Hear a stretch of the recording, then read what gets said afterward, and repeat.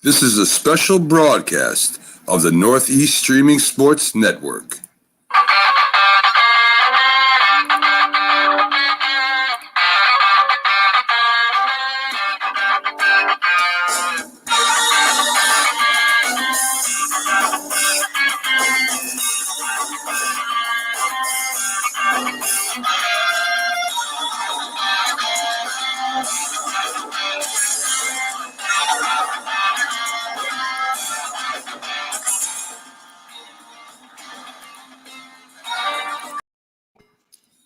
This is a special broadcast of the North. There we go. We'll get that off of there as I go right away and mess up. But good evening, everybody, and welcome to the NFL Draft Night on Northeast Streaming Sports.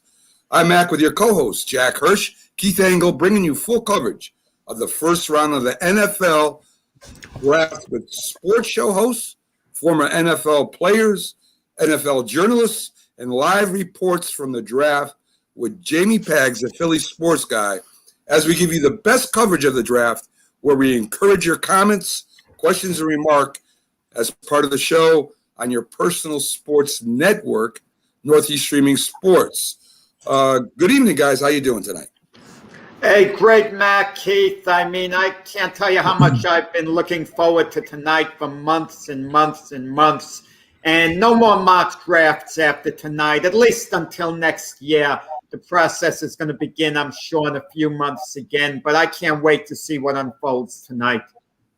Yeah, I echo Jack's comments. It's been a big build up to this. The NFL does a great job of keeping themselves in the news year round. And, all our predictions up till now are all for naught because something's going to blow it all up tonight and we're going to be right about nothing. So I hope that's true just to make the show really exciting. Yeah. I really do. So hopefully we get some big news soon. But first, folks, we got a special guest coming up right away. He's from the United Kingdom. His name is Dan Dave Harris from the Let's Talk Sports Show. And he's going to come on. His team is the New York Jets. He covers them. That's his favorite team. So we want to bring him up and get his thoughts on the Jets as they got 2 picks in the first round. How you doing today, Dan? Yeah. Hi, Mac. I'm good, friends, and I hope you're all well. Dan, my man, how you doing, bud? Yeah, not too bad. Thanks, Keith. So Dan, of course, the Jets are playing a big part in the NFL draft this year. They got the second, and they got another pick in the first round. I think it's at the 23rd, where they have a chance to really start building their team under their new head coach. The first pick is reported to be Zach Wilson. This is what we're hearing. I don't know if that's true or not. So what do you think they're going to do? Do you think they go after Zach Wilson or another quarterback there? It does seem like it's Wilson, and I'm 95% sure, but there's 5% of me wouldn't be surprised if Douglas don't surprise us, but it doesn't seem like that would happen. But you just never know at draft time. What are your thoughts on trading Sam Darnold? And to me, Dan, it's basically for the same quarterback, but only younger, inexperienced, wants to push the ball down the field. And when he plays good teams, he does throw quite a few interceptions. Do you think that has a lot to do with the contract, Dan? Or do you think that maybe they just want to start brand new over there at the New York Jets?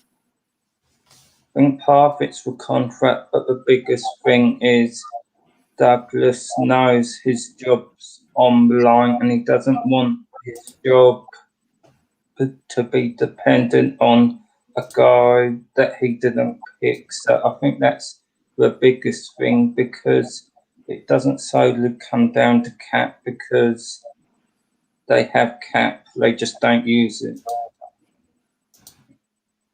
Okay, and another question for you. How about the GM? Do you think if this doesn't pan out for him, I mean, the GM has, I won't say messed up the Jets, but he really hasn't helped them out a lot. I mean, you think about it, Sal was probably their head coach was probably his most important hire, but he's lost some players that have wanted to get out. The Sam Darnold thing looks like on paper that it was a failure. Their defense is hurt. Their offense has no weapons. They really don't have an offensive line blocking, for the running game. Do you think this is the big year? This is either do or die for the GM over there at the Jets?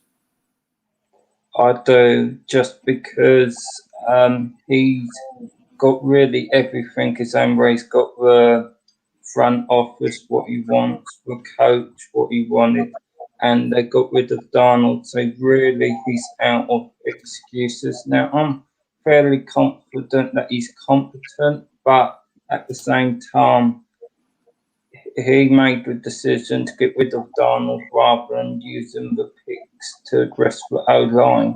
So he may end up dying on his sword if that was the wrong move. Any questions, guys? Dan, you and I have talked about this ad nauseum, I think, on our show on Friday afternoons. But we all know where they're going number 2. What about this second pick in the first round? I mean, they've got a lot of holes to fill. Where do you see them going there? Well, I've said on several of my shows, I think this second first round pick is almost as important as the first. I know that sounds crazy given one's 2 and one's 23, but they've got a couple of massive holes. And what I would personally do is definitely go O-line. And if Vera Tucker falls within reach, make some sort of move to get him plug the hole, because it's no good having Wilson or whoever you draft. And then him getting injured. Their guards are both sub-pat, and one of them you can't even count on because he had to step away from the game because he had personal issues. What happens if that happens again? So they need to reinforce that O-line, and in my opinion, the next 3 picks after the quarterback, 2 of them has to be O-line. Also, Dan, what people don't realize is that the Jets are also going at number 34 very early in the second round. So hypothetically, if there's a player they like a lot that drops to, let's say, about number 12 in the draft, they conceivably could move up and get that player if they're willing to trade their first-round pick number 23 and their second-round pick number 34, because teams might be interested in doing that. So if there's someone the Jets are truly targeting and want bad enough and he drops just a bit, can you see them making that type of deal, picks number 23 and 34 to maybe move up about 10 spots? I can see it, and if you get the best guard in the draft, I think you do it in a heartbeat. It's all very well saying having 10 picks, but at the end of the day, there comes a stage where you need top tier talent, and you can't put Wilson in the same position as you put Darnold. And I know a lot of the fans want, say, a running back with the second first round pick. They're just not in a position to do it, or Wilson's going to end up on the IR. So there's a lot of holes in the Jets team overall, Dan, right? I mean, the quarterback to me is not their biggest problem. I mean, they don't have an offensive line that can open holes. They can't keep the quarterback safe. Their defense gives up a lot of big plays. Do you see them at all trying to trade that second round pick? That's something me and Keith talked about last week, because I could see them doing that if they don't move up. Teams have the night to sweat on players what have dropped. So that 34th pick could be quite favourable, where even if you only move down 5 or 6 spots in the second round, you could gain an extra second and maybe even a third. I believe the Chargers did that last year. Okay, Dan, I I'm expecting the Jets to do something crazy. I think their head coach is going to be good. He's he brought the San Francisco 49ers defense to where it's at. He has a lot of players that he's coached in the past that really respect this guy. And with his knowledge of the players and other coaches he worked for, I really believe that the Jets have a big shot starting tonight at rebuilding a team that might at least be competitive within the next 2 years. What are your thoughts on that? I do agree. I think as long as they have a half decent draft, they can fill the holes in quickly just because they've got so many picks. I mean, because they've got 21 picks, they don't have to hit on as many. And last year, Douglas did a fairly good job with the people he did draft. But like you say, I think it could be a crazy draft because there's at least two what people didn't see coming in Aston Davis and the quarterback he drafted last year in Morgan. Well, something crazy's got to happen. They need to be competitive this year, as Dan and I talked about on our show, Mac and Jack. And, Douglas, if they're not competitive this year, Douglas isn't going to get another chance at this. So it's do or die for them. I think you'll see a running back myself in those first three picks myself. I would agree with that. I would definitely agree with that, Keith. And Dan, I would think so too. They got a couple good running backs out there. But the Jets, again, their offensive line, I remember Le'Veon Bell ducking every time he got the handoff. Right, right. That's a big concern. So, that big specialty guy that can run and catch the ball is always very tempting. We'll see if the Jets stick to building a line on both offense and defense. It's going to be very interesting, guys. Agreed. And like Zach Wilson is a no-brainer. I can't see Mac, Keith, guys, Dave, for the life of me, the Jets not taking him. They all but announced that they're going to take him. I mean, it's intriguing much more what they do at number 23. And then, of course, there's the X factor we'll talk about later. Aaron Rodgers winning out of Green Bay. Could you imagine if they phoned the Jets and they said, we'll swap you straight up for the number 2 choice in the draft for Aaron Rodgers? That would be some decision to make. They'd be crazy. Oh, I think Aaron Rodgers has a no trade clause in there where he can pretty much. He's not going to the Jets. I believe that's true too. Dan, any last thoughts on the draft tonight as far as the Jets go or in the draft in general?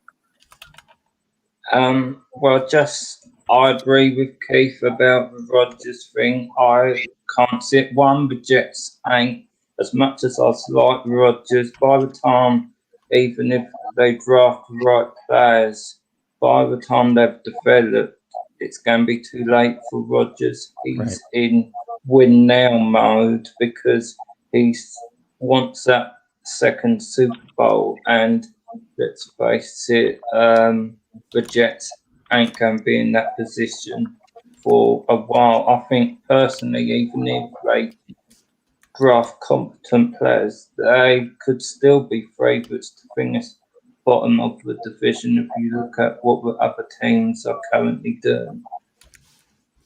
Okay, great, Dan. I appreciate you stopping in on your busy schedule. Check out Dave Harris over at Let's Talk Sports. Got a great show over there, a lot of great co-hosts on YouTube and, of course, on Northeast Streaming Sports. Dan, have a good night. Enjoy the draft, my friend. Yeah, and you. Thanks, guys. See you tomorrow, Dan. Looking forward to our show. So there you go, guys. Dave Harris from Let's Talk Sports from the United Kingdom, weighing in on the Jets. Great having him on. So, guys, let's talk a little bit about the Jets since we had him on. As I said, they got a lot of holes to fill.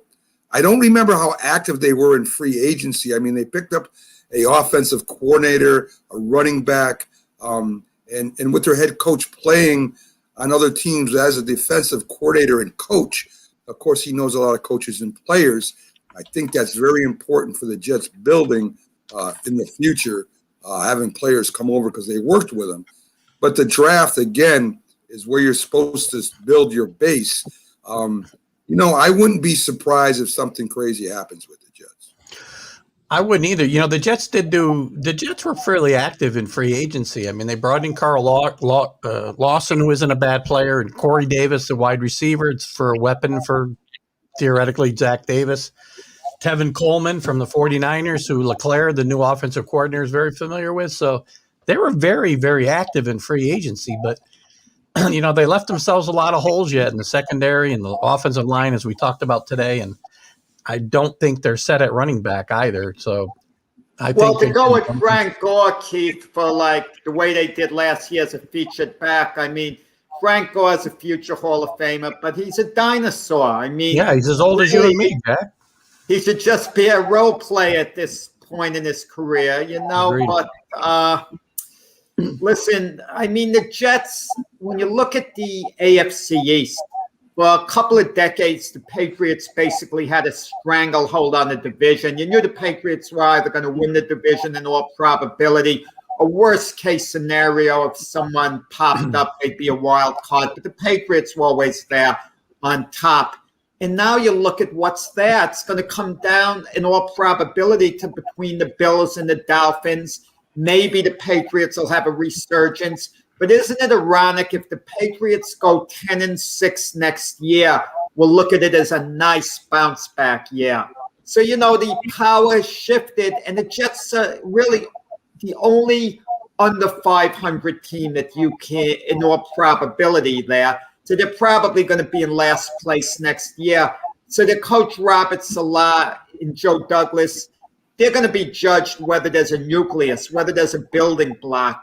The Jets can go 6-10 next year, but if Zach Wilson performs well, some of their other pickups perform well, people will be satisfied, give him a pass, the way they did with Joe Judge and the Giants, who were only 6-10, ironically, last year as well. But competitive most of the year. That's what they got to be, right? They got to get competitive and be in games, and playoffs are likely out of their reach. But get competitive and you get your fan base interested. That's half the battle. Say hello to one of my boys, Rick Sherlock, joining us tonight. Yes, how you doing, Rick? Good to see you. Glad you joined us. We'll definitely be getting into the Vikings as we go along. The Vikings, just to take a second out. I mean, the Vikings, I think. Maybe still a question at quarterback because, he hasn't really brought them to the promised land yet. And their defense, the Vikings have always had a good defense. Their defense kind of slipped a little bit last year. Great running back. I mean, it's going to be interesting to see where they go in the draft. Well, you're right. It's a big year for Kirk Cousins at quarterback. But let's see, the Vikings, as far as their defense is secondary, they picked up Patrick Peterson from Arizona, future Hall of Famer, but I think he lost a couple of steps on the games I saw last year. And ironically, Arizona's replacing him with a big name in New England Patriot history, Malcolm Butler. Is now with Arizona. So you kind of wonder, the moves like that improve the team, because at their best, Patrick Peterson was one of the best to ever play corner as far as I'm concerned. Malcolm Butler, very good player, but mainly known, for that great interception on Russell Wilson. And it should have been playing against the Eagles. He may have been a difference maker in that Super Bowl, had him and Bill Belichick not had, that rift. And he's regressed every year since then as well, by the way. It's just, he did not play well with the Titans. And it's kind of a reach, I think, for the Vikings there with Butler. Yeah, I mean, I think the Vikings. Vikings got Peterson. Arizona has. Yeah, sorry, I meant Arizona with Butler. Sorry. Yeah, I mean, I think the Vikings would be wise. Kirk Cousins. I mean, there's a chance they may go for quarterback there, but I think their defense. They already got a good running game, that's for sure. The way Zimmerman runs that offense is ground and pound, play action pass. It might be favorable to a younger quarterback. We'll find out. It just seems that Cousins, after his year in Washington, hasn't been able to do it in big spots. He's one of those guys who just can't. He's never going to win the big game, I don't think. I just don't see it. Go ahead, Jack. This is food for thought. The year the Redskins drafted RG3, he was the second overall pick in the draft, the equivalent of what Zach Wilson is going to be tonight. Then the Redskins that same year in the 4th round, they drafted Kirk Cousins, another quarterback. Can you guys see a scenario like that unfolding? If one of the second-tier quarterbacks is there in the 3rd or 4th round, that the Jets take a flyer on them? Yeah, I don't know if that's, it's possible. Anything's possible with the Jets, Yeah. right? But I just don't see that happening. I mean, go ahead, Keith. Sorry. No, go ahead, Mac. I mean, I think that the Vikings, Dan just piped in and said they filled some holes. The Vikings at one time were in the championship. They were ready to go to the Super Bowl, and that was with Kirk Cousins. Listen, I think Kirk Cousins is a very good quarterback in the NFL. I don't think he's the guy that's going to put you over the hump like some of the great quarterbacks will, put the team on his shoulders and carry him.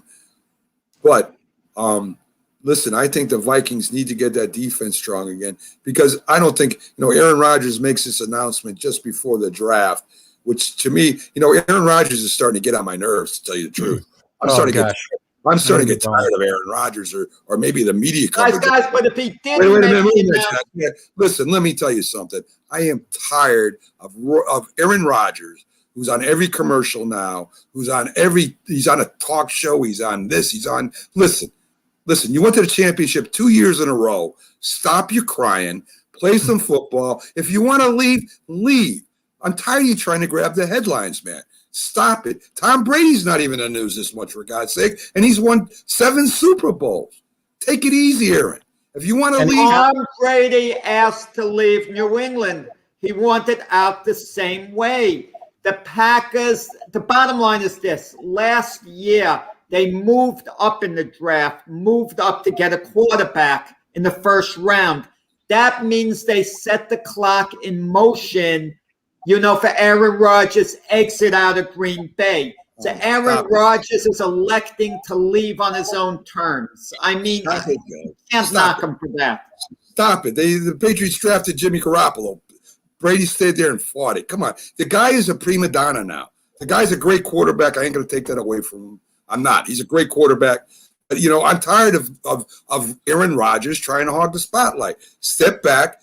Go ahead, Keith. Sorry. And constantly complaining that the team won't give him weapons, but he doesn't do what the Tom Brady's do and restructure his contract year after year, never in the top tier of the highly paid quarterbacks in the league until recently. And Aaron Rodgers has never done that. Aaron Rodgers gets his own and does not care about the rest. Well, Aaron Rodgers doesn't have a wife who's a supermodel who makes more money than he does. We're talking about $100 million. It's irrelevant. It's irrelevant. That's not fair. Neither does a lot of the top quarterbacks, Jack, but they're not out there every day whining. And for you folks that are just joining us, Jack does have a man crush on Aaron Rodgers. a big poster of him in his living room. And but Jack, listen, I mean, me and Jack have gone back and forth constantly on this. I'm just tired of these quarterbacks and these prima donna players that just want to be in the spotlight all the time. I'm just tired of it. Play football. If you don't like what you're doing, quit. If you don't like what you're doing, if you want to leave, leave. That's fine. I mean, I have no problem with that. And you're a great football player or whatever. That's fine. I appreciate he hasn't held out yet. He's informed the Packers he doesn't want to come back next year. Good, don't play. Okay, but he hasn't missed training camp yet. And if he wants to retire because he's unhappy with the Packers, that's fine. That's his business.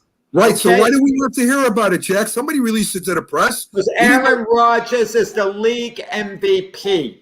Well, meaning he's one of the best players in the league right now. He's got a lot of value. The Packers are going to have a decision to make. They could play this out, play hardball with him, even though from what I understand, they offered him a new contract. They could see whether he shows up at camp or not, or they could trade him and get value back. Or they could let him sit out. What's he going to do? Yeah. Well, he might retire. He might come to camp. The Packers are taking a risk. So retire. Yeah, listen, Jack. You won the Super Bowl ring. Listen, there's 30 teams that want to get to the championship. Rodgers has been there twice, and the MVP hasn't come through. That's all I know. So, I mean, listen, he's had his chances.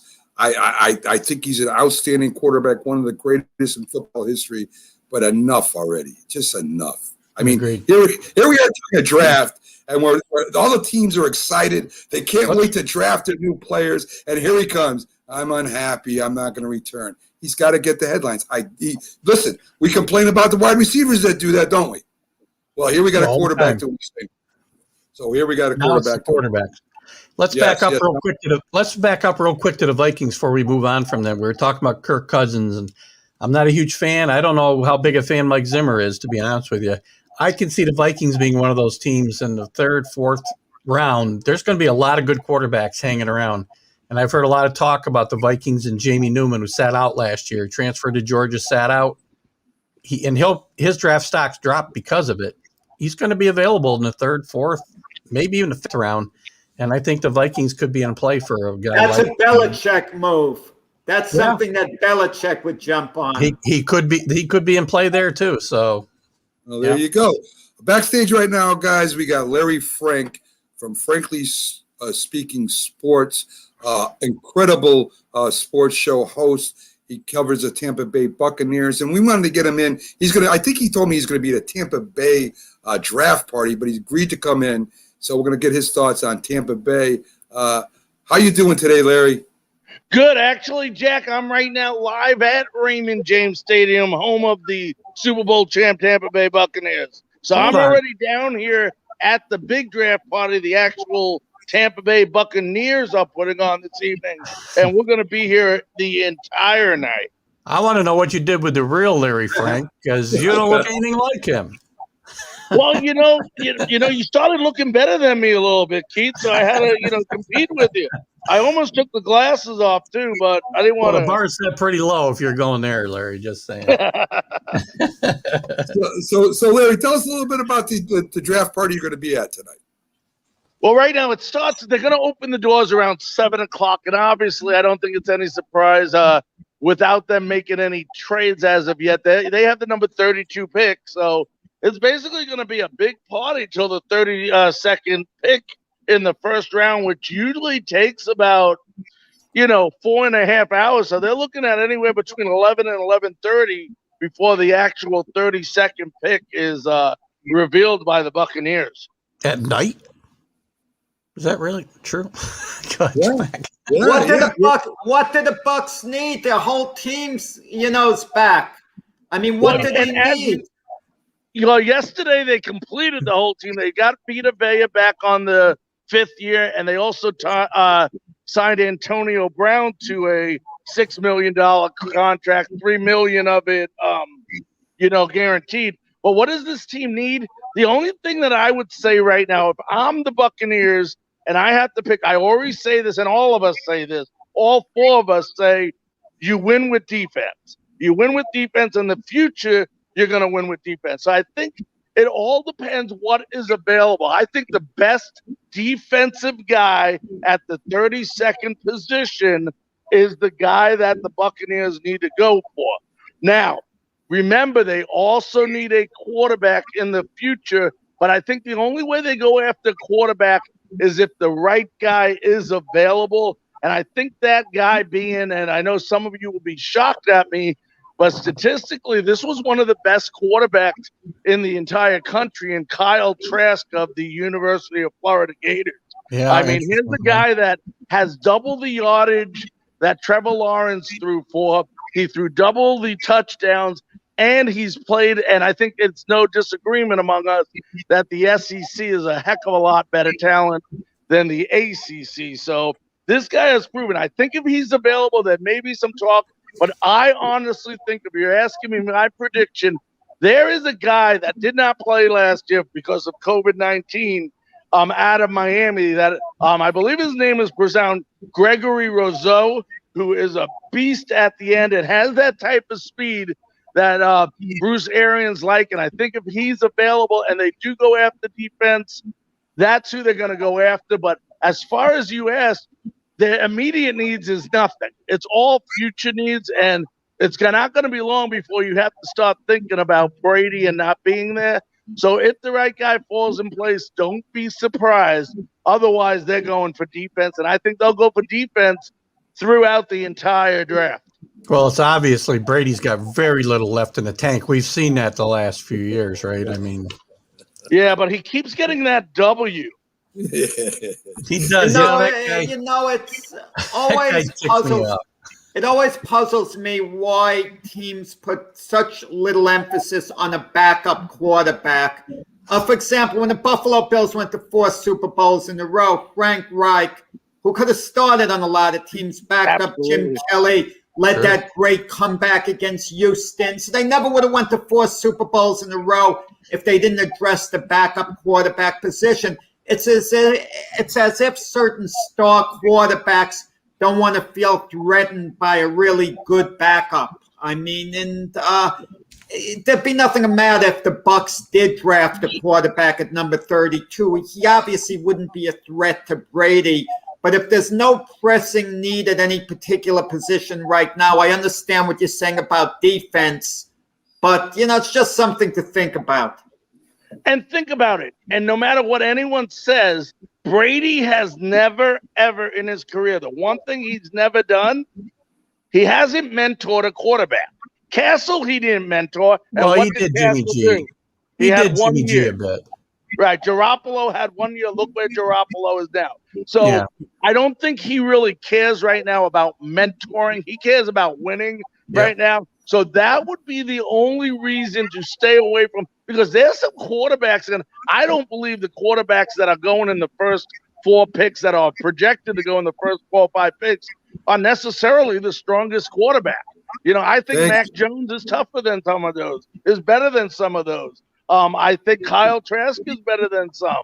I mean, they have this guy, I believe, going second. The name's eluded me right now, who I don't think is necessarily one of the best quarterbacks. And I've never, remember, just because you can play the quarterback position in college doesn't mean it carries over to the NFL. Not everybody is a Joey Burrows. Yeah, and not only that, Larry, a lot of these quarterbacks that are projected to go in the first round have 1 year or maybe 2 years of experience at the college level. And, you go up to the NFL, which any starting quarterback for 3-4 years has problems with. You put a young guy in there that has no experience hardly at all, has that 1 good year, they come into trouble, as Sam Darnold did. Yeah, and as you see behind me, Mac, I wanted to show Keith those things. We call those palm trees down here, in case you didn't know where you're from. So I wanted to make sure I got a couple of those in there for you. They don't have any of those in Foxborough. I know that. Tommy probably loves those. Oh, that's I see him being in Florida. Now, I was actually at Raymond James Stadium, not last year. No one was there last year, but the year before last, I had the pleasure seeing James Winston start the game with a pick 6 and end the game for the pick 6 and them losing to the Houston Texans. Consistency is important. Yeah, but hey, I'll tell you what, the Bucs played, let's not allude, the Bucs didn't play well to the last quarter of the year.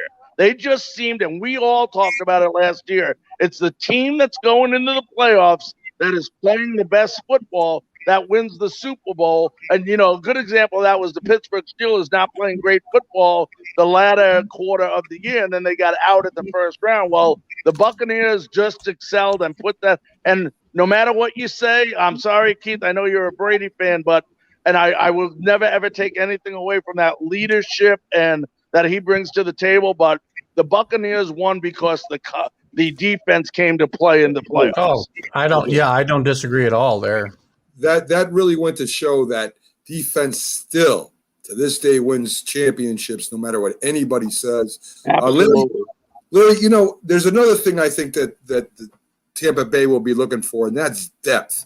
I mean, there's no telling what happens with injuries. You got some big studs on defense and offense, but injury can happen. Anything can happen. So I'm thinking that the Bucs, if they don't, kind of going along what you say, I think they have the leeway to go with best player available.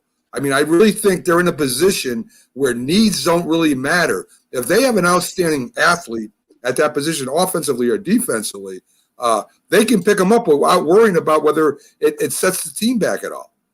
Yeah, in one sense, you're absolutely right. But in the other sense, remember, the Buccaneers this year, in order to be able to keep a lot of these players, signed a lot of defensive guys like Sue and Golston to these one-year contracts. So after the next year, there's going to be decisions to be made. And as you said, if you can get a top rate, the best athlete defensively at number 32, that's going to be a player for you, then I would go after him, because next year you don't want to be in the situation again where you need.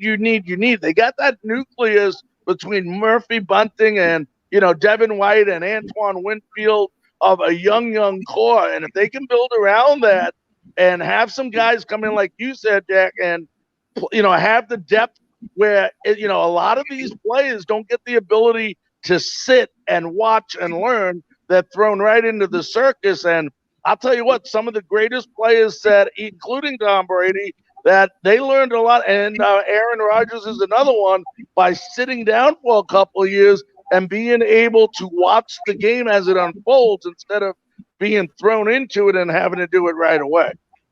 Yeah, I think there's a lot of defensive talent available, second, third, fourth, fifth round.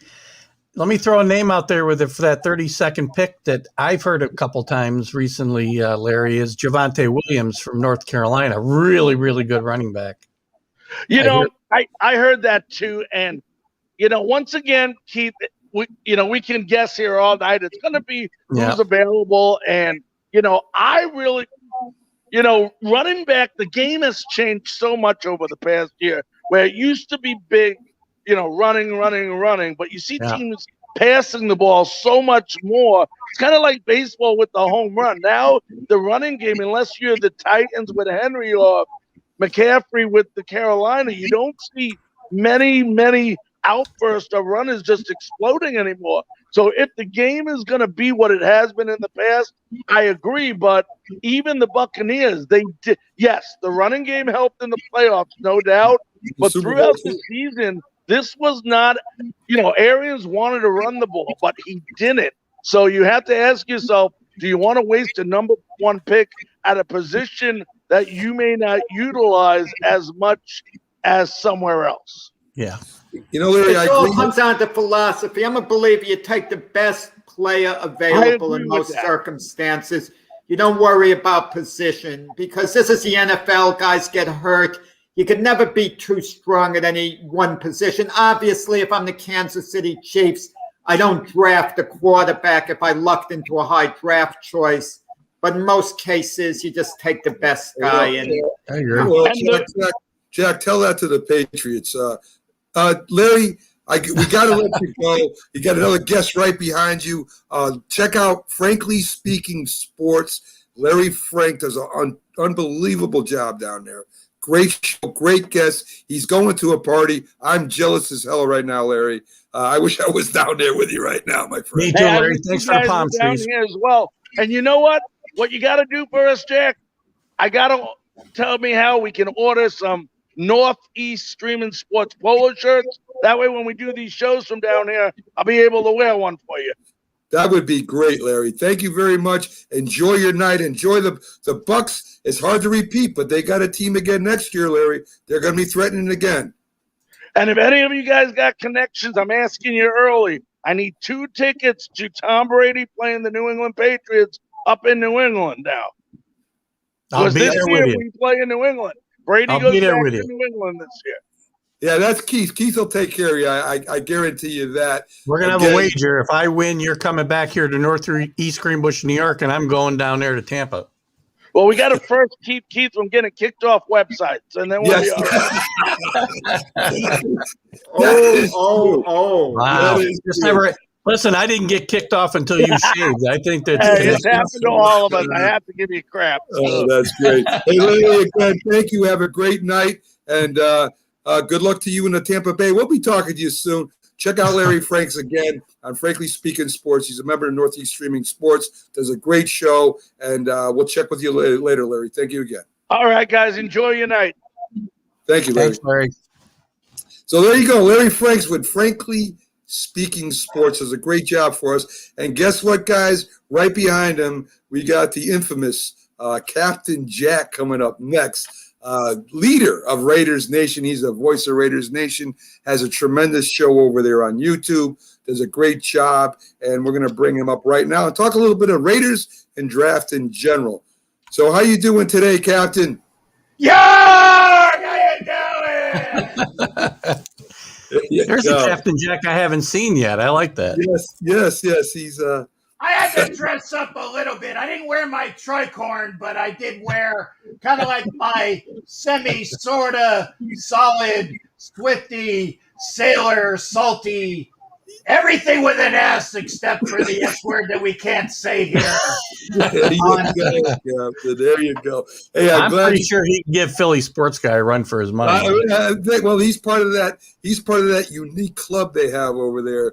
The super fans that do a lot more than I knew. Charity work. They're at all the games. They're a great organization.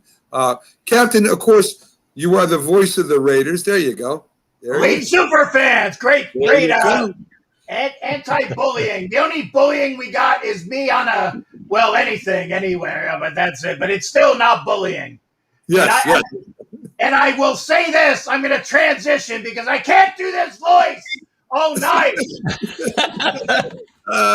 That's beautiful. Captain, let's talk about the Raiders. Now, the Raiders started off pretty good last year. John Gruden is a no-nonsense coach, but he seemed to lost the team, in my opinion, last year. He came away from the running game. The physicality the Raiders kind of showed in the beginning, which I really liked. I enjoyed watching them. And after that win against Kansas City, it looks like they went throw happy. And I didn't understand that for the life of me. I mean, you had a winning formula there. Some of your offensive linemen, from what I understand, are not there anymore. Your defense, the Raiders, a great history of a great defense, kind of giving up a lot of points. What do you think the Raiders are going to do with their first pick and throughout the draft, Captain? Well, first off, you ain't got to tell me what we're doing with the 17th pick because the whole board is kaflooey. Why are you asking me such a stupid question? I'm not Nostradamus, man. That 17th pick? Okay, for real. And again, I'm going down here as well. It's the 17th pick, Mac. My God. You can't say, well, this is what's going to – that's why I always say, well, who are we going to pick? I said, dude, let's look at what's left after all of the stupidity that we had today. I mean, honestly, like you were talking about Kansas City with a pick. Kansas City doesn't have a pick at 31 because they traded for Orlando Brown. They don't got that pick.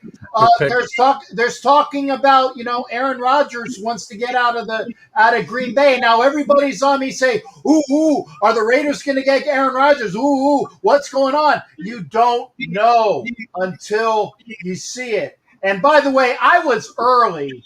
So I just should get extra credit because I had even the guy from the Jaguars and the Giants that said, if you're on time, you're late. I was early, dude. So you owe me some, you owe me a cheesesteak or something up there as well. I get it from Jack. I want to hear, with the Raiders, answer this question for me. Who makes the ultimate decisions on the draft and on personnel? Is it John Gruden or the GM Mike Mayock? Well, it would be, if it was Maylocks, it would be different because or it would be good because we would all have Maylocks and then we wouldn't have to worry about the damn Raiders pick. That's a joke, Jack. Give me something here. Maylocks for Mayock, come on, work with me here, people. I actually thought I got that, but I was afraid to let's admit it. answer the question: Who makes the decision? Is it John Gruden? Does he have the ultimate authority? I can tell you this with affirmative action. I know who the hell makes the pick. In the old days, and I got this from sources as well because I have some really good friends that were in the Raider organization. John Kingdon, who wrote the great book, behind the Raider Shield. John Kingdon and Bruce Kebrick. John Gruden and Mike Mayock, they kind of have something going on. I don't know. It used to be Al Davis made the first round pick. You could figure out rounds 2 through 10. This is going back way when they had like 10 rounds. Okay. Al Davis made the first round pick, and it didn't matter who you put forward. Al Davis was going to make that pick. And then after that, it was a bunch of other people, and they did well. They did good. They did fine. They screwed things up. I mean, we don't have to worry about another Jabustus Russell, in the NFL anymore. Thank God for that. Jack, I can't tell you that because nobody knows. Here's the thing. In a great atmosphere, John Gruden, and I said this before, and by the way, I got a lot of notes here, so I want to make sure I get all these notes after this stupid question, okay, is that in the ultimate thing that's going on, John Gruden is the little kid and Mayock is the dad, and they go into a toy store. And John Gruden says, ooh, I want that one, I want that one, I want that one, I want this one. And, and he just like a kid in a toy store in a candy shop. And it's up to Mike Mayock to say, little Johnny, you might want to say, if we get this one, instead of that one, and that one, we can get that one plus we can get a bunch of other things. Instead of having 3 good things, we can give you a bunch of Hanukkah gifts. We can have 8, get the joke there. Okay, there you go. It's up to Mayock to do that. Now, I think they kind of do that, but sometimes John, in my respect, gets a little bit too full of himself, and he doesn't care. So, ultimately, it's a good mesh, and I can't tell you that because you know what? I'm not inside the Raiders building. Well, if I did, I would be working here. Captain, you still follow the Raiders. So yes. Why I'm asking you this is every football team has a board, okay, where they're going, what positions, how they're ranked. And we know that the Raiders, and I don't follow them as close as you do, the Raiders have problems right now with the running team and changing some kind of philosophy they did. Gruden loves quarterbacks. If he could have 11 quarterbacks on the field at once, he'd do that. He took over a Tampa Bay team that was that he took to the Super Bowl that Dungy kind of threw together. He took over the reins and took him there. And the Raiders signed Gruden to a huge contract. I don't know if they offered him part ownership. There's all kinds of rumors that they did. Right. And nobody knows what that contract is. What I'm asking you as a Raiders voice and expert is where do you think they're going to go? What is the weakness? If you were the GM right now, you're in charge. What are you looking at first in the draft? Are you looking at the offensive line? Are you looking to build a defense? Or are you looking maybe to move Carr out? I don't know. I'm asking you as the GM of the Raiders, what are you going to do? Since I'm going to be talking with Mike later on, and you guys aren't going to be on the phone and say, hey, Mike, this is Jay. How you doing, man? This is what we got going on. If it's up to me, this draft – and I've said it on my shows, this draft is defense, and the occasional offensive player that makes sense in the rounds that are needed. And from that, you need to get an offensive right tackle. Because, again, I got my notes here, guys, on the team, and I'll do it after saying this. You need an offensive right tackle, and there's going to be plenty of them there. In the first round, I've been looking at – because Penei Sewell's going to be gone. Okay, he's going to be gone by the time the Raiders pick at 17. The kid Tucker from USC will likely be gone, although he would be a good pick as well. There's a kid out of Oklahoma State by the name of Jenkins that has Raiders written all over him, and he should be around at 17. If it was me, and with the caveat that somebody like Mekhi Parsons doesn't drop all the way, or there isn't somebody that they're enamored with at cornerback or safety who I think they can still get in the rounds later on. If it was me, I would take Jenkins, the offensive tackle, or Mekhi Parsons if he dropped. A lot of people are also talking about Jeremiah Owusu-Koramoah, and I got to thank my boy Jason Dean Hunter, the great Notre Dame guy, who taught me how to say that name. I just call him Joker, but I know how to pronounce his name. He's a great player, but here's the thing, though. We got somebody on the team already that didn't play last year, a kid named Tanner Muse out of Clemson that can play that position. He's kind of the hybrid safety linebacker that Joker is and projects to be in the NFL. So if Tanner Muse comes back, why waste a pick on somebody we already have on the team? Mekhi Parsons would be that transcendent, from linebacker U out of Penn State, but there's still some questions as to why he's dropping. If it's me, I take Parsons or Jenkins. That's me. I agree. I agree with that, my friend. I agree with that. And Parsons, you see everywhere from like 7 right through, out of the first round. So you don't know where he's going to go. So. Right. I agree.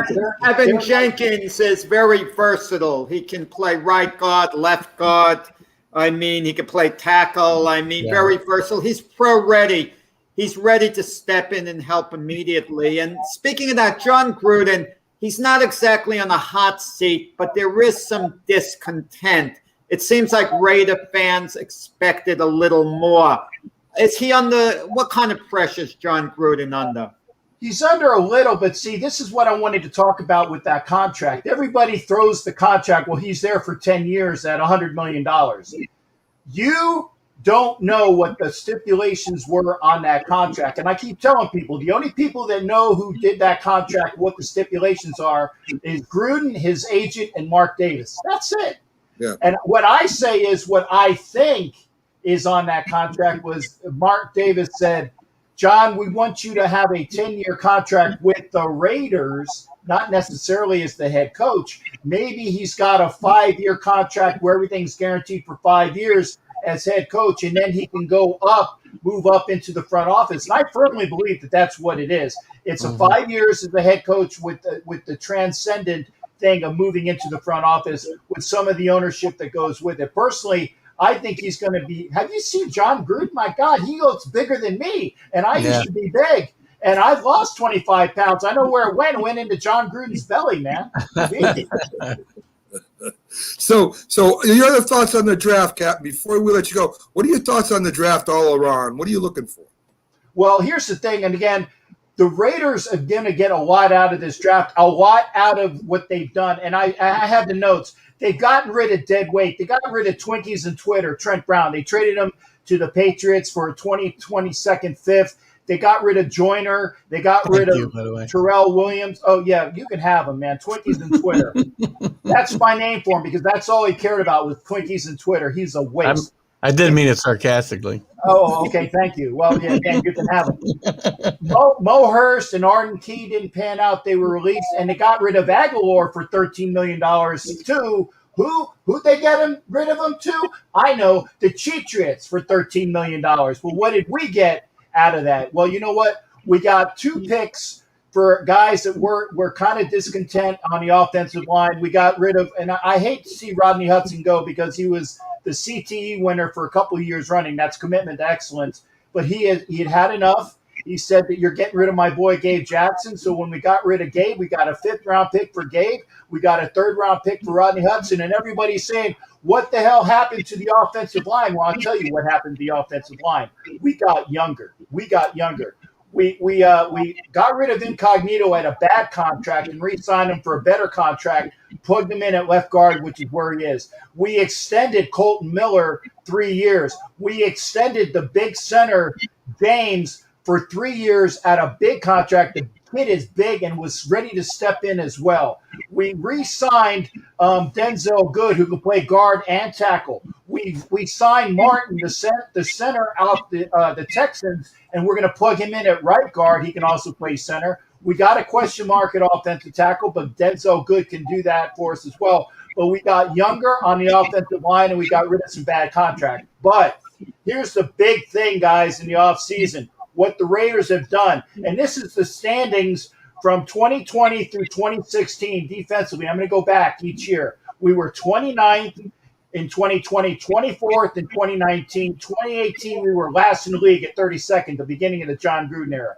Under Del Rio, in 2017 and 2016, we were 20th and 20th. Remember, we made the playoffs in 2016 under Del Rio with a 20th ranked defense. That is why we went out and we got some defense. We signed the best defensive end / rusher in the free agency with Yannick Ngakoue. We got really strong along the defensive line by getting Solomon Thomas out of the 49ers, who was the top 3 or 5 pick. Quentin Jefferson. We re-signed David Irving, a great player that the Cowboys had. We got him. We re-signed Jonathan Hankins, Matt Dickerson, and Darius Phelan, all defensive line players. We even extended Kendall Vickers, who was the kid that came on as a defensive end.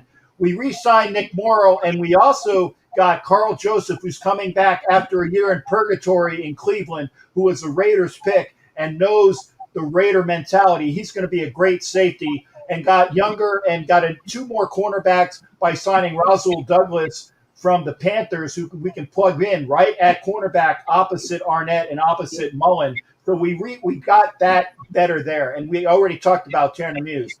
The defense needed to be addressed. We did that in the offseason with the defensive rankings that we have with the free agency. We did it in the offense. We picked up Kenyon Drake to back up my boy Josh Jacobs. We got the best tight end in the league, that, in my estimation, Darren Waller, definitely top 3. And we went out and we lost Aguilar for $13 million, but we got John Brown, who's a better receiver from the Bills. So everybody got all up apoplectic, like they were going to have a Tourette syndrome fallout. And we've done a lot in the offseason. Now, this is where you get your money. You get your draft picks. Like I said, defense. Get the best defensive players available. Get them in a good spot. Get that right tackle either in the first round or in the second round. There's going to be some good tackles available if they don't pick one up. Get the defenders that you need. Work on that back end of the secondary. Get some more linebackers. And I tell you guys, you pick up another running back that's going to be younger. Although we re-signed again the kid, I can't remember his name. He used to play for the Lions as well. Played for us last year as a running back. So we've done all the things we needed to do in the off season. Again, I got my notes for you, brother. I know you were going to quiz me on this, but it's the draft. It's the draft, and we are going to get better. And as long as I don't have to hear these words from somebody, oh my God, that was a surprise, or oh my God, at least he runs a 4.240, or oh my God, with the second best defensive player available, they picked somebody that was rated in the 5th round. I don't want to hear any of that crap. Or I don't want to hear they took a good player, but he's coming off of serious injuries, like he had a bad heart condition, like we did with Hayden a couple of years ago. There you go. I don't want to hear any of that crap out of the draft tonight, and that is why I'm going to be on all of my channels.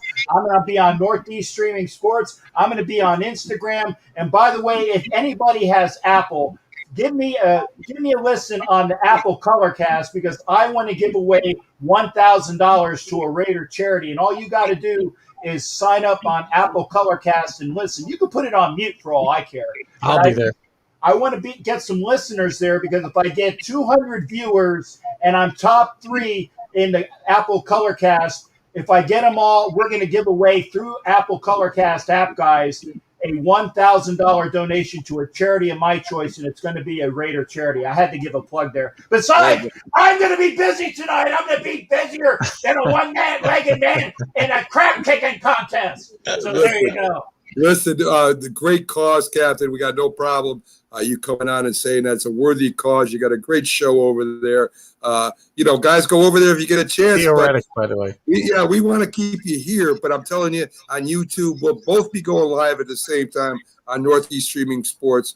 Both shows are going on. And let me tell you, Captain Jack has a great show. So check him out, Captain. Again, thanks for coming on. Great information on the end. I had to drag it out of you because you're playing games with me in the beginning, but I loved it anyway, Captain. I appreciate Did I not tell you what you wanted to hear, though? I gave it to you eloquently.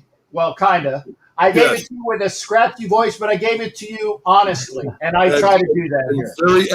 Very informative. Great job covering the Raiders coming up in this draft, Captain. You have a great night. It's going to be a long one for us, and I know for you too.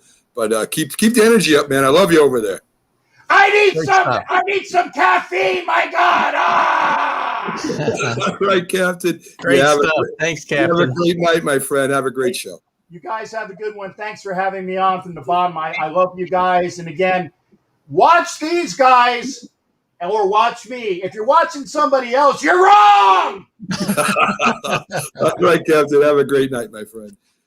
So there you go, guys. The great captain. Man, how do you keep that energy up all night? Oh my God! Yes, he's quite a character, but he does a great job over there at Captain Jack's, at his YouTube channel, at all the things he does. Oh, and he's got a big heart, as you see, giving away to charity too, and all that stuff, which is awesome. You can't judge a book by its cover, and a lot of these guys have big hearts and they do great things over there.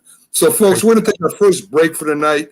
We'll be having a few as the show goes on, so we can get up, stretch our legs, get ready for the next segment. The next hour is all me, Jack, and Keith really breaking down the draft. And then we got some huge guests coming in. We got Jim Jeffcoat, former two-time Super Bowl champion, Byron Williams from the New York Giants and Philadelphia Eagles. Oh, my favorite guy.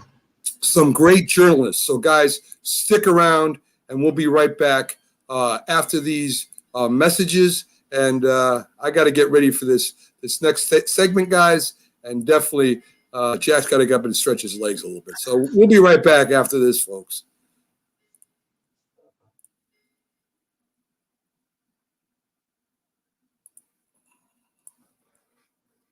If you served honorably in our nation's armed forces and you're looking for a way to continue serving your fellow veterans in your community, then join AMVETS. Each year, AMVETS members volunteer millions of hours at VA healthcare facilities from coast to coast, helping to improve the lives of their fellow veterans through the VA Voluntary Services Program. AMVETS posts and departments also participate in a wide variety of community service projects, ranging from Americanism in our schools to supporting the Special Olympics and Boy Scouts of America.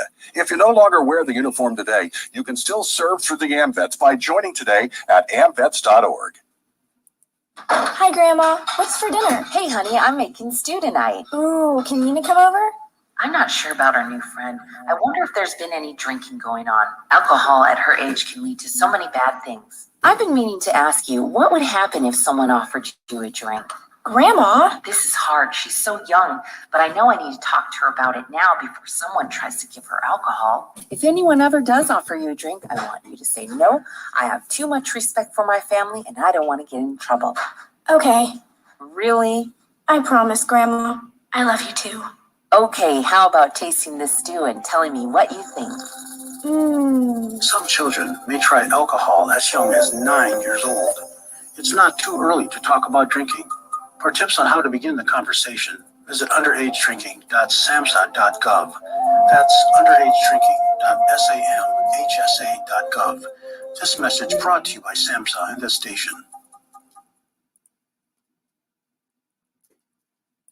When you hear the word asthma, you probably think of shortness of breath, coughing, or inhalers. Lots of things can trigger asthma, but the fact is that asthma doesn't just attack, it can kill. But with proper medical management, asthma is controllable. If you experience shortness of breath, wheezing, tightness in your chest, or persistent nighttime coughing, you may have asthma. See your doctor and get the facts. You'll breathe easier. For more information, call 211-INFO-LINE. A message from the Connecticut Department of Public Health, keeping Connecticut healthy.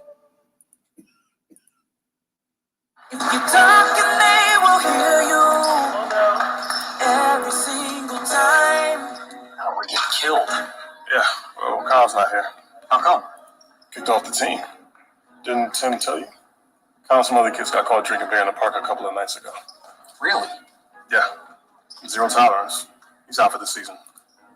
Come on, it's the first offense, right? That we know of. But why should that matter? He knew not to drink. I made it clear to Matt, that's what we expect from him. What have you said to Tim? Nothing really. You know, a lot of kids try it at this age, so. Yeah, well, a lot of kids don't try it too. I'm not saying that Matt's going to be this perfect kid, but if I don't tell him what we expect and why he shouldn't drink, how's he going to know? You think kids that age really listen? They never admit it, though, but they hear more than you think. Talk. They hear you. For more information about talking with kids about underage drinking, visit underagedrinking.samhsa.gov.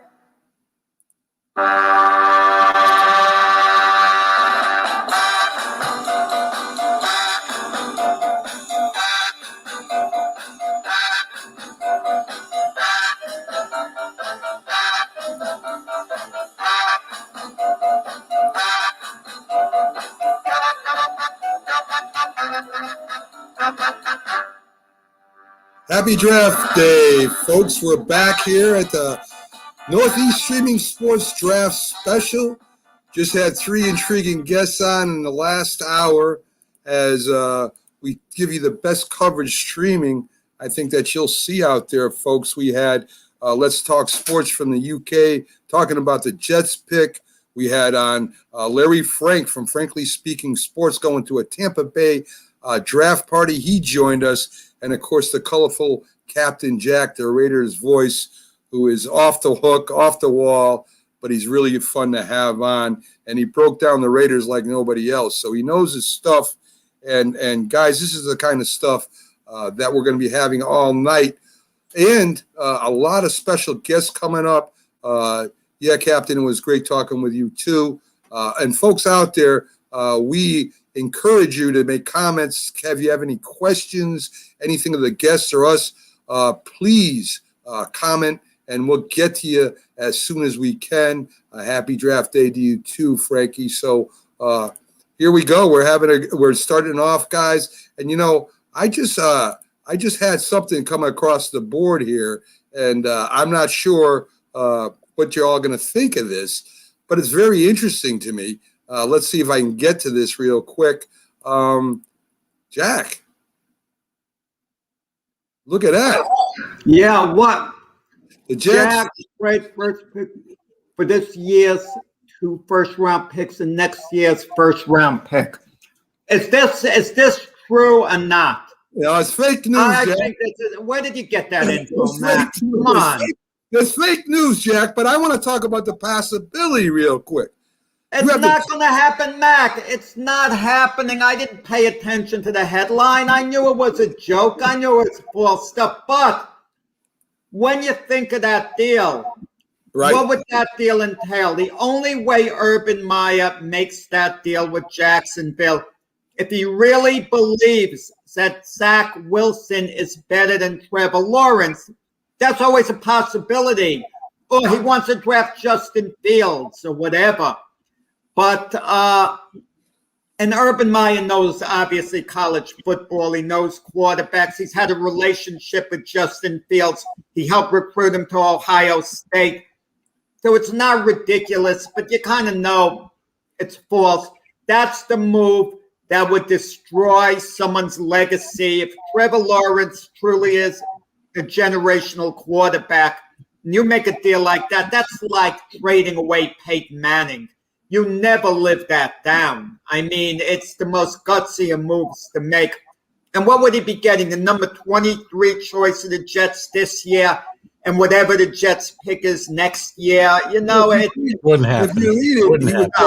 If you read that, he would get the 2 first-round picks. In other words, the second, the 23rd, and the first-round pick of the Jets next year. I know. It's not right value. Now, if the Jets were going to give him their first-round pick for the next, let's say, 8 years, something crazy like that, then I can understand, this isn't Mike Ditka running the draft room. Listen, Don Shula said about Dan Marino when they asked him once. Wait a minute. Dan Marino is a great. I want you to repeat what you just said. You said that Trevor Lawrence is worth the first picks in the 8th round? No, of course not. I'm just saying that's the only way the Jags are going to trade him. You know, Don Shula once said when he had Dan Marino, would he ever trade Dan Marino? He said they would have to give him an offer that he couldn't possibly turn down, and then he would turn it down.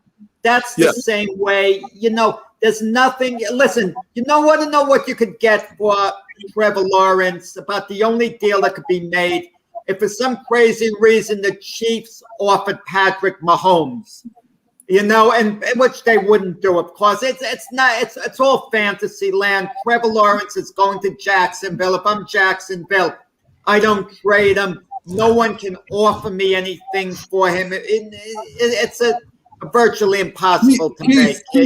Keith, what do you got? I mean, listen, the Jazz got 2 first-round picks, right? Yeah. They got the 23rd also. So the Jets were given the first 2 picks. So they Nope. would have, well, their first 2 round picks. Then they have a first round pick in the first round again. Then they have Nope. the next year's first pick of the Jets. That would fill a lot of holes in Jacksonville.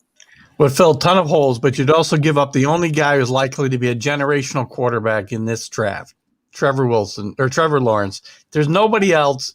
We talked about this a bunch of times, that these other quarterbacks, there's no sure things except this guy. So Right. no, I wouldn't do that. I wouldn't do that no, he's not going to do it. You know, some guys. He'd I do- already put himself in a hot seat when he doesn't need to.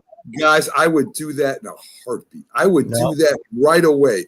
I would Trade Trevor Lawrence, one of the best college quarterback prospects ever.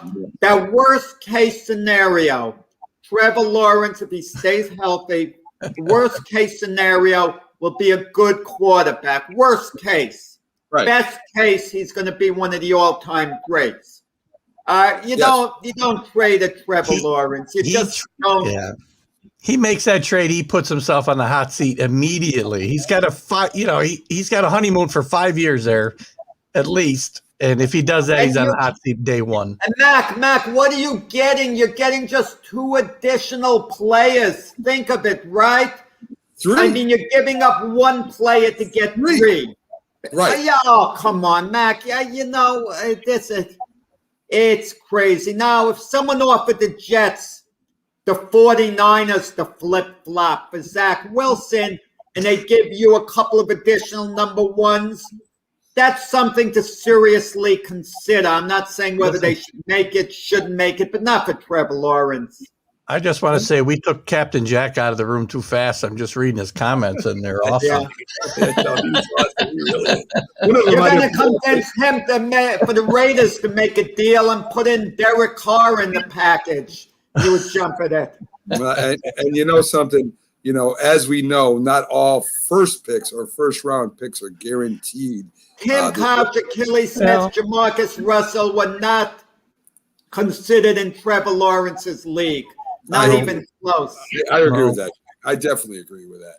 So that would have been fun, though. If that happened, oh my God, the whole night would be blown up, and it would take the highlights and the spotlight away from the media hog himself, Aaron Rodgers. So don't open up that can of worms. Oh my God. So let's take a real look at the draft, guys. Right at the quarterback position, the top 5 listed right now is Lawrence, Fields, Wilson, Trey Lance, and Mac Jones. I don't necessarily agree that those are the top 5 quarterbacks in the country, but these are the ones getting the most hype. It really looks like Wilson's going to the Jets. That's what's being said. Maybe Fields goes to the 49ers, or maybe Trey Lance or Mac Jones. Again, I don't think this class is that strong. I think they're inexperienced, and I think there's some quarterbacks lower in the draft that have more experience and maybe more promise. What are you guys looking at? Who goes where, and what do you think of their value? We'll start with you, Jack. Let you go first. I'm going to tell you, I kind of wonder what the scouts go on. I mean, watching the national championship, if you saw Justin Fields against Clemson, wow. I mean, he looked like he had the ability to be a great NFL quarterback. And then you see him against Alabama the next game, and you wonder, was he all banged up his ribs because he took some hard hits? And you just don't know. He's obviously has upside. And then, you know, you look at Zach Wilson, his schedule. I mean, what teams did he beat? It's like a fighter with a lot of quick early knockouts. But what happens when he meets a quality opponent who could extend them, take them into the later rounds? And so Zach Wilson basically won people over at the combines. He really looked great, looked sharper than the other quarterbacks. And then you look at Trey Lance. I mean, playing for North Dakota State, not exactly a power, only 17 games. But, you know, he won all 17 games as quarterback. And you really don't know. There's not a big body of work. That's why I said, like, Trevor Lawrence, is the only sure thing in this draft. I know, Mac, you don't like this quarterback class coming out. And, you know, you might have a point. Maybe teams who really need a quarterback are just stretching and taking the best that's available and not looking to see, well, are these guys actually good enough? It's like they're hoping they're good enough. But what choice do they have? If you're quarterback needy, what choice do you really have? Keith, what are your opinions on the top 5, according to the experts anyway, by position in the quarterback position? I mean, overall, I would tend to agree with you, Mac, on that group of guys, right? That, you know, they're a bit overrated potentially, other than Trevor Lawrence. Again, I think he's as close to a sure thing as you're going to get. The other guys all have their question marks, and where they're going to go, who knows? They're all over the board. You see Trey Lance again, Trey Lance and Mac Jones, for instance, you see everywhere from 3 to 19. Yeah. I mean, I don't know where they're going to go, but where I will disagree a little bit is if you expand it past these 5 guys, this quarterback class is really deep, and you don't necessarily have to have one of these first guys. You get into the second, even third and fourth round, and there's going to be guys out there like Kyle Trask we talked about, Kellen Mond from Texas A&M, Ian Book from Notre Dame, the kid from Stanford, I'm forgetting his name now, Mills, it might be Mills. His name's escaping me. Jamie Newman we talked about. There's a lot of quality deep into this draft. Now, the top 5 might be a bit overrated, yes, because of how weak next year's draft is. I think it tends to overrate this class. But it's pretty deep, and you're going to be able to get a good quarterback in the 4th and 5th round here. You just are, if you're patient. Oh, you know, I don't agree with you fully, Keith. You take a chance on a guy, but you can't count on getting a top-level NFL starter once you're waiting to the 3rd, 4th, 5th round. Because the guys with the pedigree, the resume, they don't last that long. Get drafted. You got enough course. Listen, and for all the Zach Prescotts and Kirk Cousins who went in the 4th round, and the Tom Brady's who went in the 6th round, there are dozens and dozens who never really. What's up, guys? How you doing here? Hey, beautiful, rainy Cleveland, Ohio, here for the 2021 NFL Draft. Right out. All these people over here. Wow. Let's go. Cleveland, let me hear you. That's right. Hey, we're having a blast here. The rain, my mohawk came down. The mohawk's down. It's a little hard to hear you, so I'm not going to be able to try to. I'm going to try to hear as best I can. Hey, Philly guy, right now you're outside with all the fans out there. Are you going to be able to get in, or are you going to be interviewing the fans outside? So I am in the waiting station right now. If they don't have enough people inside, I get to go in. So I'm in that flux stage right now. So they brought me into the one spot. They're like, hey, we're gonna pull from this area. It's just like being at the Oscars here. If they got an open seat, they fill that seat in. I'm same way. So I'm expected to get inside there because they need to get a little louder in there. And they have the right guy for the thing. They get the loudest NFL fan in there. They got me outside right now to make sure that everybody can hear out here. They're going to be getting inside. Yeah! That's what I'm talking about. Yeah, I'm like a celebrity everywhere. Everybody's taking pictures. That's right. Everybody's got us. We gotta go. She got security guard here with the Eagles fans. I tell you, we're all over the place. We take over Cleveland. We took over this place. That's like this draft is ours. That's what I'm talking about. Yes, sir. Yes, sir. Facts. Hey, that's awesome stuff, Bags. Awesome stuff. I mean, I love you being down there right now amongst all the fans. The excitement is incredible.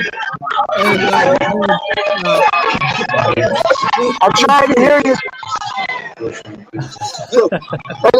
I can barely hear you, and the other's trying to cheer up again here. So I'm going to come back here in a little wall. Once I get inside, I'll show everybody what's going on in there. Excellent, Bags. You bet, baby. We'll see you then. So there And you that's go. the guy that made Wow. fun of my haircut. I love it.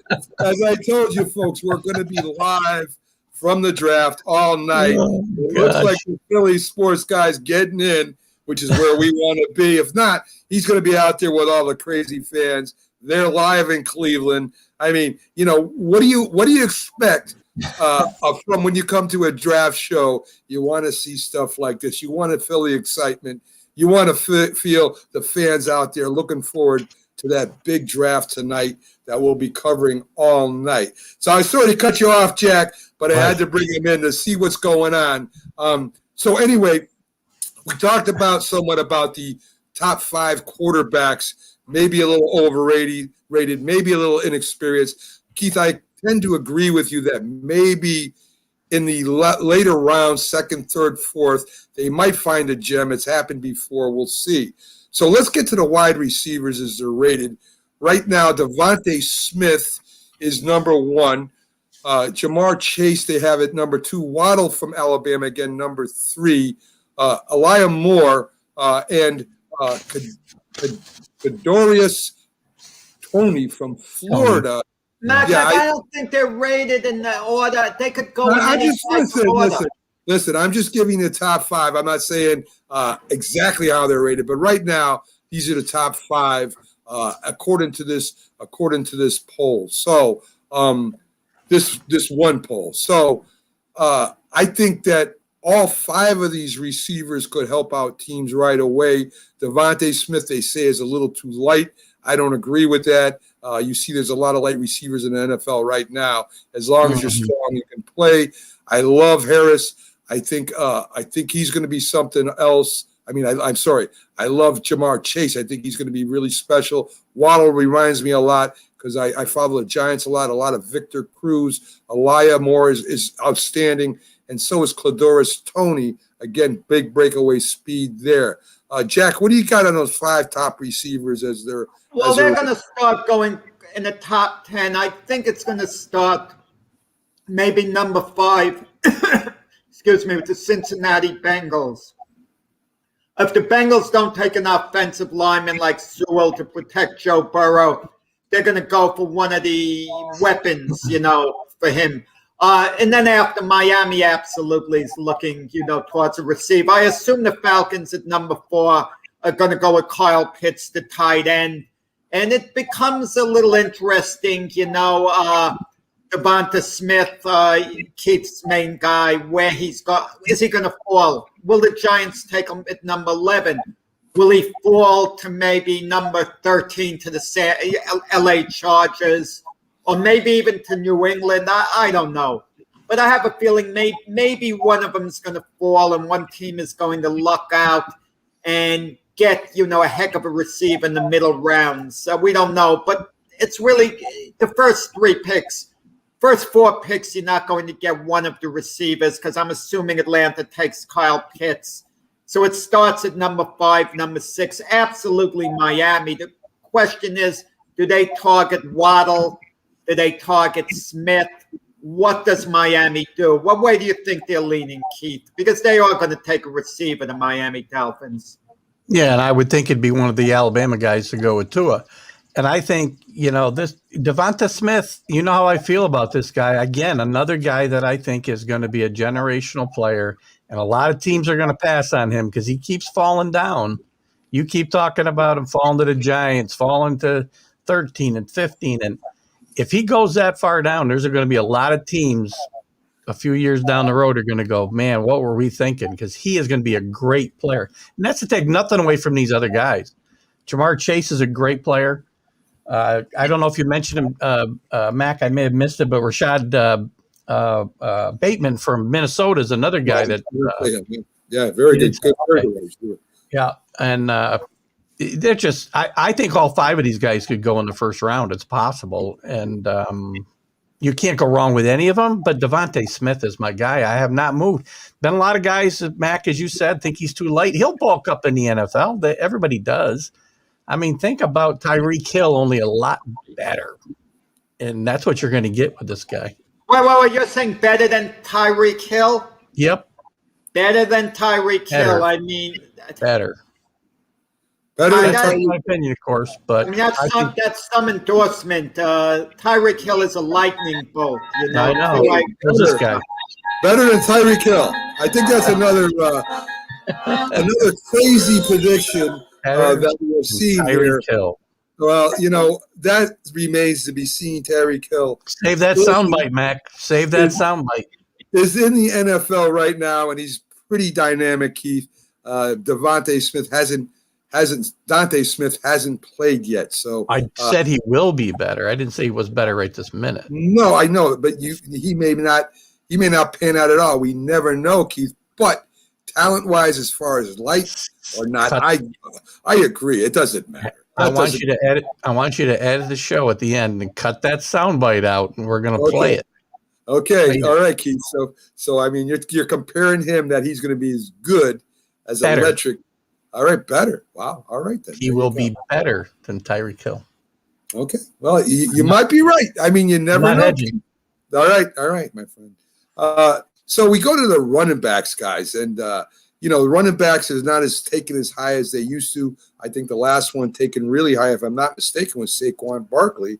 That was the last one that was taken. I think it was in the second pick, and that hasn't worked out so well for the Giants yet because of injuries. Hopefully he gets better. But for right now, you got Travis Tinay from Clemson. You have Najee Harris from Alabama. Javonte Williams from North Carolina. Michael Carter from North Carolina. Kenneth Gainwell from Memphis is thrown in there. And so is Jefferson Oregon from Ohio State. That's what they have listed as the top 5. I think that one of these or two of these running backs will be taken in the first round. I really believe that. Well, Michael Carter could be a steal in the second round because I think he's going to last till the second round. And the Jets picking number 34 early in the second round, that would be an ideal pick, as far as I'm concerned. And I like Travis Etienne, best of that group. And I can't see him getting past Buffalo, which is very late in the first round because Buffalo's running game was weak last year. They have to address that position, and especially if he's there. I mean, how can they not take him? Yeah, I agree. I like, in fact, Mac, and I had a little wager with Sneaky G last night. I think 3 running backs will go in the first round. First time in like 8 years that 3 running backs have gone in the first round. Now, I don't think any are going really early. They're all going to go 20 plus. But I can see Harris going. I can see Williams going, and I can see Anthony going in the first round, late in the first round. Really good play. I mean, again, running backs don't have the premium that they used to have. I mean, we used to talk about running backs the way we talk about quarterbacks today, right, in the top 10, but not anymore. But these guys can all play. And Jack's right about Michael Carter, Williams' running mate at North Carolina. He's probably just as good and could be better. But he's going to be a steal for somebody in the second round, probably. Well, if you look at the NFL, and I know they've gone a little pass heavy, but even if you go back to the Super Bowl when Tampa Bay was putting away the game, they went to their running game and ate up the clock, and they did a hell of a job there. Their defense was playing outstanding. There's a few teams that need running backs. The Falcons is one. I don't think they're going to take them at the 4th pick because of Pitts. But they do need a running back. Baltimore Ravens, they're a big running team. I mean, people are talking about them taking a wide receiver. Baltimore's got the best running back in the NFL, Mac, Lamar Jackson. I understand that, but he's going to take so many shots, Jack. Yeah, you got to have a running back. You've got to have a running back there with him. They signed a big wide receiver in the offseason. They might go wide receiver again. I wouldn't be surprised if they take a running back. The Jets definitely need a running back. I mean, you look at the running back, maybe not as significant a pick as it was, but they are significant on the field, especially if they're not just a running back, but a weapon, somebody that you can run catching the ball out of the backfield is very important to keep them cornerbacks and them linebackers honest. So, Keith, I think at least 2. You might be right with 3. I think we'll go in the first round. Yeah. Really do. We're going to need a surprise team like Washington taking a running back maybe in the first round to get that third guy in there. But I think somebody will take a flyer on that third guy. I love the top 3 guys in this draft. Yeah, I agree with that. So we go to the tight ends. Kyle Pitts, I'm kind of in agreement that Atlanta will take Pitts. I mean, unless something really crazy happens, somebody moves up into their spot. You got Pat Freeler there. Tomei Tremble from Notre Dame. You got Brevin Jordan from, it looks like from, if I'm saying, is that North Dakota or I'm saying it wrong, but if anybody can help me. But that's Brevin Jordan and also Hunter Long. Brevin Jordan's from Miami University. There you go, from Miami. That's right. And Hunter Long also. So that's, according to what I was reading, the top 5 prospects. Yeah. I wouldn't doubt that Pitts goes first. I wouldn't doubt that maybe 2 tight ends go. I mean, a tight end is very valuable today in the passing game. I don't think all 5 will go. It may even get down to the 3rd, 4th round before all 5 go. But I think the first round, you're going to have at least Pitts gone and maybe another one. So what do you guys think about that? Oh, I think Pitt's going to Atlanta at number 4. What was interesting, though, is Atlanta said they would listen to trade offers. I mean, what are they thinking? If they trade the number 4 pick, it would be to a team that wanted Pitts, okay? Unless it's a team that wants one of the 2 quarterbacks remaining, the big 5. Why would they risk losing Pitts, who's the best player, the consensus best player in the draft? I mean, I don't understand it. He goes to Atlanta at number 4, and I don't think, there's much doubt about that. I don't see another tight end going in the first round. Well, Pitts is a no-brainer, obviously. It's possible we get a second one, maybe Long, maybe Jordan. Jordan's a great talent. I watch a lot of Miami games. My stepson did his undergraduate at University of Miami, so I kind of became a Miami fan. And this kid is a great talent. He's got to stay healthy. It's possible somebody takes him a flyer or Long, a flyer on him or Long in the first round, but it's possible you only have Pitts go as well. I don't think it's terribly deep myself. I think it's only those top 4 guys that I would have any shot, at the top maybe 50 picks. I don't know. Yeah. I everybody's in agreement about Pitts. Like I said, tight end is very valuable today.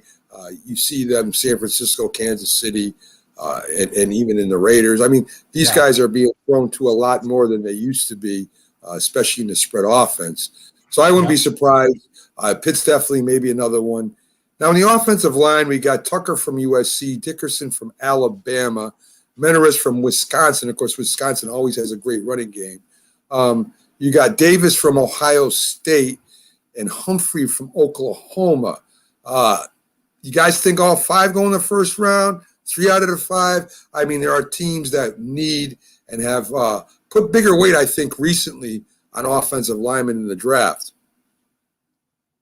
Well, I think for sure that, obviously Sewell and we're talking all of the offensive line here, or were you just talking guards? Yeah, Sewell too. Throw Sewell in there too. Sewell and Slater, I think, are no-brainer first-round picks, obviously. Christian Darrisaw from Virginia Tech will probably go later in the first round. And Jenkins. So I think you're going to get 4 guys at least in the first round. And that's just some offensive tackles, which is always the more valuable pick when it comes to offensive linemen. But you mentioned some other guys that could also be wild cards here. Depending, again, so many things are going to change depending on who gets picked where and when and trades that get made. But I think those 4 guys, I think you can count on as surefire first rounders. Well, Landon Dickerson, a lot of people feel he might go early in the second round from Alabama. Yeah. He has a little more value to me than the other offensive linemen because he's a combination center guard. Yes. Okay, and when a guy can really play center, I mean, good centers are hard to come by. I mean, somehow we don't when do you ever hear center being drafted that high? I mean, the center in itself. I mean, you just don't hear it. It's like Rarely. the term is poison in a way. You hear offensive lineman take, but not center. But he's a real good one, you know. But again, there's so many great players at Alabama. You kind of wonder, are they elevating one another, or are they, all of them really just that good collectively? It's a good point. I mean, that's what I felt about Mac Jones. Is Mac Jones's value has been inflated because of the offensive skill players around him and that offensive line that he had in front of him. So you're right, Jack. I think everybody's value or perceived value is raised by the guys they've played with. So yeah, no doubt. And you can imagine guys playing on a team like that have to play to a certain level to play on that team too. So, I mean, it goes both ways. I bring up Tucker. Tucker's really interesting to me from USC. I was listening to a former offensive lineman on the radio, and this guy says this guy's an animal and that he's really he can play guard or tackle, and he's got the speed, he's got the strength. He really likes this guy, and that's why I brought him up. I wouldn't be surprised if he goes in the first round also. So he could slide in there. I don't disagree. He could slide in there too. Yeah. You know, you're right. Like a guy who could play guard and tackle, and he has the double combination you love. He's both smart and physically strong. So guys like that, you know, can play for you, make a nice contribution immediately. Right. And I mean, you need that today, and flexibility on the offensive line. As you see, there's a lot more offensive linemen also playing during the game than there used to be. Normally you had your top five guys, and that was it unless there was injury.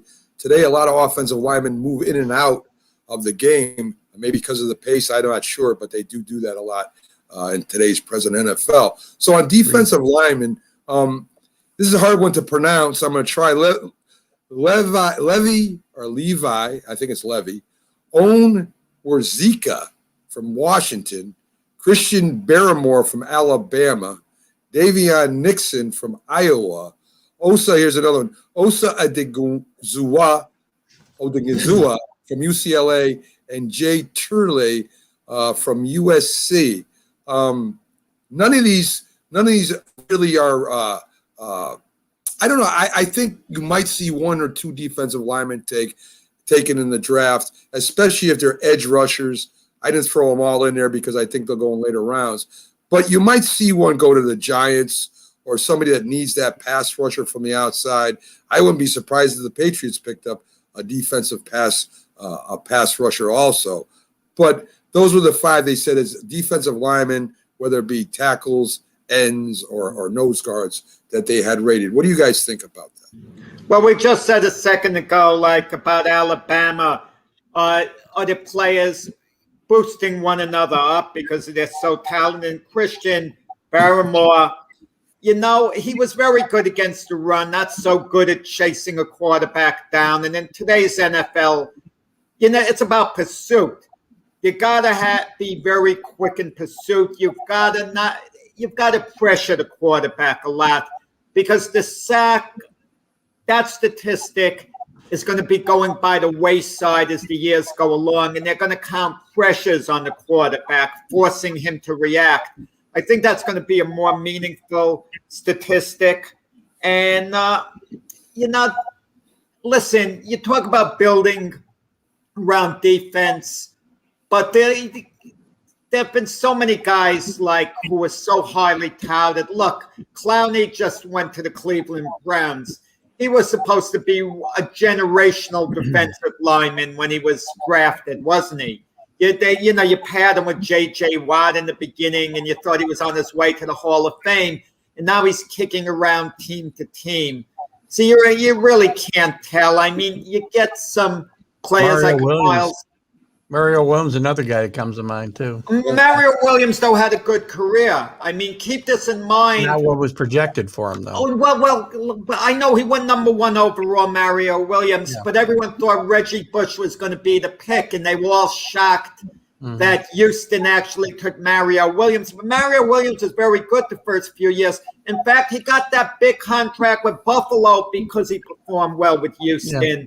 So he wasn't a bust. I mean, he had a good career. No, I don't mean that he's a bust. No.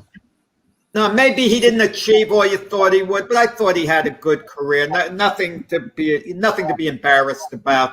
I just don't know with this class, Mac. I mean, I'm more excited about what you talked about more. The wide receivers excite me, in this draft. Not that I take them over the defensive, and the cornerbacks excite me a bit in this draft. I mean, they're a bit more intriguing than the defensive linemen, to me at least. Yeah, Well, we could get out of the first round without any defensive lineman getting picked. Barrymore may get in there.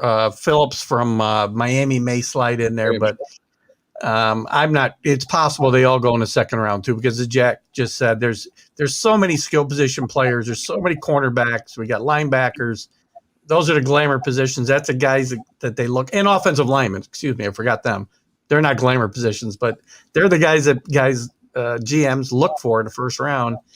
Defensive linemen kind of fall down the wayside. It's not that they're not important, because you win the game in the trenches, right? But I just think they'll probably. It's very possible they all slide at least. And guys, let me ask you this too. We had a number of players that opted out last year. How do you exactly evaluate them? They just took the year off. I mean, so they're being evaluated on the year before that. I mean, it's too much emphasis put on the combines. I mean, that's the question too. We're not going to get into that discussion, Jack, because we're running behind as it is. But when you're talking about defensive linemen, let me just remind you two names that weren't glamour positions, and that's Reggie White and Bruce Smith. They make a huge impact on teams. Good call. And listen, I think you'd be foolish not to pick yourself up if you're in position to get a good pass rusher. Can change the game at any time. At linebackers, we have Micah Parsons out of Penn State, probably the best defensive player in the draft with some baggage. You got Jeremiah Koromora. I don't know if that's correct or not. From Close Notre enough. Dame. Close enough. Nick Bolton from Missouri. You got Zay Collins from Tulsa and Jamin Davis from Kentucky. I think either one, Parsons or Jeremiah, could go in the first round, guys. Definitely. I think either one of them. Parsons, as we talked about earlier, there's a lot of questions about his maturity, and he's a guy who sat out last year as well. I've seen him everywhere from, the top 6 and 7 to the bottom of the first round. He'll probably go in the first round just based on his talent. Koromora for sure is going to be a first round draft pick. He's a guy, if Parcells, good grief, if Belichick stays put at 15, you talk about him maybe going. I don't see a defensive lineman, but it's possible he takes. That's a guy that the type of player that Bill Belichick loves is Koromora. That guy's talent. You can move him around the field. And he's the type of guy that Belichick just loves. So you could watch that. And Collins could go in the first round too, but he'd be late. Late, I think. What's your thoughts, Jack? Well, Micah Parsons has issues outside, off the field. Not that he's a hoodlum or anything like that. It's supposed to be an attitude type thing where he strikes people the wrong way. But like we discussed earlier on our show, Mac, Coach Spence, the linebacker coach there of the New York Giants, if Micah Parsons is around at number 11, can he handle Micah Parsons? Because he was with him at Penn State. And no one would have more information, more of an inside track. And they'd ask Coach Spence straight out, was he a distraction in the locker room? Okay? That's the main thing. And he's, arguably the best defensive player in this draft. Okay? So do you take a chance on him? The NFL is all about character. They have all this psychological testing. And so many guys have slipped in the draft because of so-called attitude problems. And look, the Giants got burned with DeAndre Baker in the draft, didn't they? Okay? But Micah Parsons is a no-brainer if you're just judging what you hope to get on the field. I mean, he could do it all. I agree with that, Jack. So let's get to the cornerbacks. We got Greg Newsome from Northwestern. You got Asante Samuel, Florida State. Eric Stokes from Georgia. Elijah Molden from Washington. Fudo Oh my goodness. Melon Fanwu, am I saying that right, you guys? If you know, I know the uniform guy doesn't want them to draft him at all. I mean, he's probably already telling the coach, please don't draft that guy because I don't know if he'll fit on his uniform. But, anyway, a couple of them can play safety. Molden's one of them. You know, as Jack said, this is more glamour. It may not be building the team from where they should, but these guys do normally go very high. What do you think, Keith, on that cornerback safety position? Yeah, there'll be a few guys that go in the first round. Horn, Surtain, the second will go probably in the first round. Newsome, maybe Farley. Farley sat out last year. He's starting to fall down the draft boards, but I see this as another position I see very deep. You know, and you can wait to the second round and still get a really good guy because Farley's liable to fall there. Samuel Jr. You mentioned Melanfanu. Well, I'll take a shot too. At Syracuse, this is a kid who wasn't even highly rated in high school. He barely got into Syracuse, and he turned himself into a top flight safety there. And he's going to surprise some people and probably go a little higher than people thought. But I think it's a pretty deep draft class at cornerback myself. You know, my favorite is actually Greg Newsome, who is going to go late in the first round. There's a chance he might even go in the second round. To me, he's a steal. I mean, from Northwestern, he's an aggressive defender.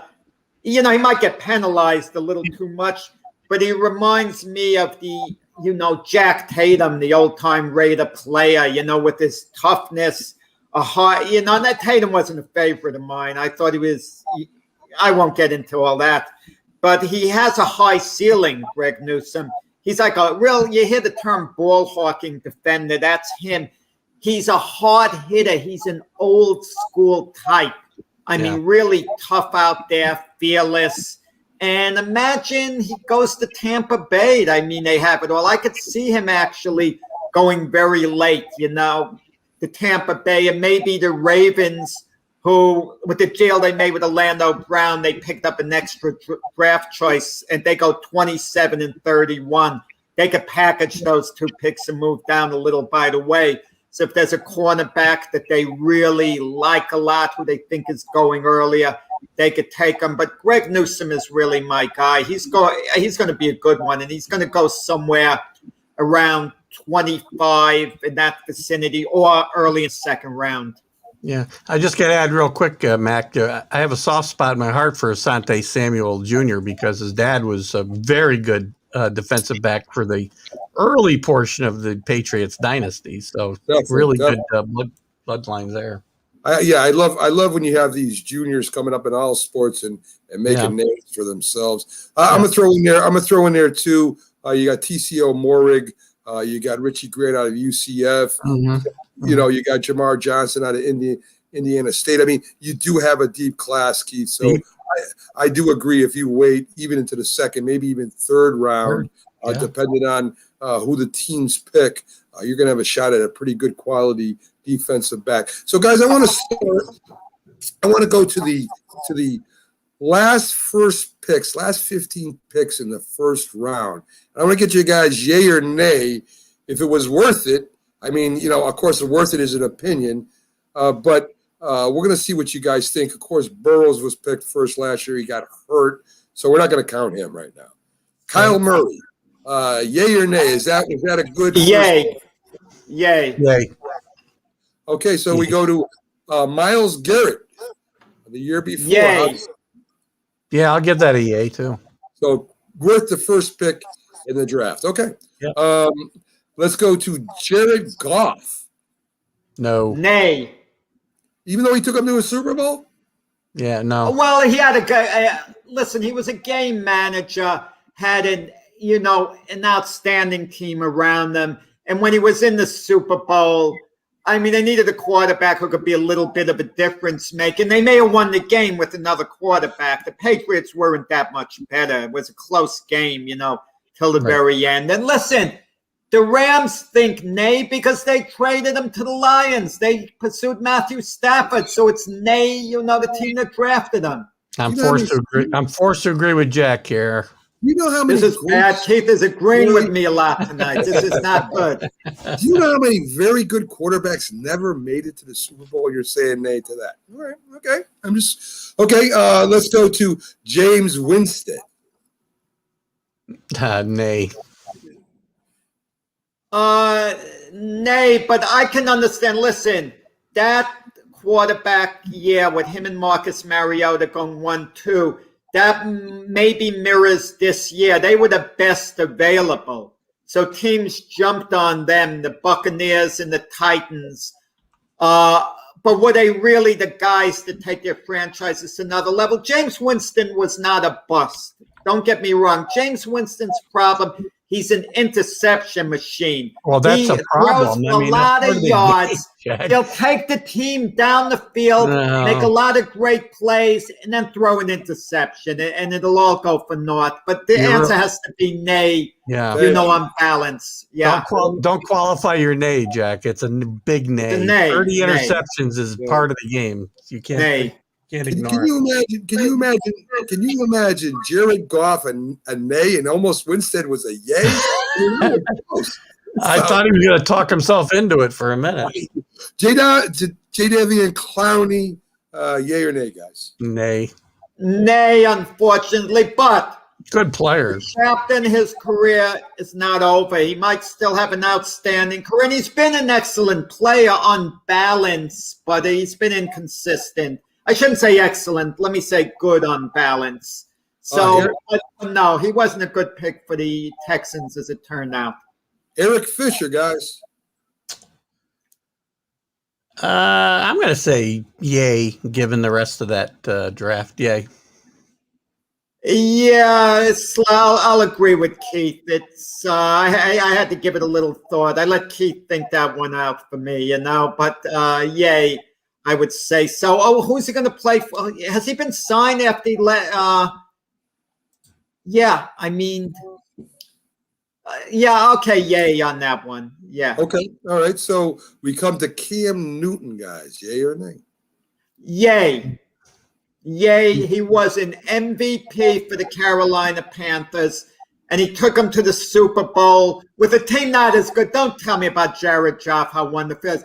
Newton got abused by the Panthers because they left him in. He took beatings, bad physical beatings. He was a true warrior on the field. And listen, and he's resilient. He's with New England now. He might be starting for him next year. And Cam Newton has more rushing touchdowns than any quarterback in NFL history. So the answer is yay. Keith? Reluctantly, I'll give me yay, but not for his overall. Not now. He's not a yay today, but overall yay. Von Miller, remember, went second in that draft, so I could go nay, say Von Miller would have been a better. Keith is only bitter because Newton beat out his boy Brian Hoyer for the starting position. Hoyer. Guys, Sam Bradford. Nay. Nay. You say yay? Nay. Nay. I never was a Sam Bradford fan. Nay. Yes. Matthew Stafford. Yay. Yeah, yay. Yeah, he was with terrible Lion teams. They were awful.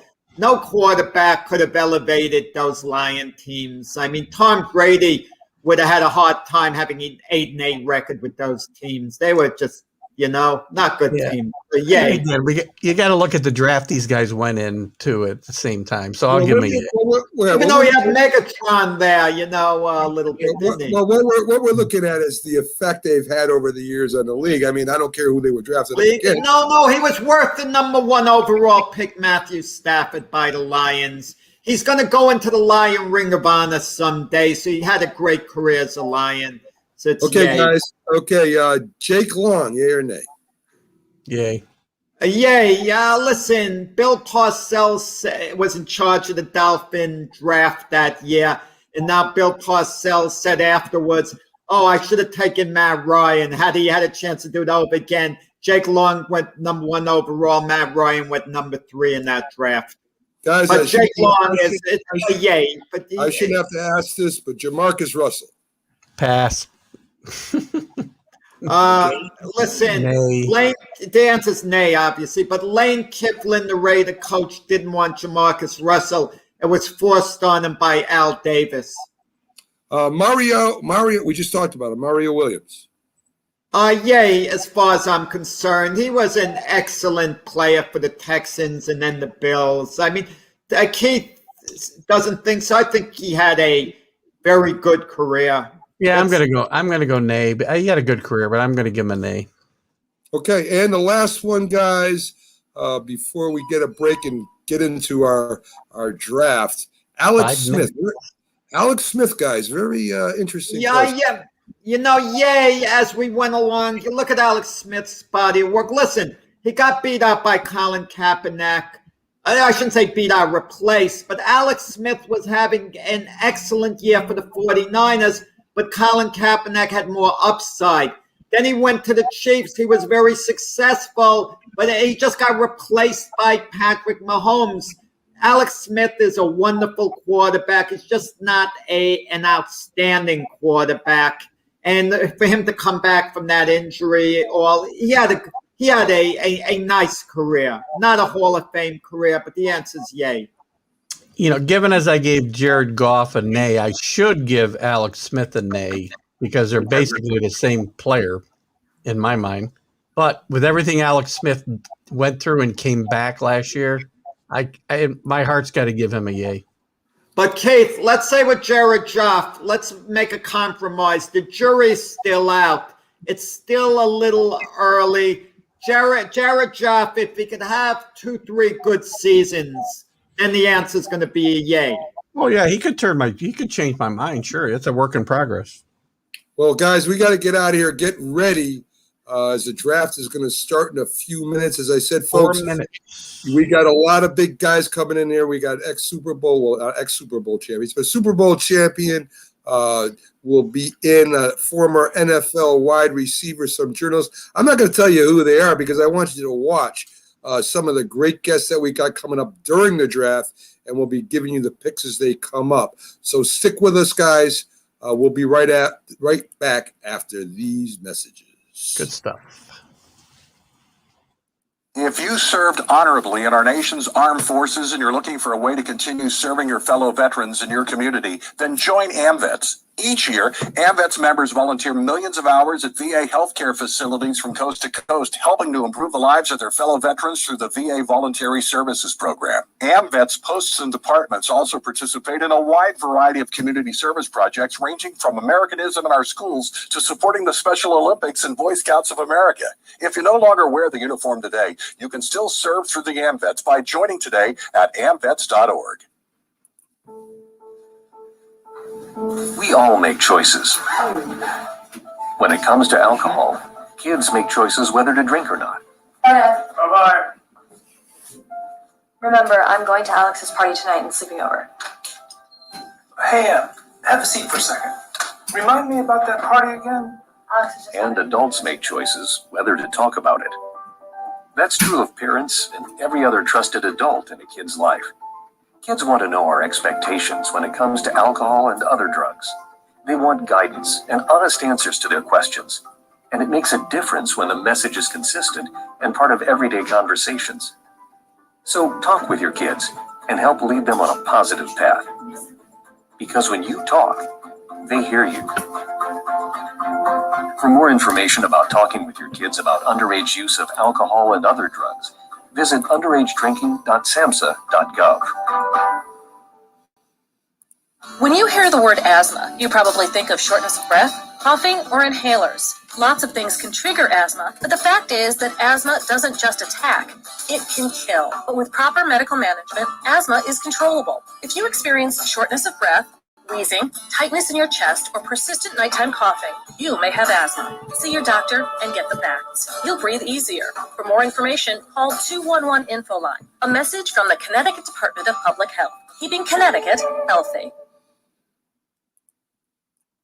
If you talk and they will hear you every single time. Oh, we're getting killed. Yeah, well, Kyle's not here. How come? Kicked off the team. Didn't Tim tell you? Kyle and some other kids got caught drinking beer in the park a couple of nights ago. Really? Yeah. Zero tolerance. He's out for the season. Come on, it's a first offense, right? That we know of. But why should that matter? He knew not to drink. I've made it clear to Matt, that's what we expect from him. What have you said to Tim? Nothing really. You know, a lot of kids try it at this age, so. Yeah, well, a lot of kids don't try it too. I'm not saying that Matt's gonna be this perfect kid, but if I don't tell him what we expect and why he shouldn't drink, how's he gonna know? You think kids that age really listen? They never admit it, Bill, but they hear more than you think. Talk. They hear you. For more information about talking with kids about underage drinking, visit underagedrinking.samhsa.gov.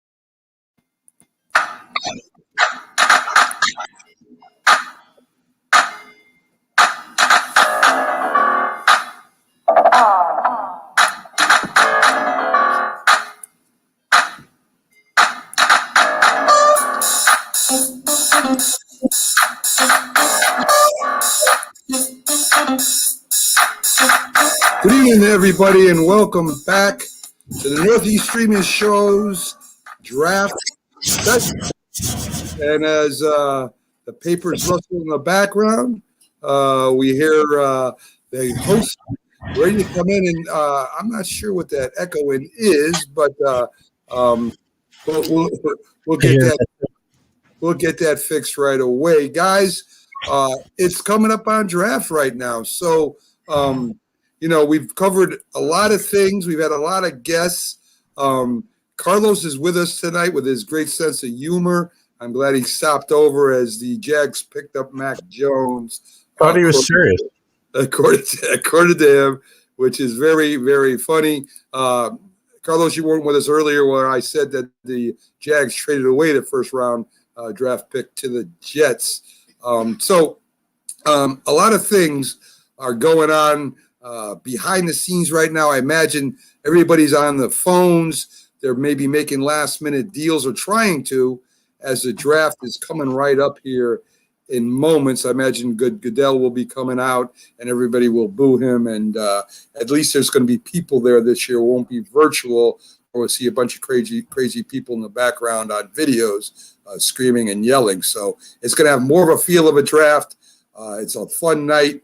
All the fans are looking forward to seeing who they're going to get as the picks roll down, and we'll be here all night till the end of the first round. Folks, got some huge guests coming up.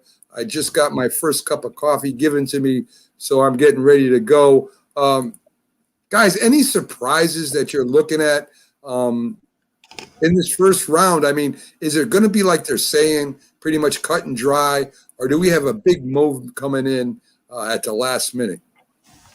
I think there's going to be movement. Yeah, I think there's always going to be somewhat a surprise. I mean, maybe not earth shattering. We had on Captain Jack before. Raiders go at number 17.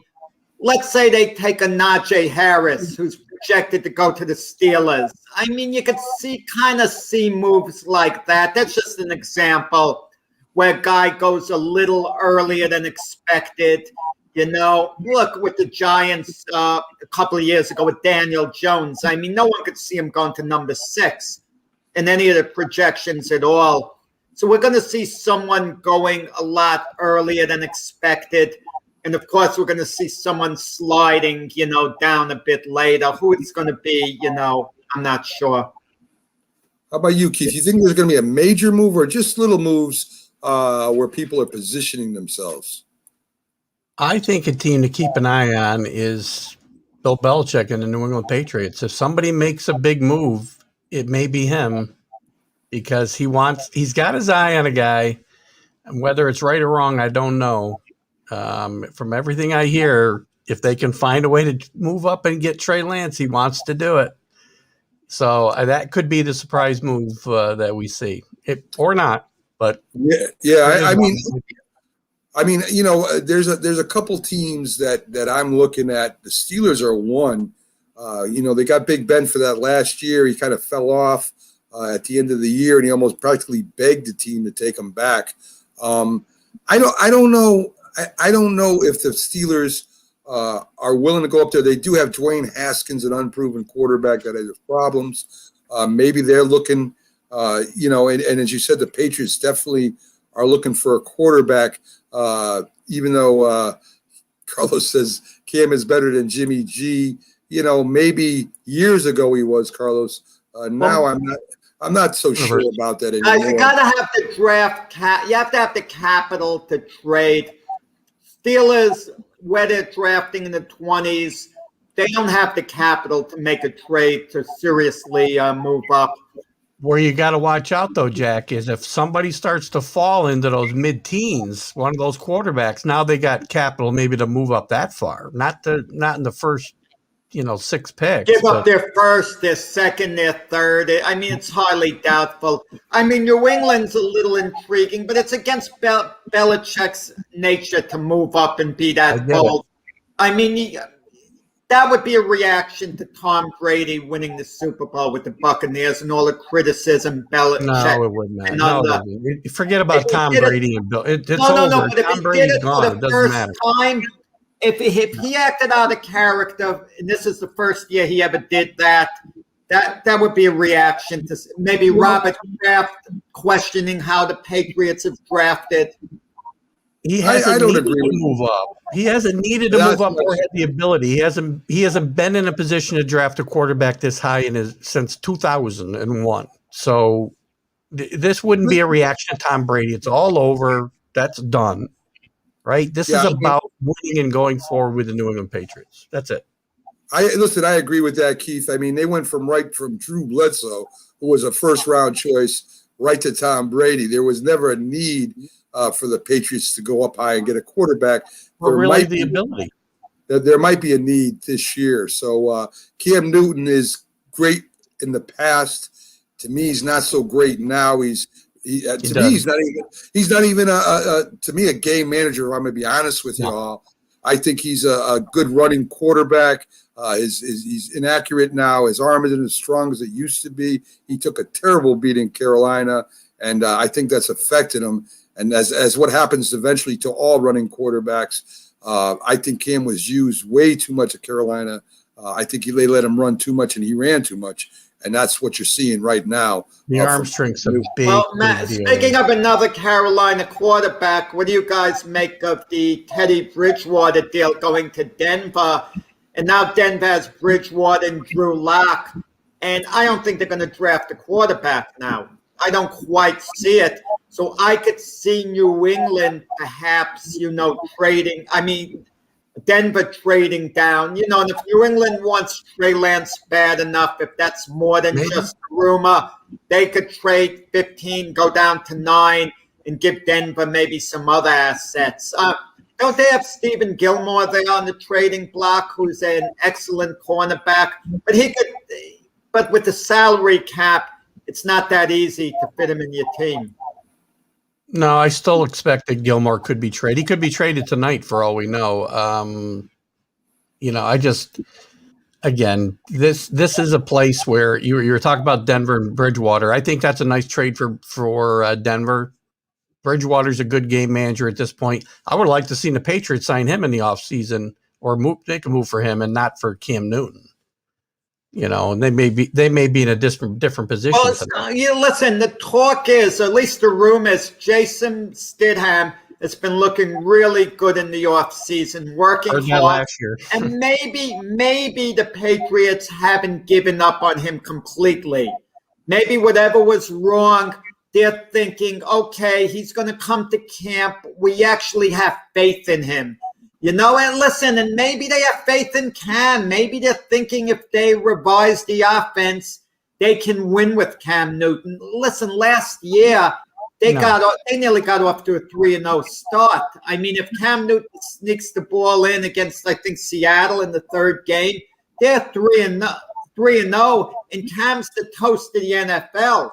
And Cam threw the ball about 40 times in those 3 games. He didn't throw the ball. They didn't. They ran the football with him, and they just were running. They were running college offense. They were running the old wing T, for crying out loud. Well, you need receivers to take the pressure off. Listen, we didn't talk about the Ravens signing Sammy Watkins. That hopefully makes Lamar Jackson less of a running quarterback, and that's the type of receiver a Cam Newton would need. Like if they could get a Devonta Smith, your guy, the Patriots, that makes Cam Newton a better quarterback. Wouldn't you agree? Makes anybody a better quarterback. Yeah, I agree. But Cam's arm is shot. That's the problem. Cam's arm is shot. And I agree with you, Keith. It's going to be. If Devontae Smith is there and the Patriots stay at 15, I would not be shocked to see Belichick take him. I would not, but that doesn't mean we don't have to address the quarterback situation still. I think you see Jimmy G get traded. I think the relationship, the friendship with Bill Belichick and Nick Saban plays into it, because Saban was one of his assistant coaches when Belichick was the head coach of the Cleveland Browns, and they've remained extremely close over the years. And I think behind closed doors, Nick Saban levels with him who he should take ahead of who he really can, vouch for is going to be a top of the line NFL player, and which of his guys wouldn't, and they keep it in house. Obviously, that there's that trust level, and I think that's going to play to the Patriot advantage. I expect, unless Trey Lance is there, and I'm not even sure that Belichick wants a quarterback in this draft class. I mean, he's not fooled by, the way other people are, with the glamour, the quarterback position. He's never been that way. But if it's a position player, I'll say right now, I think it's going to be an Alabama player, someone. It could be all smoke and mirrors with him. Who knows? Mac, you talk about surprises. Who's going to – we haven't talked about this. Who's the guy who's most likely to fall down the draft board from the very top? That's it, babe. I'm not really sure. I mean, I think it's going to be Mac Jones, to be honest with you. That'd be my candidate too. That'd be my candidate. That's who I think is going to fall. I'm not sure. I mean, the quarterbacks again, they're so wanted and so much, thought about. But I don't know, man. I don't think Mac Jones is all he's cracked up to be. I don't think a lot of the quarterbacks are. But teams are hungry for, and guys, it has a lot to do with the rookie contracts. I'm telling you that right now. I mean, they're willing to take a chance on a quarterback that doesn't have experience because of the contracts. I don't get it. I don't understand it. I don't understand it. Just get rid of Sam Darnold. I don't understand, Teddy Bridgewater leaving. I mean, because of Sam Darnold, he did. But, I mean, I don't understand it. But that's the way the NFL, to me, is going right now. If I had to guess who's going to fall, guys, a lot further than he should, it's going to be Micah Parsons. Yeah, just my feeling because of off-the-field issues. Because a talent like that would be a top 6 player. I mean, I think we all agree. And I could see him. When I say fall, I don't mean so drastically, but maybe fall to 17, 18 or thereabouts. A lot further than he should. So Goodell has just come out on the stage, folks. Of course, he's there with a little entourage there, and the fans are going crazy. Hopefully, Pags got in. If Pags got in, we could be getting live updates from inside the draft room, which will be awesome. If not, we'll go to him with the fans as they react to the draft picks. We know who's going up first. I don't know how soon they're going to get on the clock. They just took Bernie Kosar with the first pick, I'm seeing. Yes, I saw that too, guys.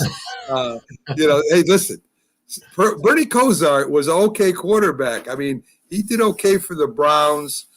He played pretty well. Always shocked that he could even. I mean, that motion. How did he even get rid of the football for crying out loud? I mean, it was something else. He kind of. I don't know. There's a few quarterbacks that have that side-armed or they wind up and throw the ball to get a little extra zip on it. But it works for them. So they're not the best technically sound quarterbacks out there. But look at Phillip Rivers. I mean, that guy's release was good point. That was a lot like Bernie's, actually. Yes, if you think about it, yeah. Yeah. So I mean, but he got the job done. So as I said, the NFL draft, nobody's gone on the clock yet. They're just out there and they're kind of saying hi to everybody. They're outside right now. Mac, you're trying to create suspense for the first pick. You're saying the odds are it's going to be Trevor Lawrence. I mean, we all know it's going to be Trevor Lawrence. You want there to be a little element of doubt just to hold the viewers so they don't leave us here. Let's see who it might be. Come on. Well, Jack, nobody's ever seen you this late at night. Nobody's leaving. True. The suspense starts with the 49er pick at number 3. We're all at the edge of our seats. You mentioned who might fall a moment ago. You guys think it's possible that Justin Fields could really dip past the 10 position, go 13, 14, maybe 17, 18 even, something like that? He's a possibility to slide to another one, yeah. Any of these guys could. I mean, as Max said, there's the quarterbacks here have been so widely hyped that somebody's bound to really drop. Guys, remember you mentioned Jamarcus Russell before the year he went number 1. All we heard that year in the mock drafts, who was going number 1, him or Brady Quinn? And as it turned out, wasn't Brady Quinn picked something like 24th around there when all was said and done? They had to pull him off the floor because it was getting embarrassing. The cameras were all over him. They took him in the back to the green room to get him out of the line of the TV cameras.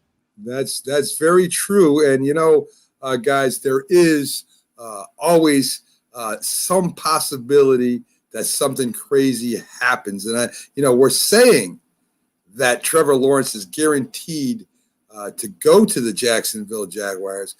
We're not the scouts. We didn't set the boards up. We haven't talked to these players. We haven't studied these players. We haven't considered injuries. We haven't considered any of this stuff. And remember, Clemson had a pretty good team that could almost beat anybody without Trevor Lawrence, as they showed Notre Dame. So, I'm not saying that this is going to happen, that Jacksonville is not taking Trevor Lawrence. All I'm saying is the experts are not always right, and there's a lot of reasons that we get surprised when we really shouldn't be surprised what happens, especially, guys, when, this deal does happen in a few minutes. And the Jets Jaguars do trade their the Jets' first 2 rounders and their next year's first rounder. So listen, that's not a funny joke. People are actually watching our show, and some are just tuning in now, and they see that headline, but they don't see fake news. They don't appreciate the joke. Come on, right man. under you. I'm a Jets fan. I don't like the joke. Well, Jack, you're tell me the next one, Bill Belichick fired by the New England Patriots. I mean, that was going to be my headline. Yeah. See, that would have been great. And in fact, Bill Belichick is traded to Jacksonville for Urban Meyer. and the number 1 pick. The number 1 pick. Now, that would be... Guys, this is wild, okay? Urban Meyer loves Tim Tebow. Teams need 3 quarterbacks. Do you think Tebow could be a 3rd stringer for Urban Meyer? Because Tebow's like a son to Urban Meyer. He's coming back to play tight end for the Jacksonville Jaguars. Right now, the Jags are at 7. That's a true story, Jack. That's a true story. No, he can't play tight end Tebow. I mean, blocks. He's coming back. Blocker. He's coming back with the thought of being a tight end for the Jacksonville Jaguars. Right now, the Jags, of course, have been on the clock right now for over 2 minutes, almost 3 minutes. The suspense is killing me. So here come. Of course, they're showing Trevor Lawrence right now, and of course, we're all 99% sure that's what's going to happen. I just saw Urban Meyer in the draft room a few minutes ago. He was taking a nap. So you have the nerve to call Aaron Rodgers selfish after the way the NFL draft is conducted. Everyone knows Trevor Lawrence is going to be picked They're on the clock. What are they waiting for? To make it a longer night? TV commercials, I mean, Jack. what are they waiting for? Just pick Trevor Lawrence. I mean, they're not going to get a trade off in the interim that they might take. Come on. It's a conspiracy to keep you up past midnight. There are fans right now. They're talking to the Jets GM right as we speak, trying to tweak that last deal, Jack. So, listen, yeah, we're pretty sure that this is going to happen. And as I said, as was just pointed out by Carlos, he is wearing a Jaguar colored suit. I'm not sure if he has the spots or not, but he is wearing that suit. So he's wearing a leopard suit. You're saying a Jaguar suit? Yeah. So he is. Of course, they're showing all kinds of pictures of Trevor Lawrence, given his stats. First in wins, completion percentage, second passing TDs, tied for second passing yards, total 10,900 and something. That's third in college football. So he didn't have too good of a team last year either.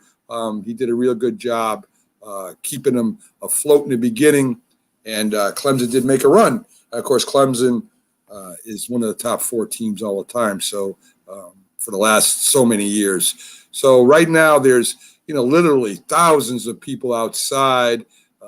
They're waiting for the pick to come in.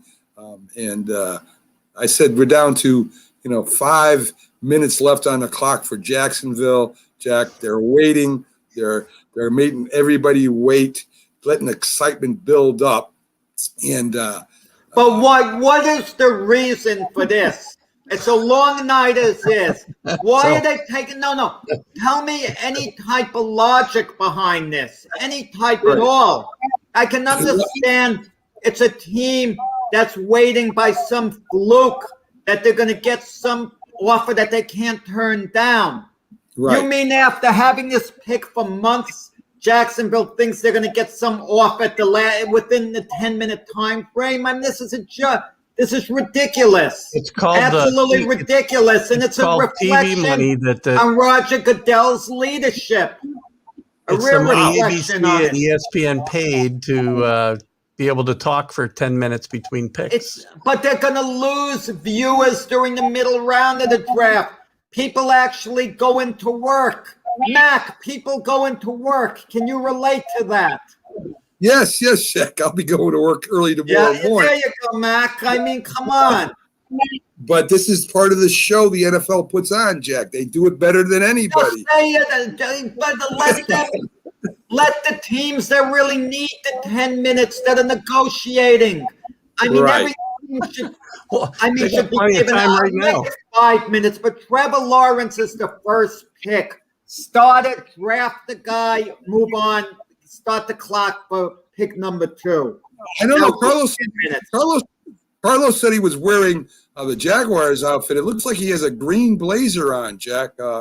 I don't know if that's for things to come, I guess. We'll see what happens. Well, it looks kind of teal. Isn't there some teal in the Jaguar uniform? It looked a little teal. I'm not sure. It looked a little green to me, Keith. I still think there's an opportunity for the Jets to make a big move right now. We'll see what happens.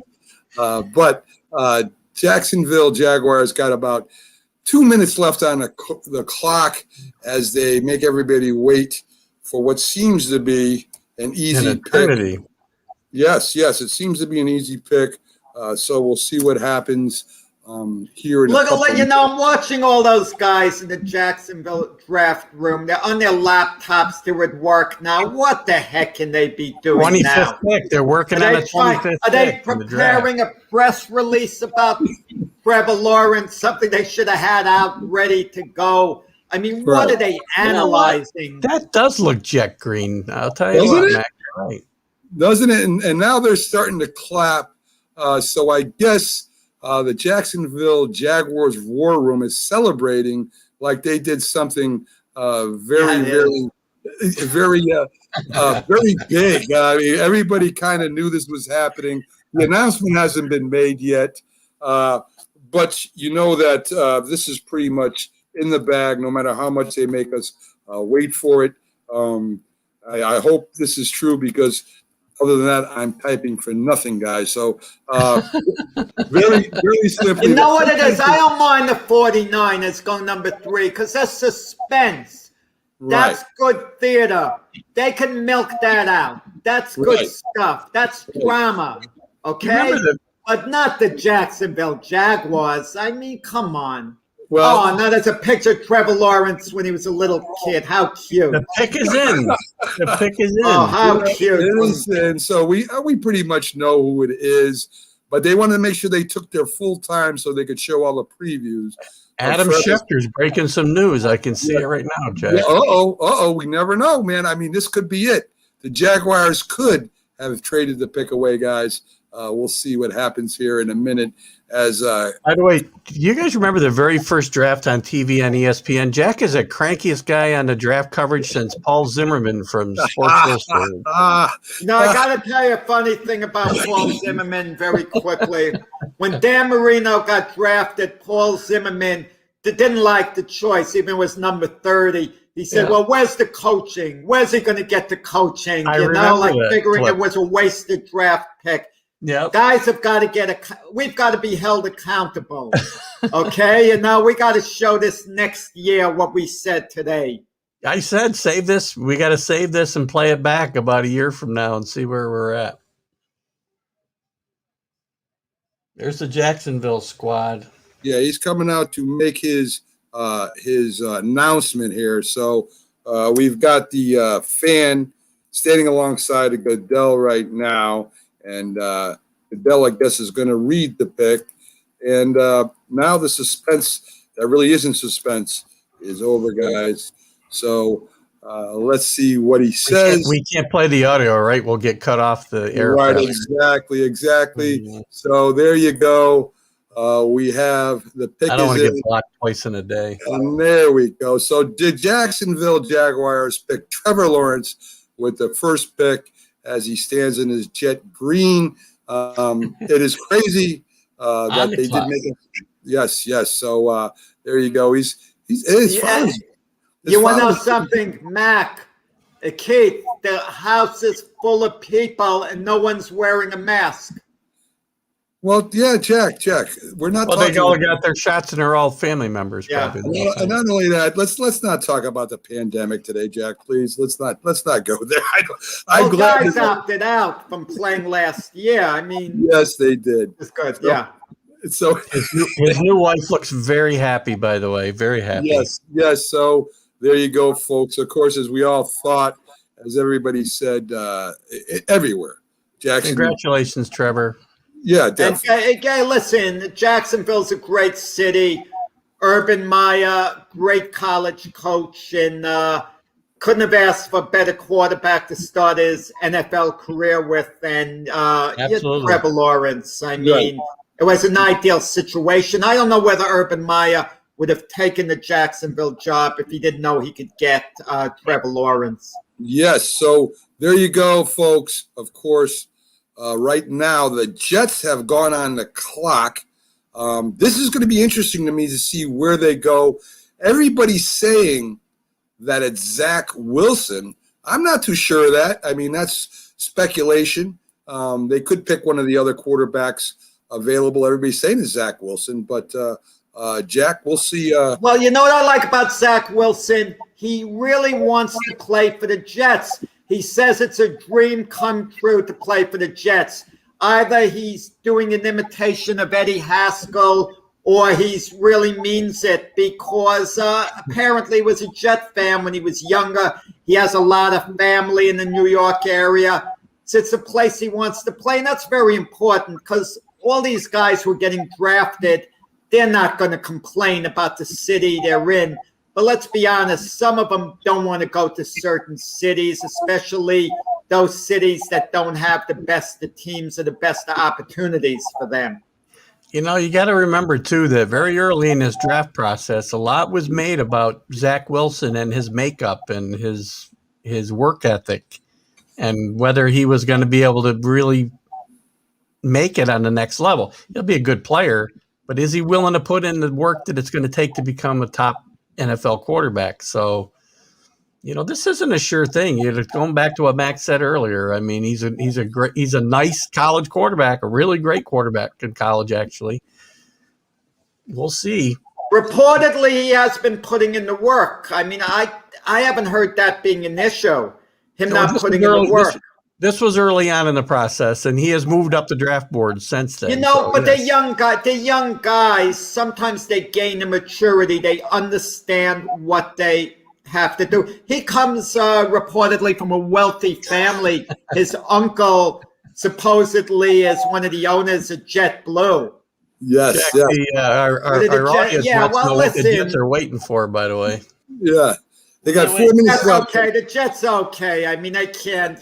Jacksonville set the precedent this year, so don't blame the Jets for the delay. It gives us a chance to analyze it a little more. I mean, Rick wants to get to the Minnesota pick before tomorrow, Zach Wilson is not an automatic no-brainer. Let's say the Falcons offered the Jets the number 4 overall pick and 2 additional number 1s to go up to number 2. Let's say hypothetically. The Jets would Mike Detroit make that deal quick. Jack, did you just say 2 number 1s for that? Well, the next year and the year after. It's flip-flop 2 for 4. The second pick for the 4th pick. But it's too late now. The Jets have their heart on Zach Wilson. And we'll see where, it winds up. I have to like Justin Fields myself. Okay, that makes sense. I think we need to implement some drug testing before these shows. Jack's been drinking that Red Bull, I think. So, I mean, I'm not sure the effects. Listen, I'm concerned about one other thing. There's 3 minutes before the pick, and they have not shown a one shot of the Jets draft room. I don't even know if they know there's a draft tonight, so maybe there won't be a pick. I don't know. The Jets draft room is under construction right now. Yes, okay, it's got that. Yes, it is. So, listen, the Jet pick at number 23. That's the pick with a lot of interest, and at 34. We'll wake you up. We'll wake you up when we get there, Jack. Yes, we will. I mean, we're still there. It says the Jets pick is in, Jack. So they didn't take as long. They didn't take as long as the Jaguars did when we already knew where they were going. So I understand, your problems with that long time for Trevor Wilson. But we're going to see who the Jets pick. They're showing Zach Wilson right now. Maybe they know something we don't. Remember when they kept showing a quarterback one year and they never picked him? I remember that. In the green room. Wasn't that Rosen? Wasn't that Rosen? That it might have been Josh Rosen. Yeah. They kept showing his picture and then they kept showing him after they didn't pick him. That was terrible. That was terrible what they did to that man. I mean, Josh was sitting there. He went in the back room. He's ready to be picked in the top 5. He thought he was going, and he dropped all the way down to the second round. I think it was excruciating. No, Josh Rosen went in the first round. He went to Arizona. He went fairly early, something like number 11. No, he was not. Josh Rosen was an early pick. Yeah, Rosen went early. Jackson. Yeah. You sure about that? Yeah, I'm curious. The Jet pick, I guess they're going to make it official. Wouldn't it be something if they took Justin Fields, really threw us for a loop here? Possible. But they have to take a quarterback. If Sam Darnold was still with them, we'd have a little element of doubt whether they take Kyle Pitts. But they got to take a quarterback by default. And all indications are it's going to be Zach Wilson. That's what they're saying. 97% certain. That's what they're saying, guys. But, it's the Jets. And, I mean, a new coach, but the GM hasn't changed. It'll be interesting to see. Yeah, it'll be Zach Wilson. Okay. All right. Jack's on record saying it's Zach Wilson, and we're going to find out here in about a minute or so. We'll see who they now. Yes, they are. So we'll see who they do take, and Zach it looks Wilson. like they took Zach Wilson. So no surprise. Zach Wilson it is. Yes, he's not a good runner, but he can extend plays. I mean, and that's an important thing in the NFL. It's all about extending plays, giving your receivers a chance, just to keep up, if a route isn't working, to get open. And he played a weak schedule. That's the main concern with Zach Wilson. But obviously, he blew the scouts away at the combines. I mean, he looked sensational. A lot of people feel he even looked better than Trevor Lawrence at the combines. But then again, Trevor Lawrence had absolutely nothing to prove at the combines at all. So you wonder how much he was really putting out there in comparison to Zach Wilson. Well, Carlos is not happy right now. He thinks that pick is garbage. It might Garbage. be. Yeah, Carlos is. I got to tell you, Carlos is the toughest fan out there. Well, he's a Jet fan, and I think he's he's a Knicks fan too, and we know how that goes. So. I got to tell you something about this draft, fellas, which I didn't realize until we went on the air. No, I haven't seen anything about kickers, period. About anyone drafting a field goal kicker, a punter, nothing at all. And those are the guys, I mean, especially the field goal kickers that decide games. I can tell you who's not taking a kicker this year is the New England Patriots after their I mean, there has to be last year. There have to be a couple of really good kickers who should be able to be picked in, let's say, the third round or whatever, but that's not the case. It's like, they're so important yet not in demand. Yeah, I mean, the last punter I can recall being taken near the top was Ray Guy, if I'm not mistaken, for the Raiders. I want to say Russell Erxleben might have gone after that, but yeah, there's not many. Those are the only two guys I can think of. In fact, I think Ray Guy was their first pick for the Raiders, if I'm not mistaken. A field goal first round draft pick, yeah. Yeah. So that's all. That's what I remember. Of course, Zach Wilson, the new Jets quarterback. Jack, congratulations on your new quarterback. San Francisco is on the clock at about 5 minutes or so left, and they're showing. This is our first suspense, as Jack said. We do not know what this team is going to do here. That is very true. It's Jones, it's Fields, it's Lance. It depends on who you're talking about. If we have to make a prediction, guys, I mean, I would think it would be Mac Jones. Not that I would do that, but that's who I think they're going to take. The question is, when does Jimmy G go? I don't see Jimmy G starting the season with the 49ers. Who does he go to? I mean, that's the question, and when? He may go tonight. If the Patriots don't pick a quarterback here in the first round, you may see him go tonight to the New England Patriots. I mean, that's possible. I mean, so far, guys, Trevor Lawrence, of course, went first to the Jacksonville Jaguars, followed by the Jets with Zach Wilson, who reminds me a lot of Sam Darnold, just younger. So 49ers are on the clock, guys. I'm not sure what they're going to do. They kind of painted themselves into a corner, I believe. There seemed to have been some kind of disorientation between the coach and the GM. I heard rumbles of them not getting along and not being on the same page with this pick. So if the 49ers do pick a quarterback, that would be a problem. Do they keep Jimmy G around to kind of mentor him? Or do they make it a competition, or do they ship Jimmy G out? I mean, a lot of questions if they go quarterback. They may surprise everybody and go with a wide receiver. Who knows? I mean, I think they painted themselves in the corner. Third pick. Yeah. I don't know. I think they forced themselves to take a quarterback here. Mac, they gave up 2 number ones and a third-round draft choice to move from 12 to 3. And when a team does that, they do it to pick up a quarterback in just about every instance. I mean, I can't see the Niners turning around and getting any position player, no matter how great he is. It all comes down to quarterback. Plus, they had to have confidence that the remaining quarterbacks after Lawrence and Wilson, there was someone who they would like enough to take. I think this is more, guys, that they were unhappy with Jimmy G and felt they had to move on from him. Well, folks, we just brought up Jay McLovin. We got some feedback. Jay, can you hear us? Yeah, I got you real good. How can you hear me okay? Yeah, we can hear you. Logan should be in a minute. We're bringing up Jay and Logan for the next pick, but they're here right now with us with the San Francisco 49er pick. And Jay, do you got some TV on there or something that we're picking up? I don't have a TV on. I mean, I have a TV on, but I have it on mute. Okay, because we're hearing something coming through. Yeah, it's not for me. It's not coming on my end. That would be we're going to get your pick for first defensive player drafted. Somebody's radio or TV's on right now, folks. Horn or maybe even Parsons here.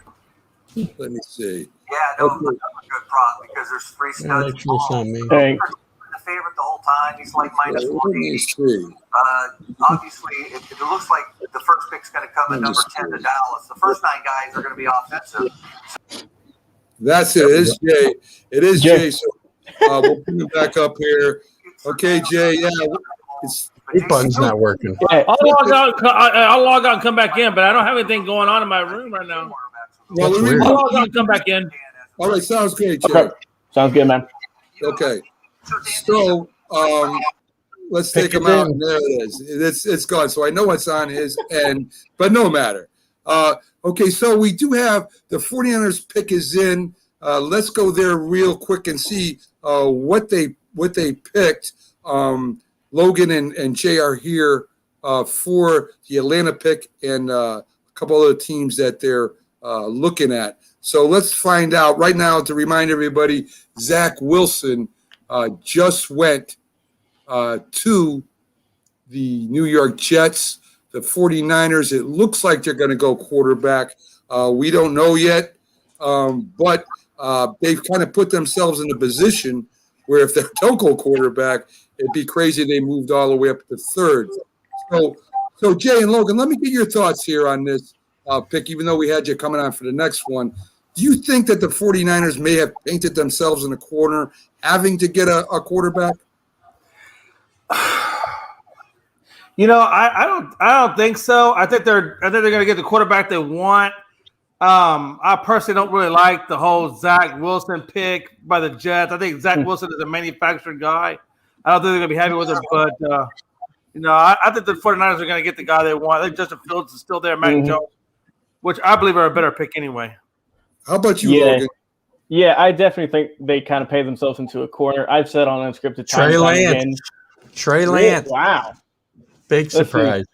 Wow, they went with Trey Lance. I did not see him going this early. Yeah, I didn't either. I really thought Mac Jones was going to get. Hey, that's the first shock, fellas. 3 picks in. This is the guy that Lynch wanted, the way I understand it, and he had to get Shanahan on board. So I had him slipping all the way to New England potentially. I didn't think he was a top 5. We talked a lot earlier about Belichick possibly trading up to get Trey Lance somewhere, and that's not going to happen now. So I really think that the San Francisco 49ers could have waited a little bit, or they could have drafted a little bit lower and still got the same guy. I don't think they had to. I agree. They didn't need to trade up to get him. No, I'm with you.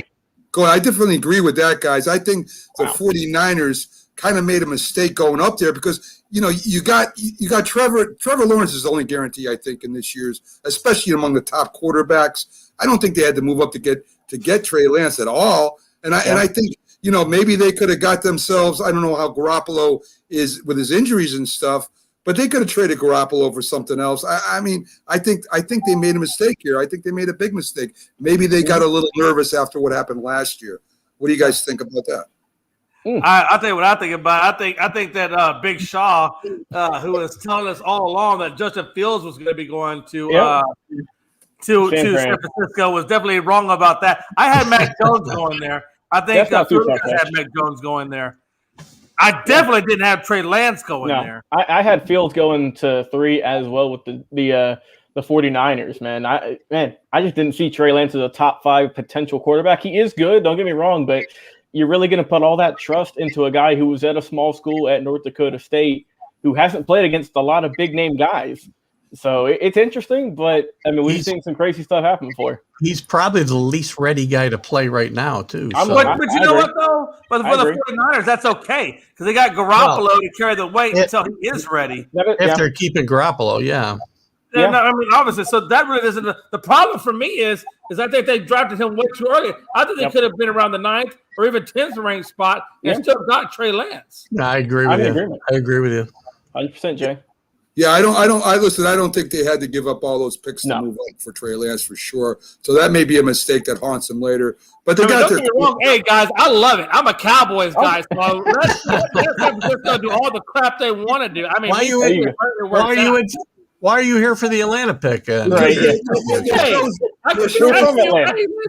say that quality's on the Atlanta pick. Yeah. That's what we're all here. Is that what we all are here? I thought that's what we all here. I don't know. I thought you were an Atlanta fan. Now I got to rethink this whole thing. The show is out of Georgia, so we brought him in because they probably got. I get it. Now I get it. All right. Hey, listen, I'm just here to make sure Logan makes the right pick. That's all. I'm here for support. Hey, look here, Jay. We usually in agreement with a lot of stuff. So who is the pick? Who is the pick? So what are we looking at, guys? Do they just stay put and take Pitts at tight end? Do they trade down with somebody that wants a quarterback? A lot of options here for the Falcons. I mean, they're talking about getting rid of Julio Jones. So their defense isn't the greatest. Their running game isn't the greatest. I mean, they got a few needs over there. What do you guys think? Do you think they stay put, take Pitts as a tight end? Or do they move down? I've been saying all along, I think they're going to trade down from this pick. Let's be honest, the Falcons have a lot of holes in their team, both on defense and on offense. So I don't think that Kyle Pitts, even though he is a generational player, I think that they're going to wind up trading down. I think they need to trade down because they got certainly a lot more holes to fill than just a tight end spot, even though he can be pushed out to the slot. I think they got a lot more holes to fill, and I think they trade out of it, personally. Is there any chance they take Matty Ice's replacement here? I just don't see him doing that because it's not like Matt Ryan's been horrible. He's still putting up good numbers. I know his career's going to be ending pretty soon, but do you really want to waste your number 4 pick with a guy who's going to be, starting in 2, maybe 3 years? I wouldn't. I don't disagree, but that means they're in win now mode. I'd take Pitts here because he's going to have the most impact. He's going to be a great, as McLovin said, he's going to be a generational player, tremendous player. He was amazing at Florida. What more can you say? The guy can do it all. The only thing is that, like Jay said, Atlanta has a lot of holes on offense. More likely, they don't have a running back really. They got Cordero Patterson, but I mean that's not really the guy you want in the backfield. And their defense, I don't even know where to start. So I think if I was here, the smart move would be to trade back, get a good pick for defense, maybe like a corner or a safety, because there's a few good ones out there in the draft. Patrick Surtain, Asante Samuel, and so on and so forth. So I think you could trade back and get something good for their defense because that's their big hole. Their offense, they can be fine with the offense they got now if they get a few more pieces. But let's not forget though, they were in a little bit of cap space trouble. They had to get rid of a few people. That's why, some people were thinking they might trade this pick just for cap space reasons. Well, that's why Julio's on the block, isn't it? There you go. Yeah. There you go. So we got the Falcons pick is in. We'll be finding out in moments who they did pick. I agree with Logan and Jay here. I think they should trade back. They got so much work to do. And I mean, they're not that far away, really, guys. I mean, they have a competitive team. Right. Which may make a big difference, but I don't know if that solves their defensive problems or maybe their running game. I don't think they'll go defense or running game. If they stay there, I pretty much think they're going to hit Pitts, but we'll see what happens. I think it's Pitts. It's got to be. I think if they take Justin Fields, I don't see it. I just don't see it. If they stay there, I think Pitts is probably the best available player. That's the best option. That's the best option for us. Trey Lance looks like he's about 13 years old. I can't believe it. He really does. Yeah, I mean, how much Zach Wilson doesn't look any better, right? No, He's fresh out of high school. That is true. That is true. He looks scared to death too, and maybe I'm getting old. I don't know. Maybe I'm just getting old, and everybody looks like they're 13. I think a lot of these quarterbacks don't have experience, and that's going to be the true test when they get on these teams. A lot of them played 1 year or so, but we'll see what happens. San Francisco. I think San Francisco, out of all 3 teams that have drafted so far, San Francisco is in the best spot because they have somebody ahead of him that can play while the other guy gets adjusted to his position. Yeah. It's a good point, Jay. I mean, Garoppolo went to the Super Bowl a couple of years ago, so if he's not injured, but he would be a heck of a trade bait too for New England. I'll tell you that. That is a good trade bait.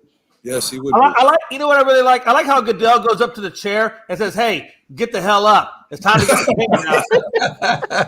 That's a good point. Can you imagine? He gives him a look like, "Hey, it's time to get up now. You've been in the chair too long." All right, let's see what we get here.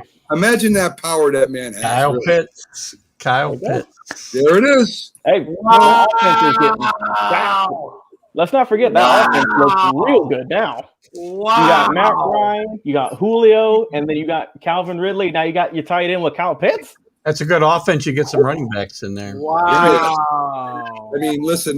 That was if they stayed there, I'm not surprised. Yeah, I do agree that they probably should have traded down. But hey, you got one of the best tight ends to come out in a while. So good pickup, good for Atlanta. Congratulations to Atlanta Falcons. I'll tell you this. With that pick, they better use Kyle Pitts like the Raiders use Darren Waller, and I guarantee that guy's going to be all over the place. Julio Jones is in heaven right now because he's got another weapon now. Yeah, that's very true, and so is Matty Ice. I mean, that's true. They haven't had a tight end since Gonzalez. That was their last one. Yeah, so guys, I mean, we had you here for Atlanta. Jay, I know you're a big Cowboy fan. What are you looking for the Cowboys? We'll have Jim Jeffcoat on in a little while, so I'm gonna give you your say. What are you looking at for the Cowboys? Yeah, you know what I'm looking at, honestly, is I pray, and I've said this on Facebook earlier today. I pray to God Jerry Jones doesn't screw this up. All he has to do is pick J.C. Horn. Just pick J.C. Horn, and we'll be good. But if he goes with Surtain, which I'm pretty sure he probably is, then he's making the worst mistake of his life. Surtain has been beat. He's been burnt. J.C. Horn, in my opinion, is the best pick at cornerback, which is the biggest need of the Cowboys at present time, is their secondary. And J.C. Horn perfectly fills that spot alongside Trey Diggs. And God, don't screw this up, Jerry. Dang. How about you, Logan? What's your favorite team? I got the Raiders in the background, man. I'm representing them, so right. They need a lot. Yeah. We just had Captain Jack. Micah Parsons. Yes, that's a play. That's definitely a play. Listen, they kind of fell apart in the middle of the season. They looked really good, competitive. I think they decided to throw the ball way too much here at the end of the year and not pound like they were doing in the beginning. And, of course, their defense needs some work. And as Jay said, you got Parsons out there. I don't know if he'll make it to the Raiders, but if he does, is that a good pick for him? Oh, no doubt. I had them going with if Parsons was on the board, I'd love to get him. I had him going a little bit earlier. But if they can get another defensive piece, I picked Owusu Koromoa from Notre Dame. He looks great at the linebacking position. They need a little bit of help with their corners and safeties as well. Maybe they might go and get someone there. But I definitely think they got to go with the defensive piece because their offense is fine. I think they have a lot of good pieces with Carr, Waller, Josh Jacobs, so on and so forth. And if they can get just a pretty solid defense, they could be a good team. That's just their big mistake that they've had the past couple of seasons, honestly. I do agree with you. There's people questioning Carr. I think Carr is a very good quarterback. I don't know if he's going to be, a Super Bowl quarterback, but he is a very good quarterback, and hopefully Gruden could turn that around over there. I mean, I miss the Raiders. I'm not a Raider fan, but I miss the greatness and the history of the Raiders. And hopefully they get back up in there and they start doing some battles. So guys, feels better when the Raiders are good. Yes, there you go. So, guys, I really appreciate you guys coming on. Check out Unscripted Sports over there at their site on YouTube. They're also on Northeast Streaming Sports. They're on a lot of outlets. They have a great little show over there. Great show, guys. Great show, by the way. Great show. Guys, keep doing the great work you do. And thank you very much for joining us today for the NFL Draft. Yes, sir. Hey, have a great night, guys. Enjoy the draft. You too, Logan. Jay, take care. So there you go. The guys from Unscripted. Giving their opinions on the Atlanta picks, and they were right on. They're saying if they're staying there as we talked about, Kyle Pitts would probably be the pick. The Bengals are coming up next. Interesting for me about the Bengals. Just real quick on the Falcons, Mac. I mean, they're obviously in win now mode. They want to win right now and win. They got 2 more years of Matty Ice maybe at top level, and they want to win now. It's very obvious after this pick. Yeah, I think you're right, Keith. I don't know if they have the pieces to win now. The division over there, especially with Tampa Bay there, I don't know if they're going to win anything now.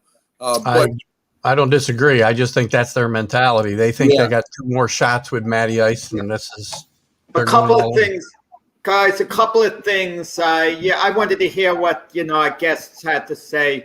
So I was uncharacteristically quiet because I feel I could pick up. I thought Mac muted you. Sorry. You learn as we go along in this draft. And what struck me when the Niners took Trey Lance, that's a surprise. What that means for Mac Jones, he's going to fall in the draft. I'm going to tell you guys, I wouldn't be shocked if he falls into the early 20s now, or thereabouts. I wouldn't be shocked at all. It's possible. And Justin Fields, I could see Justin Fields dropping even past 15, past New England. I mean, everyone's assuming New England will take one of the quarterbacks if they're available. Because if you look at the way this plays out, Cincinnati goes next.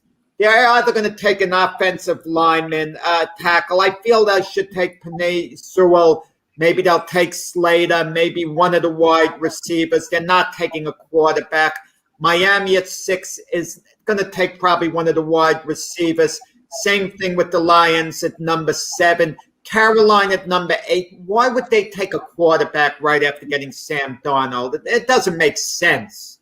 Doesn't make sense. Denver at number 9. They have Bridgewater and Locke. Why would they take a quarterback? Okay, and then the Cowboys at 10 aren't going to do it. The Giants at 11 aren't going to do it. The Eagles at 12, it wouldn't make sense to do. The Chargers. I wouldn't count the Eagles out, by the way. Yeah, the Chargers and the Vikings at 13 and 14, they got quarterbacks. The next in the stop is New England, who needs a quarterback.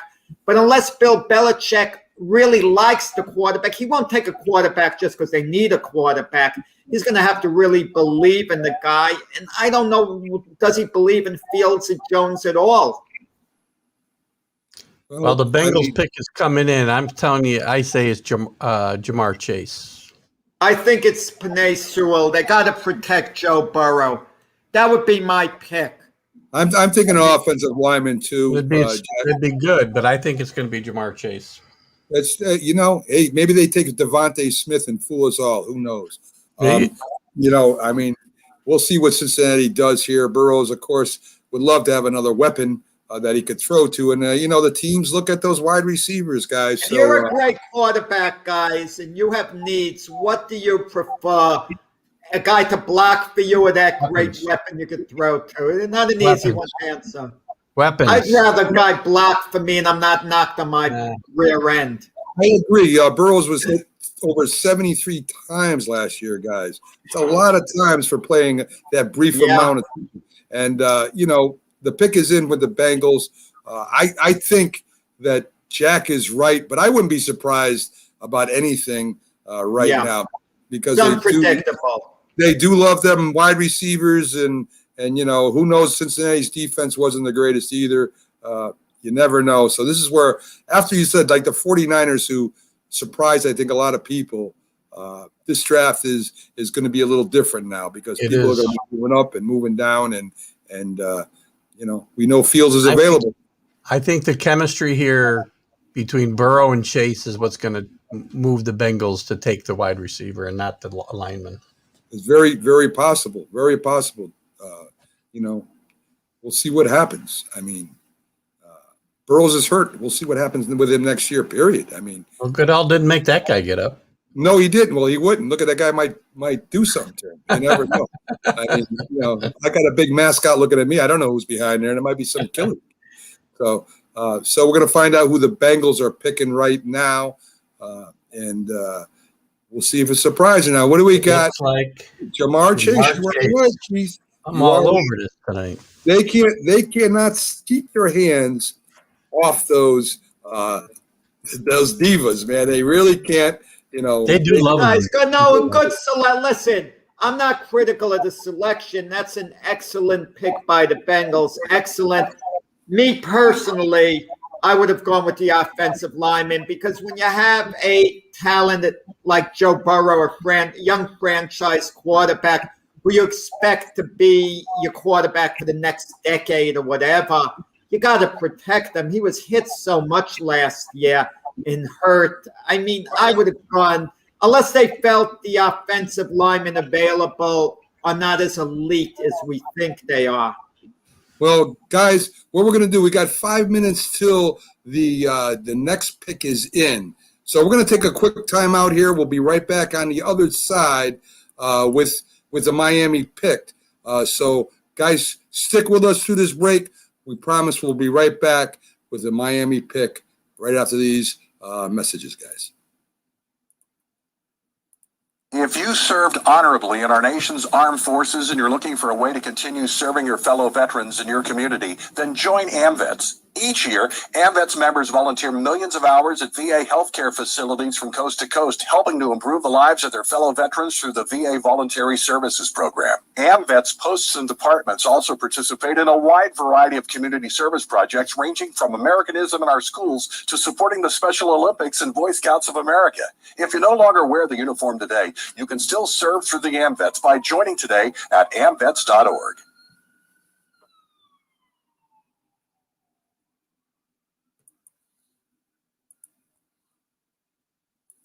When you hear the word asthma, you probably think of shortness of breath, coughing, or inhalers. Lots of things can trigger asthma, but the fact is that asthma doesn't just attack, it can kill. But with proper medical management, asthma is controllable. If you experience shortness of breath, wheezing, tightness in your chest, or persistent nighttime coughing, you may have asthma. See your doctor and get the facts. You'll breathe easier. For more information, call 211 Infoline. A message from the Connecticut Department of Public Health, keeping Connecticut healthy. If you talk and they will hear you every single time. Now we're getting killed. Yeah, well, Kyle's not here. How come? Kicked off the team. Didn't Tim tell you? Kyle and some other kids got caught drinking beer in the park a couple of nights ago. Really? Yeah. Zero tolerance. He's out for the season. Come on, it's a first offense, right? That we know of. But why should that matter? He knew not to drink. I've made it clear to Matt, that's what we expect from him. What have you said to Tim? Nothing really. You know, a lot of kids try it at this age, so. Yeah, well, a lot of kids don't try it too. I'm not saying that Matt's going to be this perfect kid, but if I don't tell him what we expect and why he shouldn't drink, how's he going to know? You think kids that age really listen? They never admit it, Bill, but they hear more than you think. Talk. They hear you. For more information about talking with kids about underage drinking, visit underagedrinking.samhsa.gov.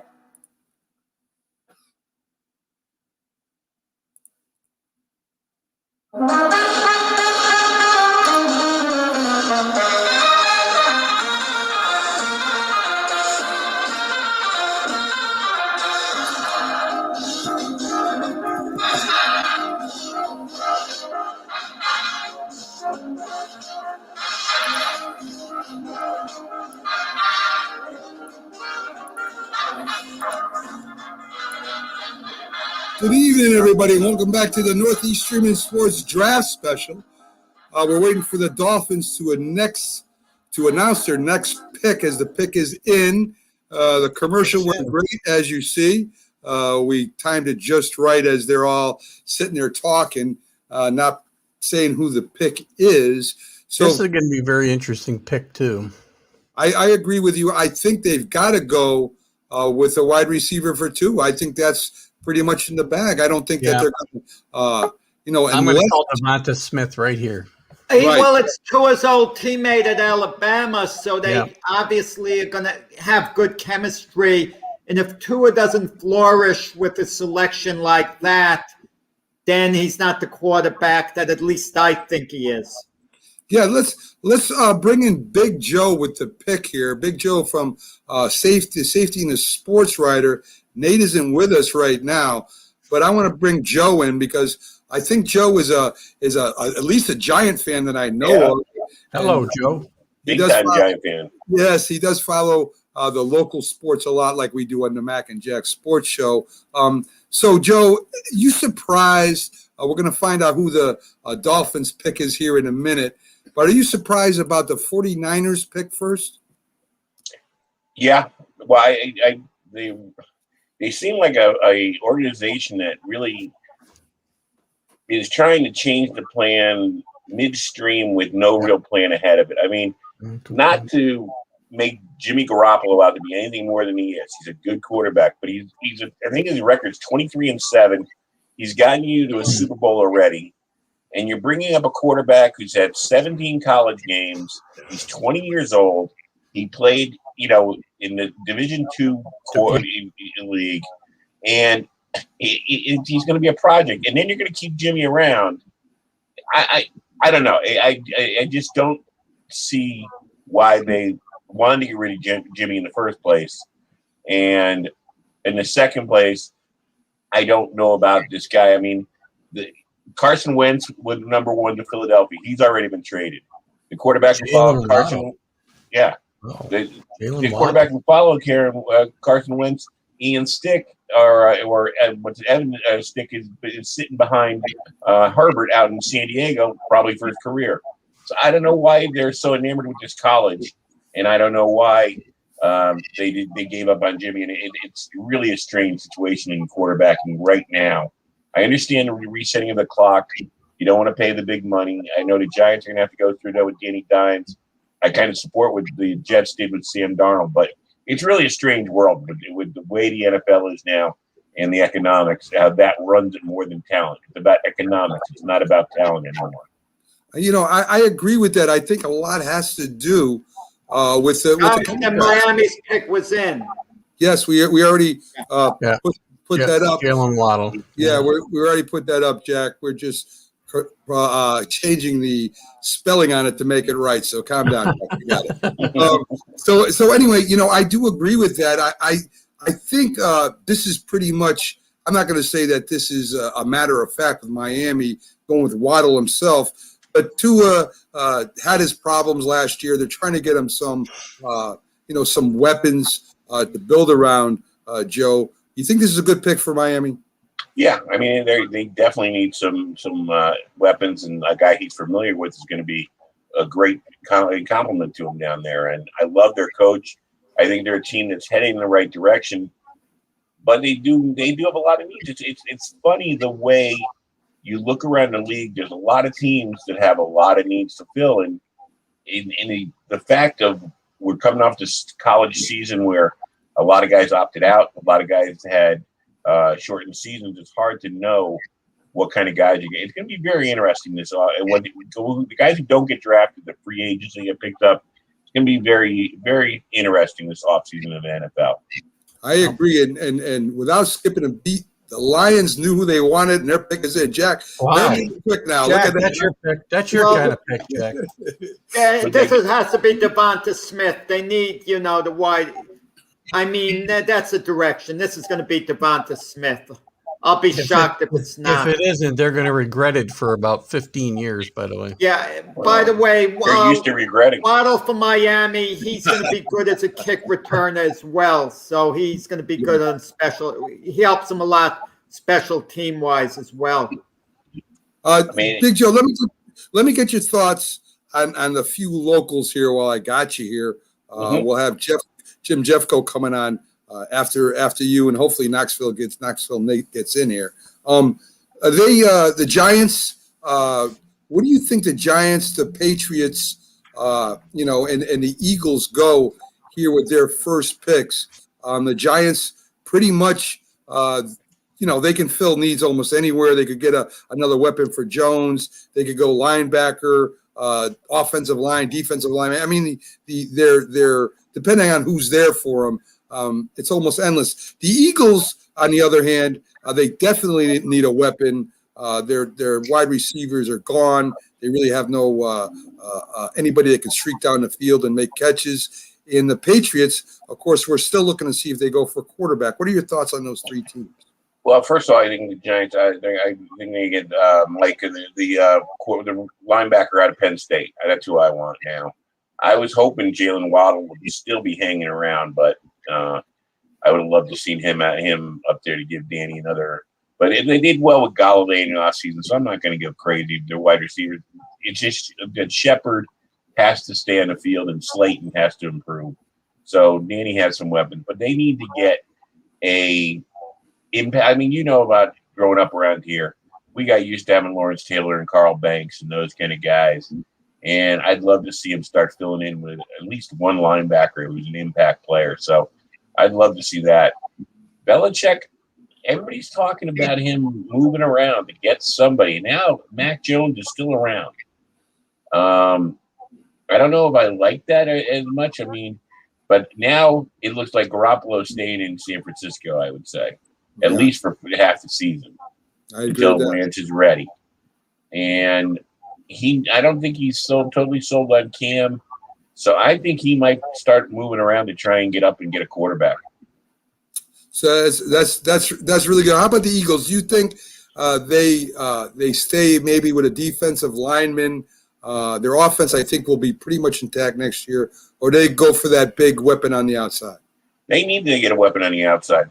You know, they got a young quarterback who really doesn't have anybody to throw to or to stretch the field with. I think they need to get some kind of help on the outside because they don't have quite a running game either. So, I mean, they need to get some weapons. Yeah, it's very, very true. I mean, their running backs had high averages when they touched the ball. It just seemed that the Eagles didn't want to hand the ball off to them all the time.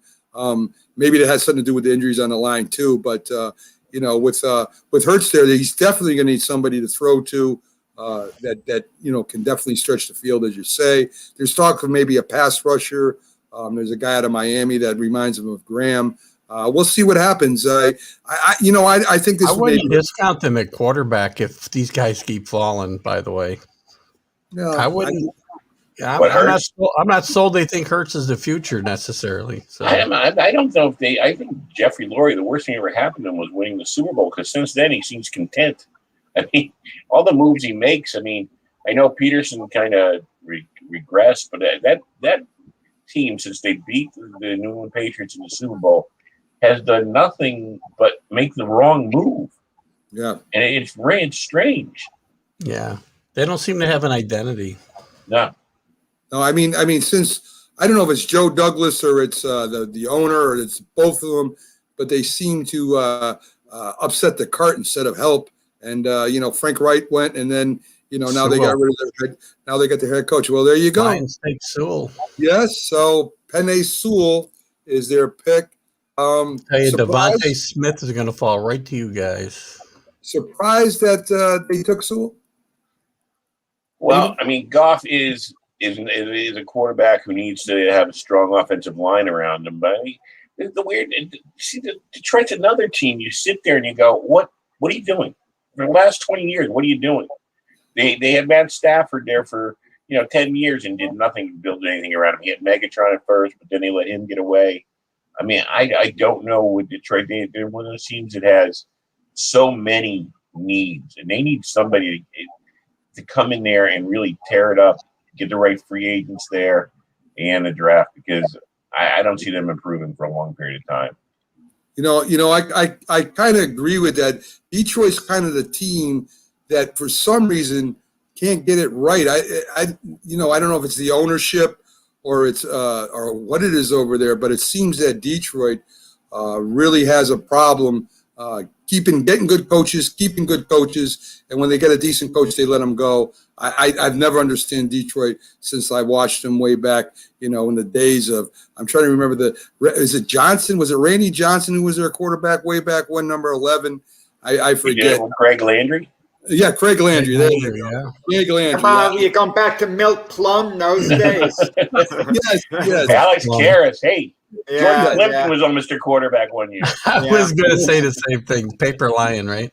Listen, guys, we got backstage right now. 2-time Super Bowl champion, All-Pro, one of the best defensive ends the Dallas Cowboys ever had.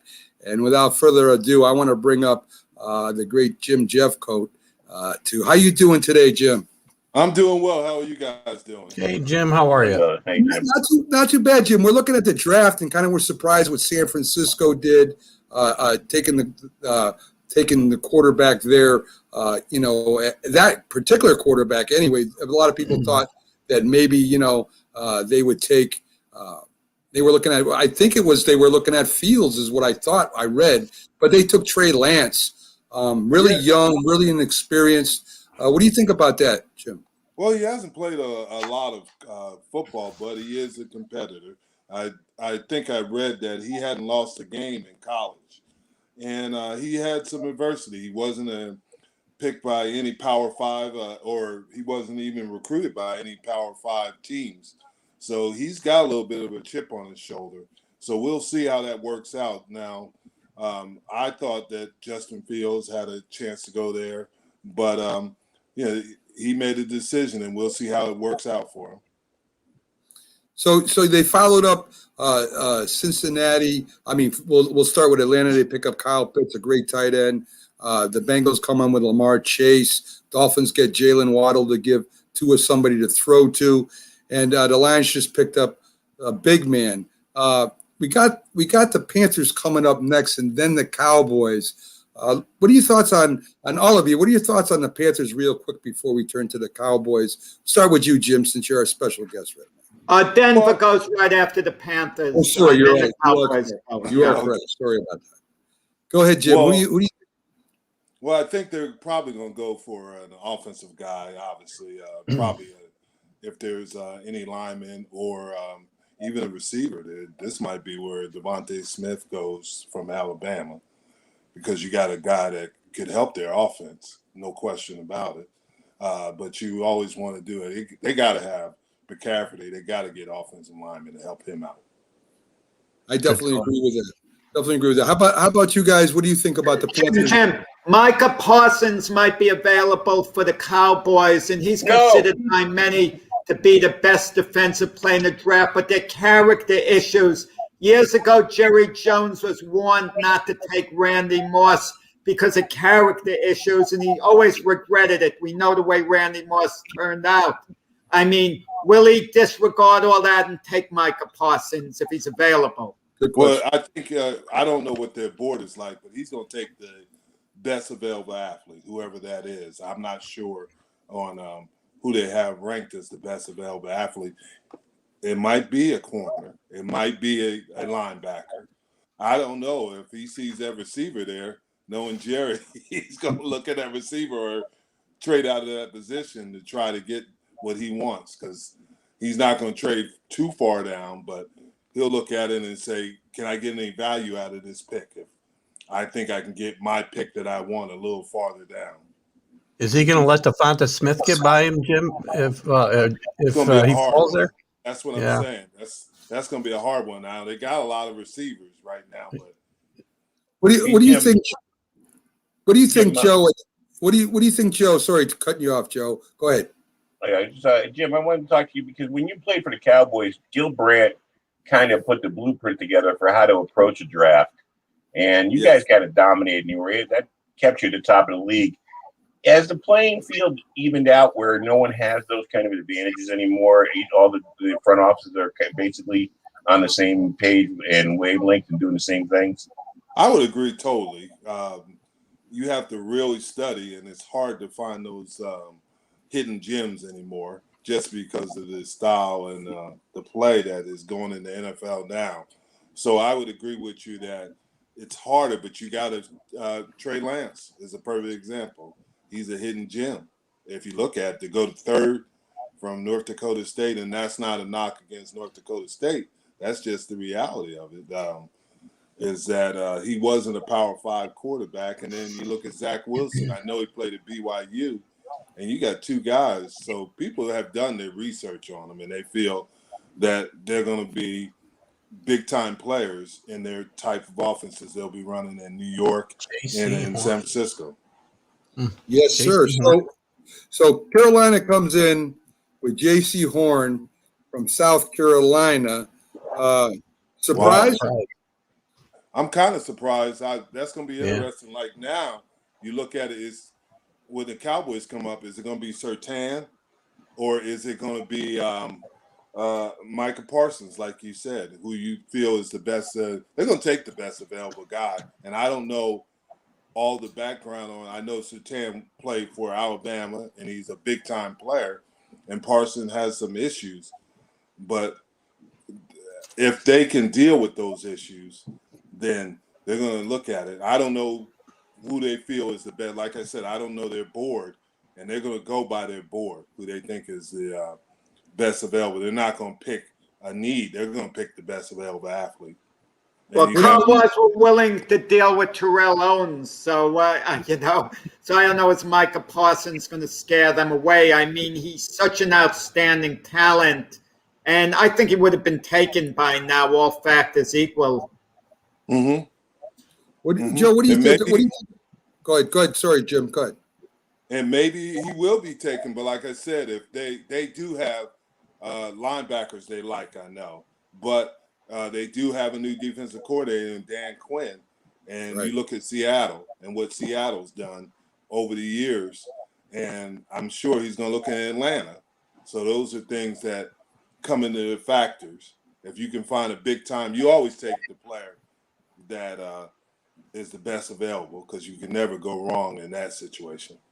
Joe, what do you think about Carolina's picking J.C.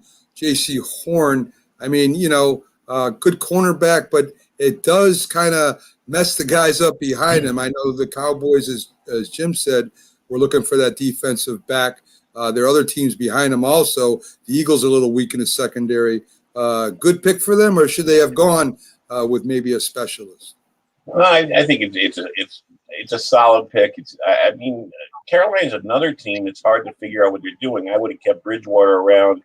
Why they got rid of him? At least to back up Darnold, because Darnold, is going to be out 3 or 4 games this year. He's out 3 or 4 games every year. So I mean, and if he's not out, he's seeing ghosts. I mean, I don't know why they turned away from Teddy Bridgewater. I like. I mean, come on, it's like serious. I the guy, Matt Rule. He was a great college coach. He was all right this first year, and everybody's real high on him. I know, but I don't know. I don't know if the pro game is ready if he's ready for the pro game. I don't know if he's ready for prime time. And like I said, it's a need, but they have so many needs. Yeah, they do. But you also got to realize that Darnold probably has more offensive talent than he's had in his career in the NFL. Agreed. There you go. So and he's got a real offensive coordinator too, Jeff, and Joe Brady now too. If they can protect him, that's the big thing. Yes. So why did they go for cornerback if they want to build around Sam Darnold? They went with the cornerback on the first pick. Well, this corner is from what I'm reading about him, is exceptional. Obviously, he's Joe Horn's son, but what makes him exceptional is he had to play in the SEC, and he always was lined up against the best receivers. He saw the Jalen Wilds. He saw the Devontae Smiths. Every week he was facing a top receiver. So it's a good point. So we got Denver coming up, guys. There's been speculation that they might go, that they were going to get a quarterback until Teddy Bridgewater went there. So you would think that the quarterback option is out. Denver, they need a little help everywhere. The defense was pretty stout last year. They had a pretty good defense. Where are they going next? Are they going offensive line, wide receiver? What do you think, Jim? Running back. Nah, it's too high for a running back. I would say either a wide receiver, or might be Parson. This might be Micah Parson right here, because you got a defensive-minded coach. Right, very true. What do you think, Joe? Do you agree? Do they go defense? I'm afraid to agree with him, because I want Micah so much on the Giants, but to have him working with Von Miller would be an ideal situation. To have him being mentored and also to have those bookends. I wouldn't want to be a quarterback. And the other thing is, the one thing about Denver that they have to, defense wouldn't be a bad way to go, because Pat Mahomes is going to be in their division forever. Herbert's going to be in their division forever. They're probably even with the Raiders. The Cards a little bit ahead of them, but those two special quarterbacks, they're going to have to play defense at least 4 games a year in their own division. Very true. Yeah. Do you think Surtain could go here? Possible, right? I'm thinking Surtain might go here. Yes, I'm thinking that too. That leaves Dallas in issues, because those were the 2 top corners. Yeah, that's very true. Yeah. Yeah, I mean, we'll see. Or the kid from Northwestern, who do they have rated higher? Or, and like I said, you still got Devontae Smith up there. Yes, He you is do. Heisman, and he made plays. He could be here too. He could be for Denver. Could be. I mean, you got Bridgewater and you got Locke there right now. I mean, I don't think he got a good shot yet either. I think he's got some talent, but Bridgewater, I think they're going to have a competition there. They definitely could use a wide receiver out there. But to mess the Cowboys up, to mess the Giants up, they're probably going to take, they're probably going to take Micah. I hope not. I hope not. Fool Salna take a quarterback. Yes, Mac right? Jones. Mac And Jones. look on TV, they got Devontae Smith, number 1, Rashawn Slater from Northwestern, number 2, and Patrick Best Surtain. available.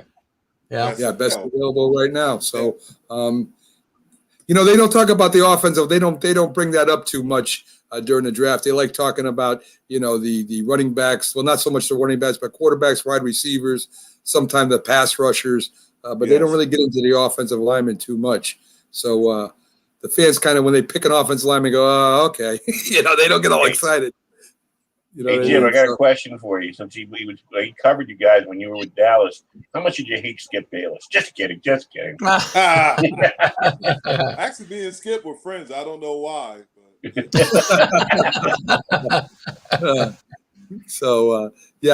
Listen, Jim was part of a great deal. A lot of people talk about the offense back then, but that defense was something else. They put pressure. Great defense. For sure. That defensive line was awesome. I'm surprised. Like I told you previously, the defense, the way it was built with Jimmy Johnson is guys played hard. And that rotation helped, but guys would play hard. They knew that there wasn't a drop-off if they had to take a blow, which was great. Very, very, very true. I mean, you had 3 or 4 different guys rotating there all at the same time, and all of you put tremendous pressure, not only in the quarterback, but the running game too. I mean, you guys were all over the field. That defensive line was – I hated going against those guys. We love playing for each other. Yes. And Jim used to break my heart returning interceptions for touchdowns. Hey, Jim, how did you feel? It was all business. Yes, sir. I know it was, Jim. I know it was. Jim, So, how did you feel about Drew Pearson finally getting in the Hall of Fame? It was well deserved. I me agree. and Drew grew up about 35 minutes from each other, from Cliffwood, where I was born and raised, and him from South River. And then when we got to Surtain. Let's see. Yes, sir. Yes, it was. See, I told you. Now you got to me, Jim, the player that resembles you the most that's left would maybe be Jalen Phillips, defensive end for Miami. Great run stuffer. He would be ideal for the Cowboy defense, okay? He would be a throwback type player. Too high. I mean, you might feel, but if you don't take him now, feel his value isn't quite what it is. I mean, then trade back a few spots. I thought I got picked again. Where would you go in this draft? What number would you go? 23rd. 23rd to the Jets. Oh, I love it. I'm a Jets fan. You made my day. You can go to bed now, Jack. You got your pick. Yeah, that's my pick. Yeah. Oh.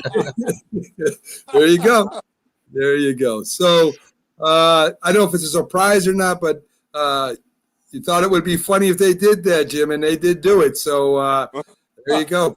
Patrick Surtain now I'm really shocked to see 2 cornerbacks off the board already. Now you got an issue with the Cowboys. Like you said, do you take the linebacker from Penn State or Notre Dame? Now, which one is more explosive? Which one is?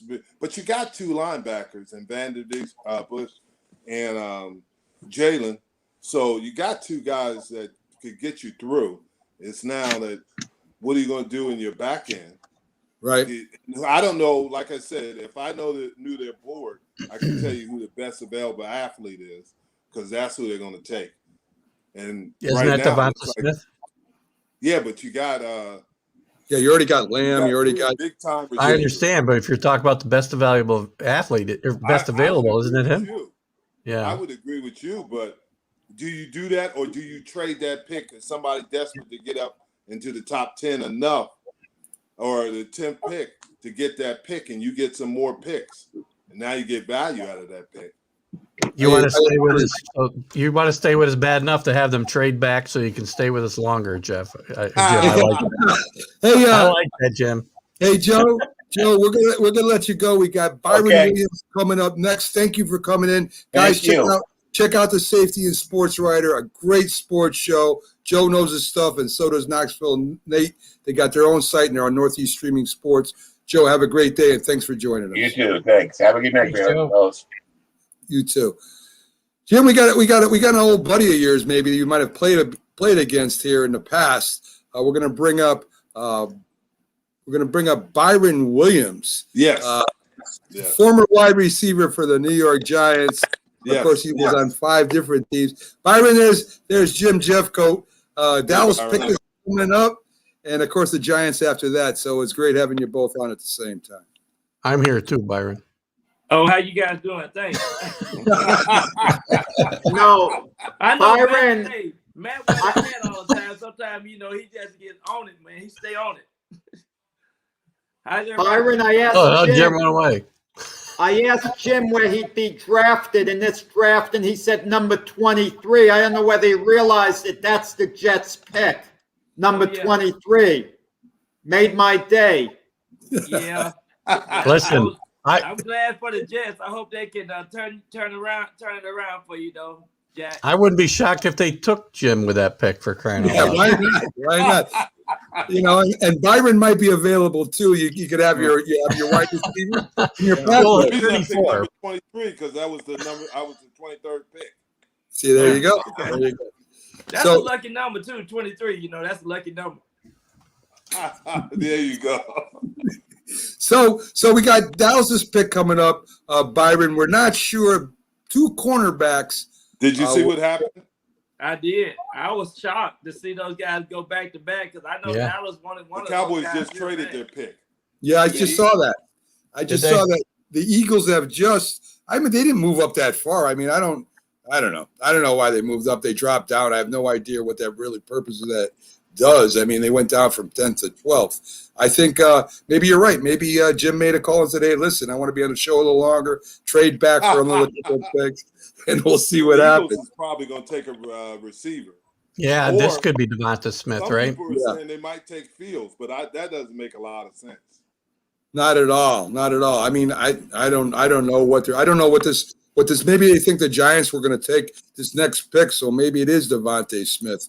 It'd be very interesting to see what happens here. So the Eagles are on the clock. Joe Santa was supposed to come in from the Philly Voice. I don't know if you can you got your phone with you, Jack? Message him and see if he can come in a little bit to see if we can get his opinion on the pick.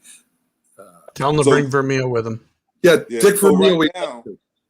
Right now, the Cowboys had those 2 corners as their best available athletes, their top picks.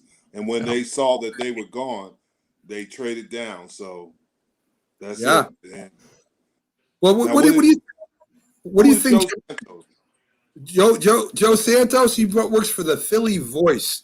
He broke the story on Carson Wentz a couple of years ago.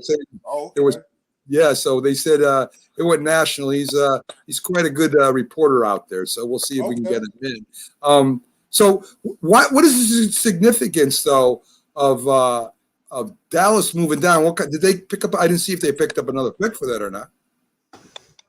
I'm sure they did, but what I'm thinking is that they think moving down to 12, whoever they want, and I think now it's probably either that corner from Northwestern or it's going to be one of those linebackers.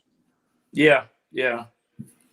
Byron, what do you think? What do you think the Giants do here after the Eagles pick? I mean, it looks like they're going to go up against Smith. They got Justin Fields on there right now. I don't think Justin Fields is going to the Eagles. That's basically the same quarterback. The same position. Do you think they go with Devonta Smith, the Eagles, Byron?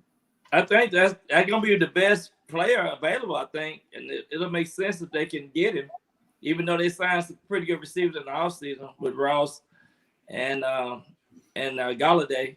but we'll see. But I think you can't pass him up. Well, we still got Micah Parsons that should be on the board unless the Eagles pick him up. Right, exactly. That So, linebacker. yeah, so I mean, he was at Penn State with Coach Spencer there, the defensive line, so maybe he has the inside track there. But right now, the Eagles got 35 seconds left. They're still not sure who they're going to pick now. Joe Santos going to be on before the Eagle pick. Okay, All right, just got beautiful. back to me on that from the Philly Voice. Beautiful. He better hurry. I mean, the link with Philadelphia and Penn State being so close is it's a natural for the Eagles. You know, they want to make a splash. It's obviously either Parsons or Devonta Smith. I mean, that's like pretty obvious. And the Cowboys could still have Slater, you know, an offensive lineman, so they moved down a couple of spots. So no harm to them. Yeah.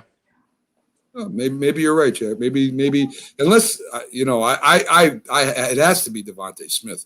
Oh, that's the way they would move up.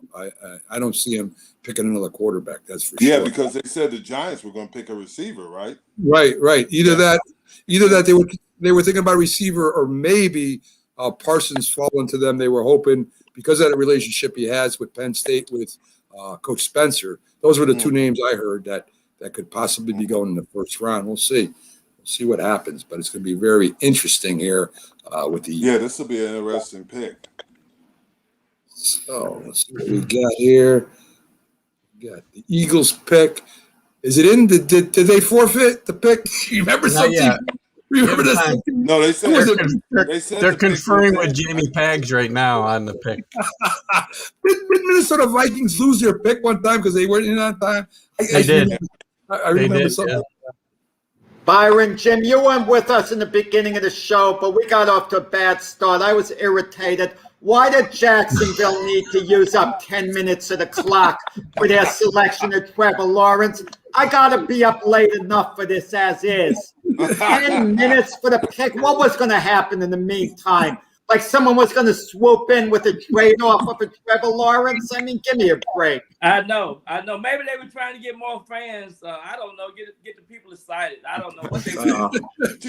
And they get Mac excited. Mac's thinking maybe they're going to trade the selection. Yeah, the Jets have They almost did, struggled Jack. in the last couple of years. They wanted to get as much TV time as possible. I think so. That's what it was. That's what true. it was right there. That's true. So here's the big pick. It's in. There it is. And, Devonta Smith. it's got to be. It's got to be, and it is. Devonta Smith. There's the Cowboys again, messing with the Giants, not letting us have Devonta Smith. Thank you very much, Dallas. I appreciate it. So there you go. The Eagles got their weapon on the outside now for Hurts. Makes sense to me. The Giants are on the clock next, but Alabama guy throwing to an Alabama receiver. A lot of that going on. Mix. Jalen Hurts, Devonta Smith, Alabama. Yeah. That's the third why one the Eagles- tonight. The Eagles jumped up is because they wanted Smith. Yeah. So whoever the Cowboys have next on their list, they're going to drop down. But now, who did the Giants pick? Because they wanted Smith. Cowboys could get Micah Parsons because Giants don't take guys with character issues. I mean, it's an organizational thing. The Cowboys will take a guy with a so-called character issue. They're not as they're not as image-oriented as the Giants are. They aren't? Well, I don't know, Jack. Like I said, they do have that relationship there with Coach Spencer. So I think he's going to be counseled. I think he already was counseled before the draft. But the Giants don't get Waddle. They don't get Devontae Smith. We were looking for some kind of an offensive guy that might give him a weapon on the outside. So those were the two biggest weapons taken. Anyway, there are more out there, guys. It's not like these two are the ones that were picked to go off in the first round. So there you go. Thank you, Dallas. Appreciate it. Well, I think the best player available now is Michael Parsons. I agree. He's a dynamic player. I agree. Or the linebacker from Notre Dame. I don't think. Yes. You know what I mean?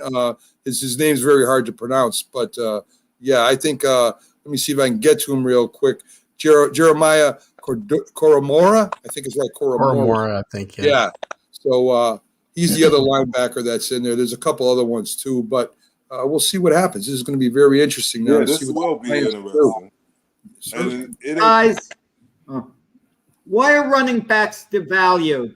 Neither you guys, when you played, were running back, but why, how come they're devalued? I mean, Harris, Etienne, they're going to go in the 20s, and, why is that the case? I think you could go because because of the impact the tight ends have became greater in the offensive scheme of things, as well as running backs being able to catch out of the backfield. So, and they eliminate the fullback almost. So now you got these multiple sets of offenses, and getting the ball out of the quarterback hands. I think that's the key. But you got some good running backs in this draft class, though. Yeah, you do.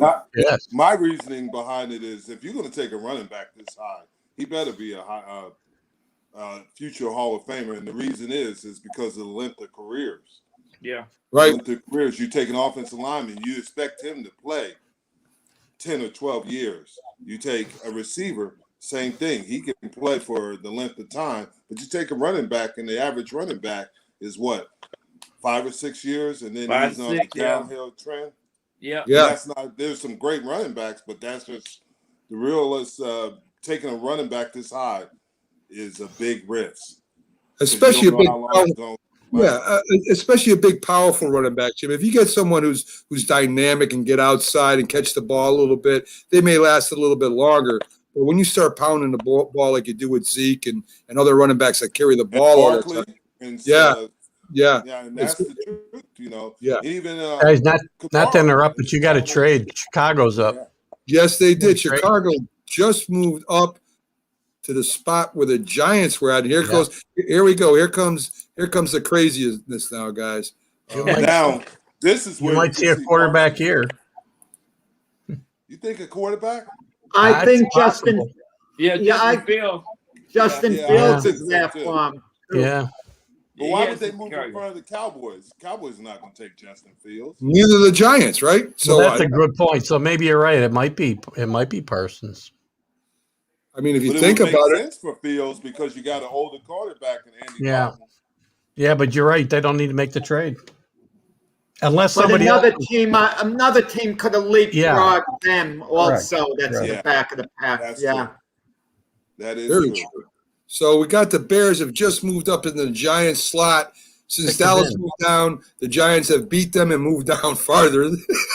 I don't know what the heck's going on there. Listen, I mean, I don't know. Maybe the Giants slide all the way to 20. Maybe the Giants didn't want Micah Parsons. It looks like, Byron. It looks like they weren't interested in him because, here's the thing you also got to remember is look at some of the players, the Warren Sapps, and like you said, the Randy Moss team. They had red flags and they moved down. I'm not saying Parsons is going to move down, obviously, to 20, but maybe they think that is if they got him at 20, it's a value pick. Right, and the Bears pick is already so they knew who they were going for right away. So I would say Justin Fields. Myself. Yeah, Justin Fields. They got to get a quarterback. That'd be my pick. Somebody had to be trying to get ahead of him. Yeah. Yeah. So let's see who it is. The pick's in. People are hugging people. Devontae's father looks pretty proud over there. I don't blame him. Congratulations, Dad. It's great that your son made it. Congratulations, Devontae. This is a big deal for all these young guys. All their hopes and dreams that they've been working so hard for all their lives, and very few make it to this level. People that make it to this level, I don't care whether they're Hall of Famers or not, a very small percentage even makes it to pro football. A lot of talented guys out there, and congratulations to these guys making it in for sure. No question. Picks. The Giants swap picks and get a 5th rounder today and 4th and 5th rounders next year. Oh, okay. Yeah, I see that. Let's see where the Bears go here, what they got for this pick. It's going to be interesting, guys. This will be interesting. Yes, sir. Because if they take Fields, I don't understand it. But if they do, they do. We'll see what happens.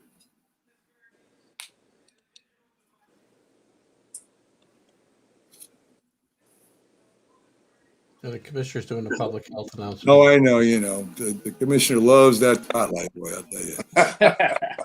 He loves that spotlight. No, his father in the late 60s was a senator from New York, and he really was, his father was a good guy, really went for the underdog. I don't know what happened to Roger, but,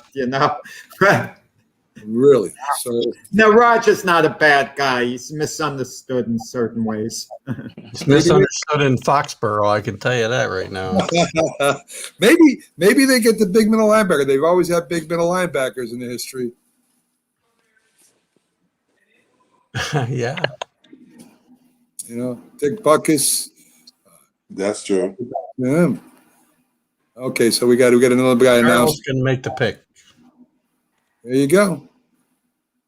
Carlos Nelson with his big moment on the stage. What do you got for us, Carlos?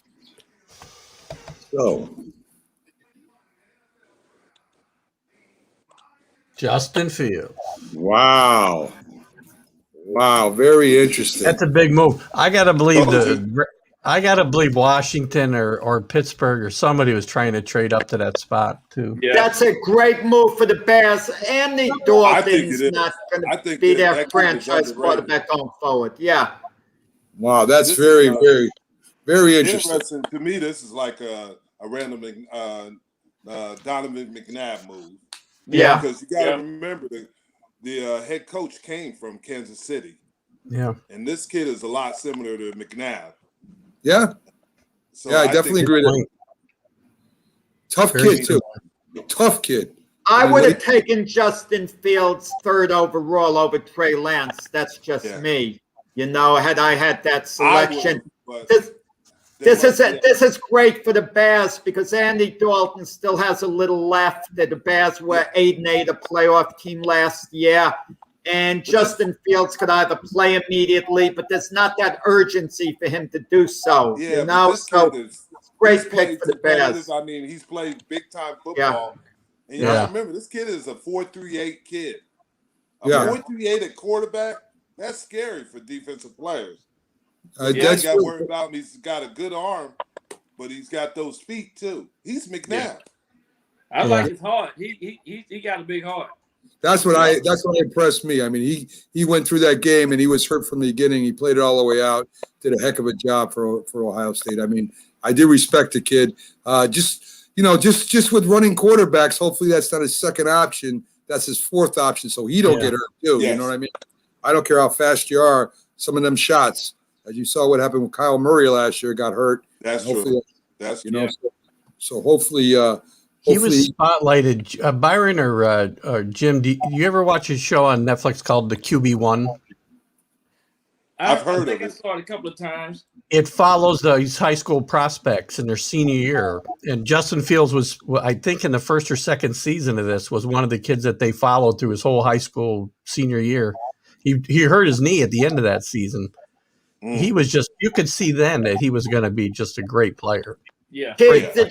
Keith, what did Dallas get for moving down a couple of spots? I haven't seen the Dallas. I saw the Giants, but I haven't seen the Cowboys. What did they get, a 4th and a 5th to flip-flop with the Bears? Haven't seen it yet.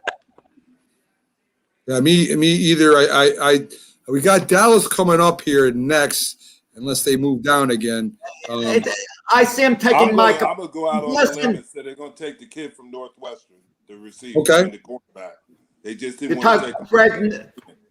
You're talking about Greg Newsome, the cornerback there. Yes. Greg Newsome's an old-fashioned player, like in your day. Back in the day, not scared, lots of contact, gets penalized a lot, not scared to mix it up, has a chip on his shoulder. You guys is your type of player, like a throwback, to the time.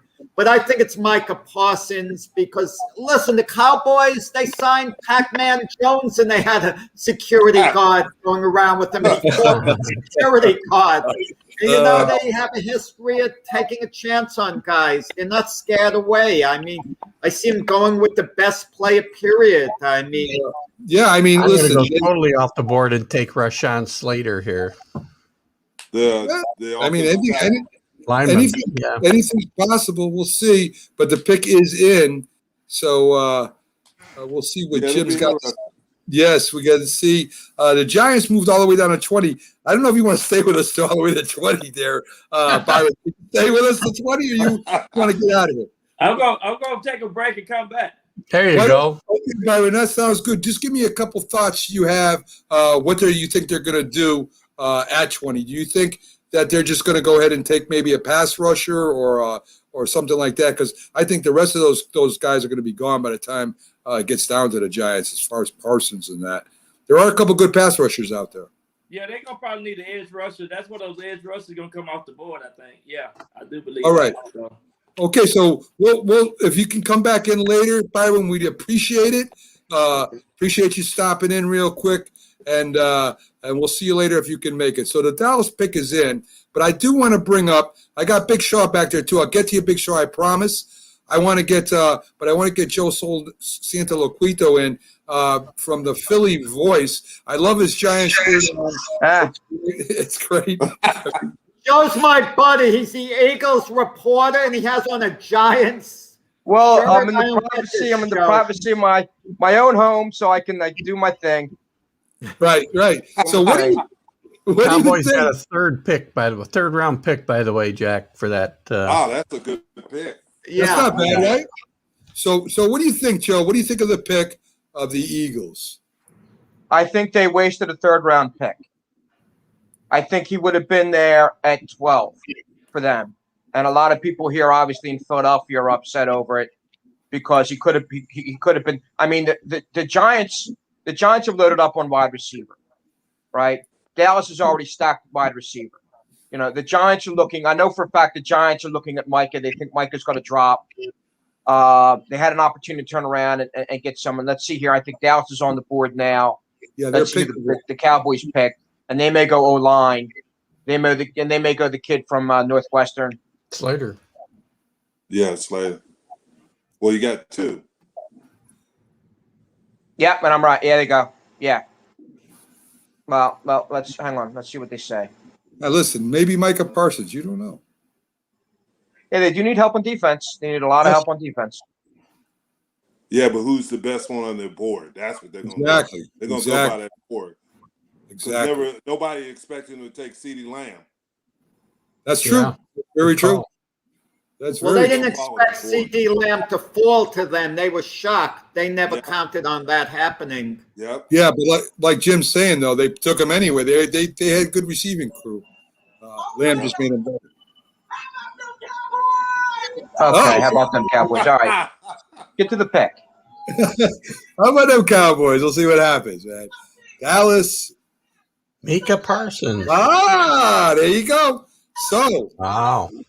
I told you guys the Cowboys were scared to take him. He was that type of player. They're not scared of character guys like the other teams are. So he was the best one on their board. Well, Jack, I know Mike. I was on the phone with Mike a couple times last week. I covered Mike in high school. He made some mistakes when he was younger. He got a little bit caught up, like high school kids do, in some error of his ways, some hazing things. But he's a pretty good kid, and on top of that, he's a highly intelligent young man. That is far more intelligent than I think he gets credit for. He's a beast. So, he's a beast. He can go sideline to sideline. He's got speed. He's got power. From linebacker university itself, Penn State. So, and I'll tell you what, one hit from Micah Parsons on Devonta Smith, and they're going to be looking for pieces for Devonta all over the place. Well, that may be so. We'll see. So back, let's get you in here for a little bit on the Eagles selection. Then we'll get to Jim, and then we'll bring up Big Shaw. So with the selection, you don't think it was a good one, Joe, right? I don't think the trade was a good one. I like Devonta Smith. They need help at wide receiver. They need someone to stretch the field. Maybe this is compensation for blowing the last 2 years at wide receiver when they passed up on Jefferson and they passed up on the Metcalf. But they need. I mean, he's basically a little shorter version of Deshaun Jackson. That's what he is. And there's obviously a rapport between he and Jalen Hurts. The two of them go way back with each other, which is gigantic. So that's a big bonus. And hang on, is this actually Jim Jeffcoat? Yeah, that's who's on with us. Yes, sir. Former Cowboy? Yeah, 2 times Super Bowl. Okay. Okay, I was a kid watching you play, man. I hated you then. I like you now. I hated you then. Joe and myself, you actually have the past 2 presidents. You have the current president, Joe, of the Boxing Writers Association of America. And I was the president of the Boxing Writers Association of America before him. So there you go. Remind me, did you wear 7? You were 77? Yes, you did. Yes, Okay, I got you. I remember. I remember Jim Jeff. So, but getting back to business. It's a good pick. It sounded like he was surprised you were alive yet, Jim. I don't know. Could have waited for 12. You could have waited to get him at 12. Yes, Now, yes. why they traded But flop and swap the third round pick to the Cowboys? A team within your own division, a team you're playing catch up to. I don't get it. I don't understand it. But I think and he's trying to outsmart the building again, and he once again got kicked in his own butt. Joe, I think they were worried that the Giants were going to take him, and that's why they jumped up. That's The Giants were not. If the Giants were there, the Giants were going to go Mike. Well, maybe I don't know. I don't know. I think they wanted that wide receiver. I think that's why. I was on the phone for 2.5 hours with Joe Judge last Saturday. I got a strong feeling they were going to go defense, and I got a strong feeling they were going to go Mike. Well, I think that you may be right, but I don't think they'll tell everybody everything anyway. They kind of put out false stories sometimes, but you might be right. They might go to Mike Parsons, but he's dropping that far, he might be gone anyway. So we'll see what happens. Again, Jim, with Dallas, I think it's a great pick for the Cowboys. I really do. I think they're going to help you out a lot, especially with Lee being hurt and getting off the field. I think that's going to be a really good pickup for you guys. Yeah. So anyway, now they got to answer their corner issues. So yeah. There's going to be cornerbacks down in the second round that are going to be available. Not like the 2 that already got picked, but like you said, there's diamonds in the rough out there, and they're out there. They just got to go ahead and get them. So no question. So Jim, I want to thank you for coming in, sharing some time with us. I'll tell you, I loved having you on for our first interview, and you're always fun to have on. You're a great guy. I'm glad I never had to be quarterback lined up across from you, though. I mean, after the game, it would have been great. But during the game, man, I would have hated it. But we appreciate you coming on, Jim, and you have a great night. And we'll be back in touch later, my friend. All right. You guys have a Good great chatting night. with you. Thanks, Jim. Take care, Jim. So there you go. Jim Jeffcoat, 2-time Super Bowl champion, defensive end for the Dallas Cowboys. So, Joe, what do you see the Philadelphia Eagles going after this in the second round? Either O-line or defensive back. Probably defensive back. You have Slay on one side. They still lack on the other side. But this is a team right now that needs a lot of help in a lot of areas. The Eagles are not going to be very good this season, nor will the Eagles be very good next season. This is a team that's going to take some time and need to grow. They got, I think, Devonta Smith's a nice start. And I think he'll have the patience to grow with this team because he's going to have to need a lot of patience right now. And people in Philadelphia also know, and they're aware of the fact that, the Eagles are a team that needs to build. They need to get this draft right. They need to get at least 3 or 4 starters out of this draft. The thing that still kind of amazes me is that they stockpiled. They tried to stockpile these picks. The Eagles had 11 picks, more picks than anybody in this 2021 draft, and they already made a dumb move by giving up a 3rd round pick. I just, like I said again, to me, it just doesn't make any sense. So, They would have been better off taking Micah Parsons, in my opinion. I mean, Devontae Smith would have been there for them anyway. That's my point, Jack. He would have been there anyway. Why make that trade? I have a feeling this is Jeffrey Lurie, the owner. A question of an owner wanted to make a big splash, change the culture of the organization. Devonta Smith comes with star quality, charisma. That's what I kind of feel, was a factor in this decision. Yeah, and Jalen Hurts will be a second-year quarterback behind an aged, injury-prone offensive line, so he won't be able to blink. And Devonta Smith can run up and down the field all he wants. If Jalen Hurts doesn't have the time to throw it, he's not going to be seeing too many long balls. So, like I said, this is a team that needs a lot of help in a lot of areas. Again, why they gave up a third-round pick when they can use every single freaking pick to get their hands on, because God knows Howie Roseman has not gotten it right for a while. Like I said, it's still beyond that. They got their guy, but they could have waited and got him at 12. And again, I just, and again, the thing that kind of gets me is it's you're doing it within your own division. You're doing it with a team that you're behind. You're actually helping, the rival, dreaded, hated Dallas Cowboys. So, I mean, I know for a fact Philly radio and Philly media is going to implode tomorrow morning when this thing all comes to fruition and some people wake up. Well, it's still fairly early in the night, but some people wake up and find this out. But I know from what I've gathered from talking to a handful of beat guys already, they're on the same they're in the same boat as I am. So I was saying Smith or Kane, and at least I got one of the two right. And now they go. The Eagles will probably go defensive back in the second round. Well, Joe, I want to thank you for coming in. I know you were doing another show and came in last moment over there with Dick Vermeil and Ron Jaworski. We appreciate you stopping in and your insight. And guess what? They were shocked too. And those guys have far more football wisdom than I do. So. That's beautiful. So, yeah. Joe, we'll let you go, and we get the Chargers pick in. And again, thank you for coming in so quickly after that pick. We appreciate you. Gotcha. Okay, thank you, guys. Thanks, Joe. See you, Joe. So there you go. We got Chargers pick in, and we got Big Shaw with us right now. How you doing? I'm calling Slater again. What do you think, Shaw? What do you think the Chargers are going with?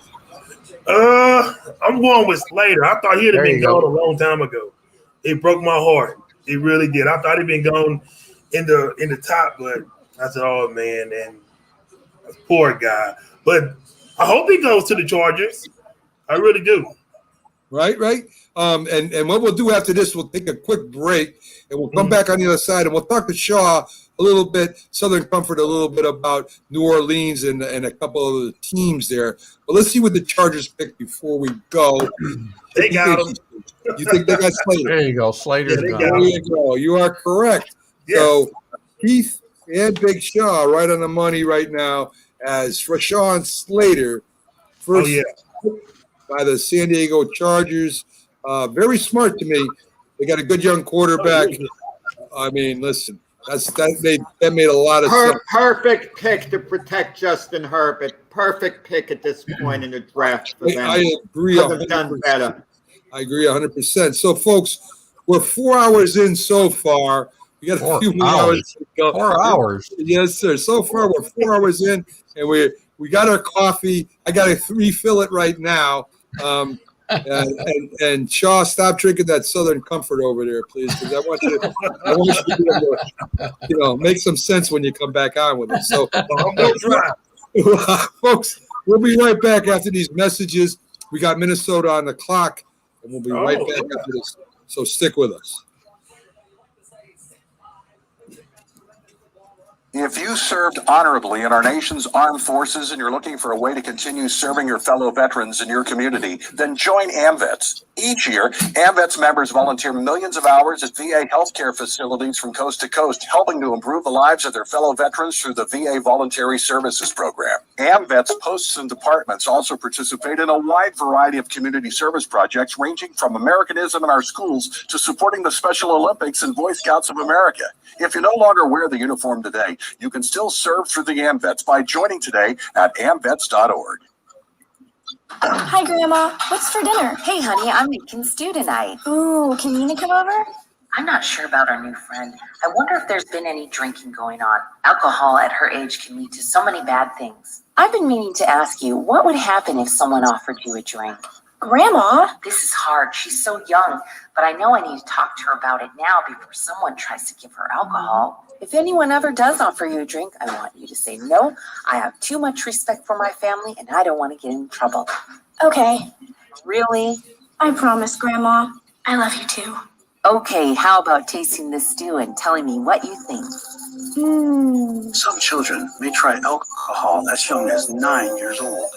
It's not too early to talk about drinking. For tips on how to begin the conversation, visit underagedrinking.samhsa.gov. That's underagedrinking.samhsa.gov. This message brought to you by SAMHSA and this station. If you talk, and they will hear you every single time. Now we're getting killed. Yeah, well, Kyle's not here. How come? Kicked off the team. Didn't Tim tell you? Kyle's drinking a couple of nights ago. Really? Yeah. Zero tolerance. He's out for the season. Oh, his is Oh, first offense, right? That we know of. But why should that matter? He knew not to drink. I made it clear to Matt that's what we expect from him. What have you said to Tim? Nothing really. You know, a lot of kids try it at this age, so. Yeah, well, a lot of kids don't try it too. I'm not saying that Matt's going to be this perfect kid, but if I don't tell him what we expect and why he shouldn't drink, how's he going to know? You think kids that age really listen? They never admit it, Bill, but they hear more than you think. Talk. They hear you. For more information about talking with kids about underage drinking, visit underagedrinking.samhsa.gov.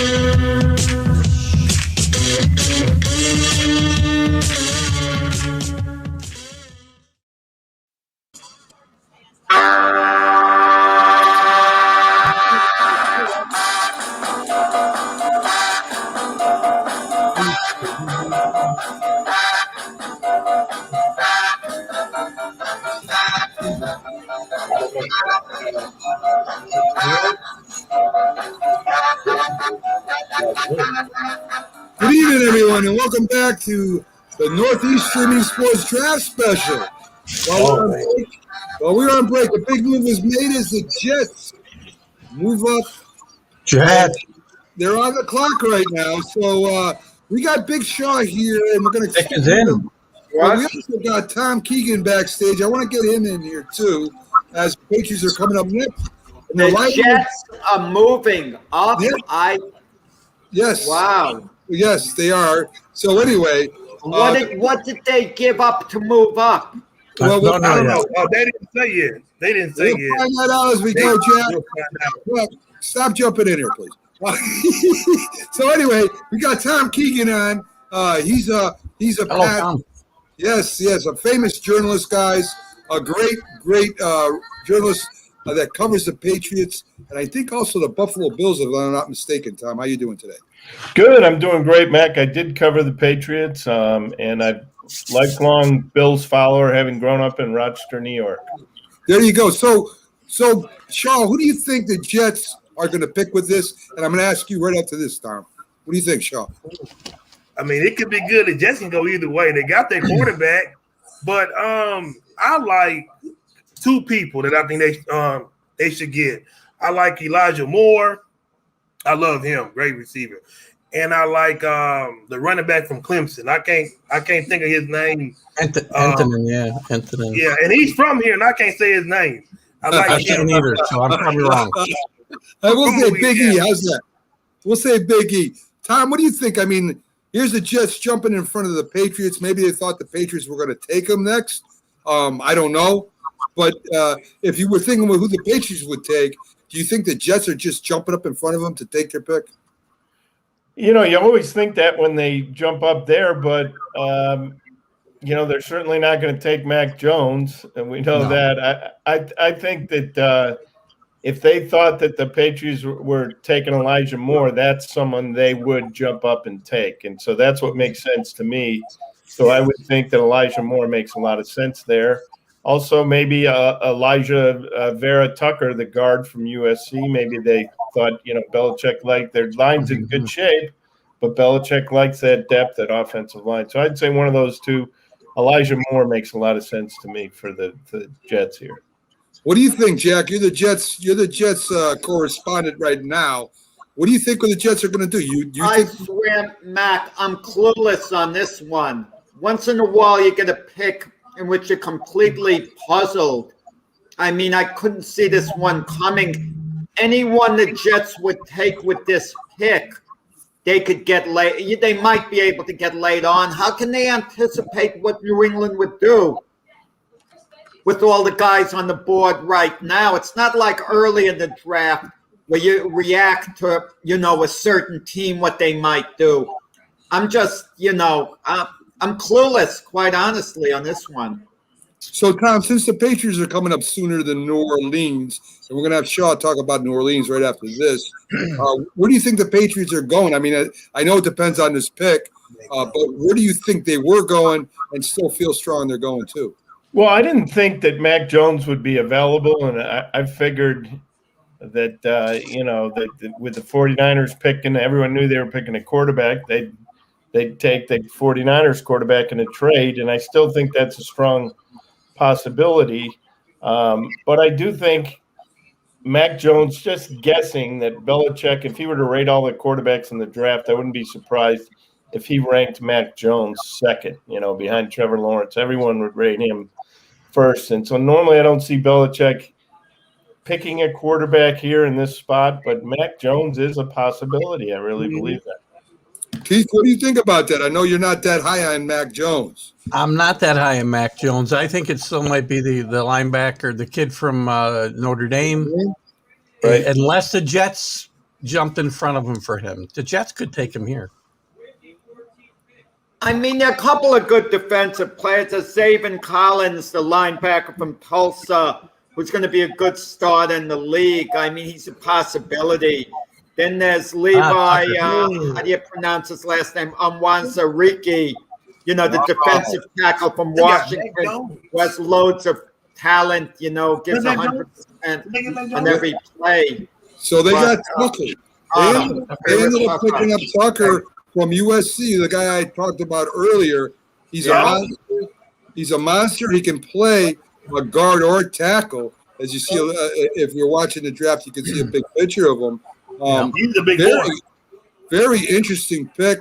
The Jets do need offensive line, of course, but to move up to get him, they must have thought that somebody else was going to pick him up. I don't. Patriots. There's a good Patriots in now. Yeah, I just said that I thought that that's a possibility if it weren't the receiver, because Belichick likes to fortify his line. Definitely. So you got the Vikings may have taken him straight out, with that pick. But what did the Jets give up? If they gave up their second round selection, number 34, altogether, then I don't like the deal. Well, I mean, yeah, we'll see what they gave up for this. I mean, the details should be coming soon. They flashed it. I missed it. It was, I think it's a pick next year. A fifth next year. Wow. A pick. Oh, I don't know.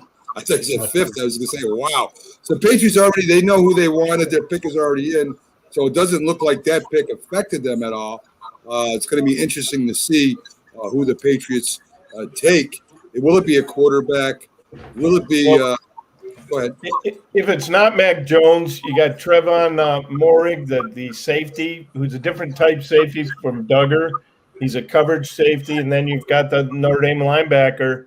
That's a kid I like. Wusu Koromoa, I think is his name, but that guy fits the system tremendously. Tom. Yeah, he's a speedy guy who can cover. He can do a little bit of everything. He can rush the passer. That is the type of guy that he likes. So we'll see what happens. I mean, Patriots definitely, I think, need a quarterback, especially a young quarterback. I'll But tell you what, Jimmy if they take Garoppolo- Mac Jones here, I owe Jack an apology if they take Mac Jones here, because he was telling me months ago that Saban was going to tell Belichick all about Mac Jones. We'll see what happens. I mean, this as you see now, we're picks are going back and forth, trading up and down. So this is really interesting. I wish I was in live one of those rooms where they're wheeling and dealing. That's got to be crazy. Setting up these deals, getting people to go ahead with it, the pressure. It's got to be crazy. It really. I does. enjoyed the shot of Belichick's dog last year better. I don't know. Yeah. When he was picking, it looks like he picked a team last year. That's a good call, Mac. I think Mac Jones going to New England. I got a feeling. We'll see what happens here. I got a feeling. I got a huge feeling. Yes. I got a bad feeling. Very, very. I can feel it Not in a my big Mac bones. Jones fan. Here we go. Let's see what we got. I think I'm a few seconds ahead of y'all. You probably are, but that's okay. Slow down there, Shaw. Take it easy. Take it easy. Oh, so he doesn't want to. He said, "Why don't you say? We're gonna let you say who they picked." I'm not going to make any bets with Shaw on the picks here. Of course, Don Cox is wearing a mask like a very reasonable guy would I'm do. guessing Mac Jones. Yes, sir. Mac Jones. Born So- in New England. There Mac you go. Jones. There you go. Whoa. Mac- Come on, Keith. Come on. That's a good Like pick. it or not, Keith, you have Mac Jones as your future quarterback there. I love it. Yeah, see? Make no mistake about it, Nick Saban, who's very close with Bill Belichick, told Bill Belichick he's going to be an outstanding NFL quarterback. And that's his close buddy, Bill Belichick, behind closed doors. And he Love fell that into the Belichick. Patriots' lap. I mean, this is the perfect selection. This is their franchise quarterback. The question is, I'd like to ask you guys, does Mac Jones sit behind Cam Newton next year? Is he No. mature enough to come in and start immediately? No. No. Start him No. Start him now. Yes, Start yes. that man now. So, Tom, Good call, Jack, by the way. Good call. what do you Is Jason Stidham in the mix? Is there quarterback competition or what? No. No. No. Stidham will probably be elsewhere. Yes. If Cam Newton isn't, Stidham will be elsewhere. And I wouldn't be surprised to see Mac Jones start right off the bat. I would have to agree. As much as I'm not a big fan, I would agree he's better than anybody that's there. Why aren't you a fan of him? He seems to make the right plays. Well, we talked about it earlier. I just feel like he's a product of all the talent around him. That's my feeling. And it was my feeling all during last college football season. He had a great year, but just surrounded by the best players in college football. And he's not going to have a lot of talent around him. The No, Patriots he ain't had receivers it. are not a Well, talented group. again, but the talent's all over the league now, right? You're not playing Vanderbilt. Yes. Yeah, that's very true. I mean, so while we got the Cardinals pick is in until they announce it, Shaw, what are you looking at for the Saints coming up? I mean, the quarterback situation is iffy right now. Winstead, has a great arm.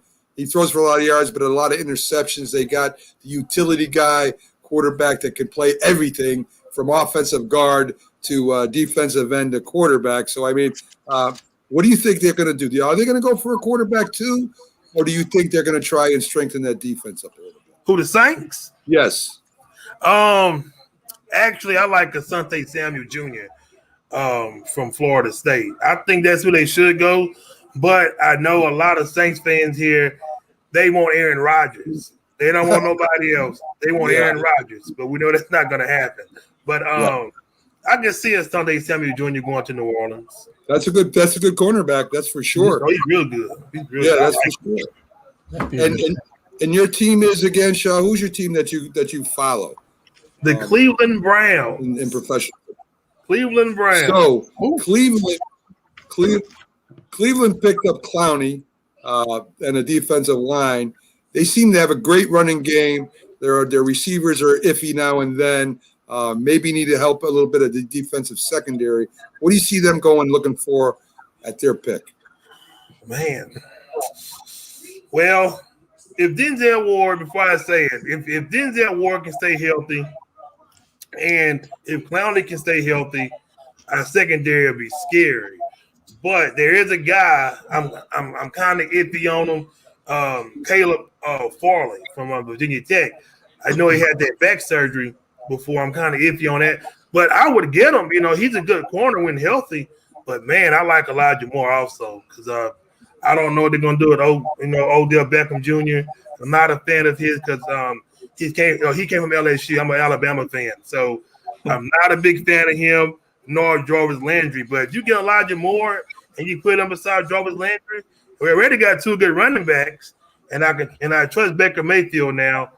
But if we can get those guys, Caleb Farley or Elijah Moore, will be good. But that secondary in Cleveland is dangerous. If they can stay healthy, that'd be really dangerous. Stay healthy. You're right, but you never can be too deep in the secondary with the injuries today. You can't be too deep.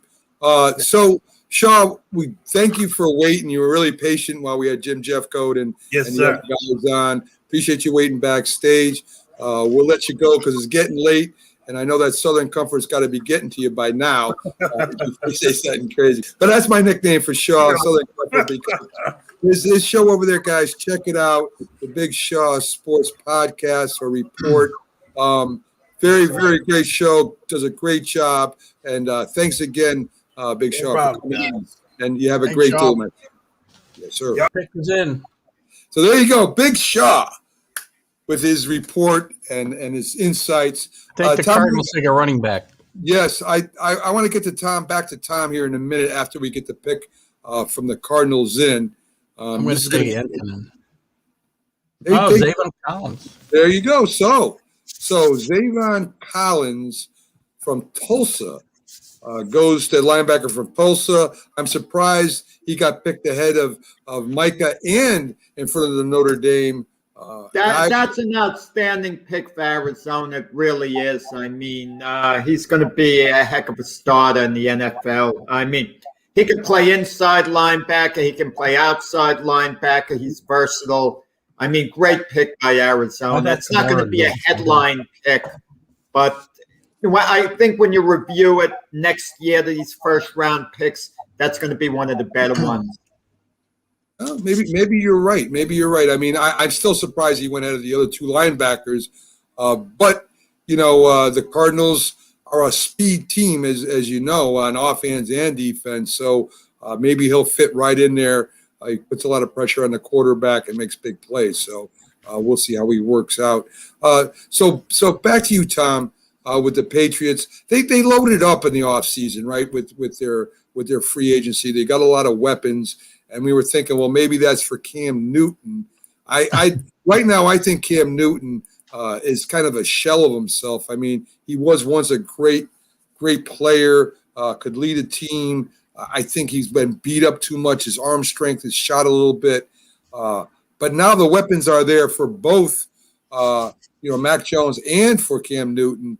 Good move. I think it's a good move, Tom. I do think it's a good move, and you're right about Cam Newton's arm being shot. I think that's it, because they loved his attitude. He's still mobile. In baseball, you hear about pitchers' arms being shot all the time. You never hear about that in football, but it does happen. And there's nothing you can do to recover it. And I think he's at that stage. So they weren't going to. I saw more short hop throws last year than I've ever seen in my life. Yeah. And, the guy was thinking right. He was making the right plays. He just wasn't executing them. Yeah. I mean, they came really close to winning some games just on his running against Seattle was one team against the Chiefs. The 49ers. No, the Chiefs. They gave him everything they could handle. It's just that he didn't have that arm in the back. And if he had his arm from years back, they might have won those games because they were looking for him to run all the time. So I think Mac Jones, I don't know if that's the right quarterback for New England, but they definitely needed a young quarterback to come in there and do something. I think it is the right quarterback for him. I mean, if you can't get Trevor Lawrence, and maybe they do something like use Cam Newton close to the goal line or something, some sort of package like that. Take advantage of his running and Yeah, use him in a wildcat, right? yeah, something like that, and keep him around that way. But by the way, in when the you last look at 5 minutes, Jones I in become college, the biggest people Mac did Jones make the fan. Brady comparisons. Not to Yeah. say that he'll be Brady, but it's kind of a similar. Makes the right play and doesn't not too flashy, but makes the right play. I've become the biggest I've become the biggest Mac Jones fan in the last 5 minutes. I'm all over Mac Jones now. I love the guy. Great pick. That's great, Keith. I'm curious what Belichick is going to say, because the first thing he's going to be asked is what I asked: is Mac Jones going to be the starter next year? He's got to answer the question at some point. Is he going to say it's a competition? How long can you put the answer off for? He puts off answers better than anyone. But what's the mindset for next season? Because Mac Jones is not the type of guy who I believe needs to sit and hold a clipboard to learn. I mean, he's, pretty attuned. He has, enough experience in college where he can come in and either he has it or he doesn't. I agree no with that. sense delaying and holding a clipboard. I agree with that, but I disagree that he can't put the announcing the decision off forever. He will put it off forever. He will. And he'll just say they're competing, and he's not going to give you any hint as to what's going on. But I think Jones probably, unless he gets there and looks confused or something, I think I would almost call him the favorite here to start. What becomes of Jason Stidham? I mean, Jared Stidham. Jared Stidham. I'm sorry. Yeah. Maybe he gets traded for a late round pick or something if someone's interested in him. I was kind of high on him because he looked so accurate in camp, but you just don't know how it's going to translate onto the field. He got hurt last year, and I think that really set him back in training camp. He got hurt and never got back on track. They didn't put him in good positions to succeed either when they did get him. But his rookie year in camp, he was just crazy accurate. They loved him. Yeah. They loved him. Normally, when a guy's drafted that high as Mac Jones, he's going to be the starter. But we're talking about Bill Belichick. Is it possible he will open up a legitimate competition that whoever plays best, in training camp gets the job legitimately? Yeah, I meaning think Stidham actually be given an opportunity to be the day one starter. Absolutely, it'll be a legitimate competition. Because why not? Just because you draft a guy doesn't mean you 100% know what you have in him, and that's part of what training camp is for, is to know what you have in Mac Jones and how far along is he, and Belichick will make those evaluations as they go along. But I'm with you thinking that he doesn't seem like a guy who lacks polish or is going to need to hold the clipboard. He kind of is what he is, and whatever limitations he has will always be with him. But you get the feeling that he's a more mature guy, but he won't have as good a receivers at New England as he did with Alabama. Well, that's for sure, right? The Raiders pick is in. Captain Jack said they needed everybody, basically. So we'll see where they go with this pick. Yes, offensive tackle from Alabama. I didn't see that coming anywhere. I didn't even know if he was up there up there. He wasn't one of the top guys rated, that's for sure. No. So the Raiders go out to Alabama to get another Alabama player. I'm surprised, to tell you the truth. I'm surprised that they picked him up. That's a very surprising pick. How about you, Jack? Did you see that coming anywhere? No, I put down my own little scouting report. Not that I'm, overly knowledgeable on the best prospects. And he wasn't, on my list as a possible first round pick. I mean, the question is, what did the Raiders see in them that they couldn't wait, I just don't understand. Number 17, I mean, that's kind of high for a guy who was projected as a second-round draft choice. Mm-hmm. I definitely agree with that.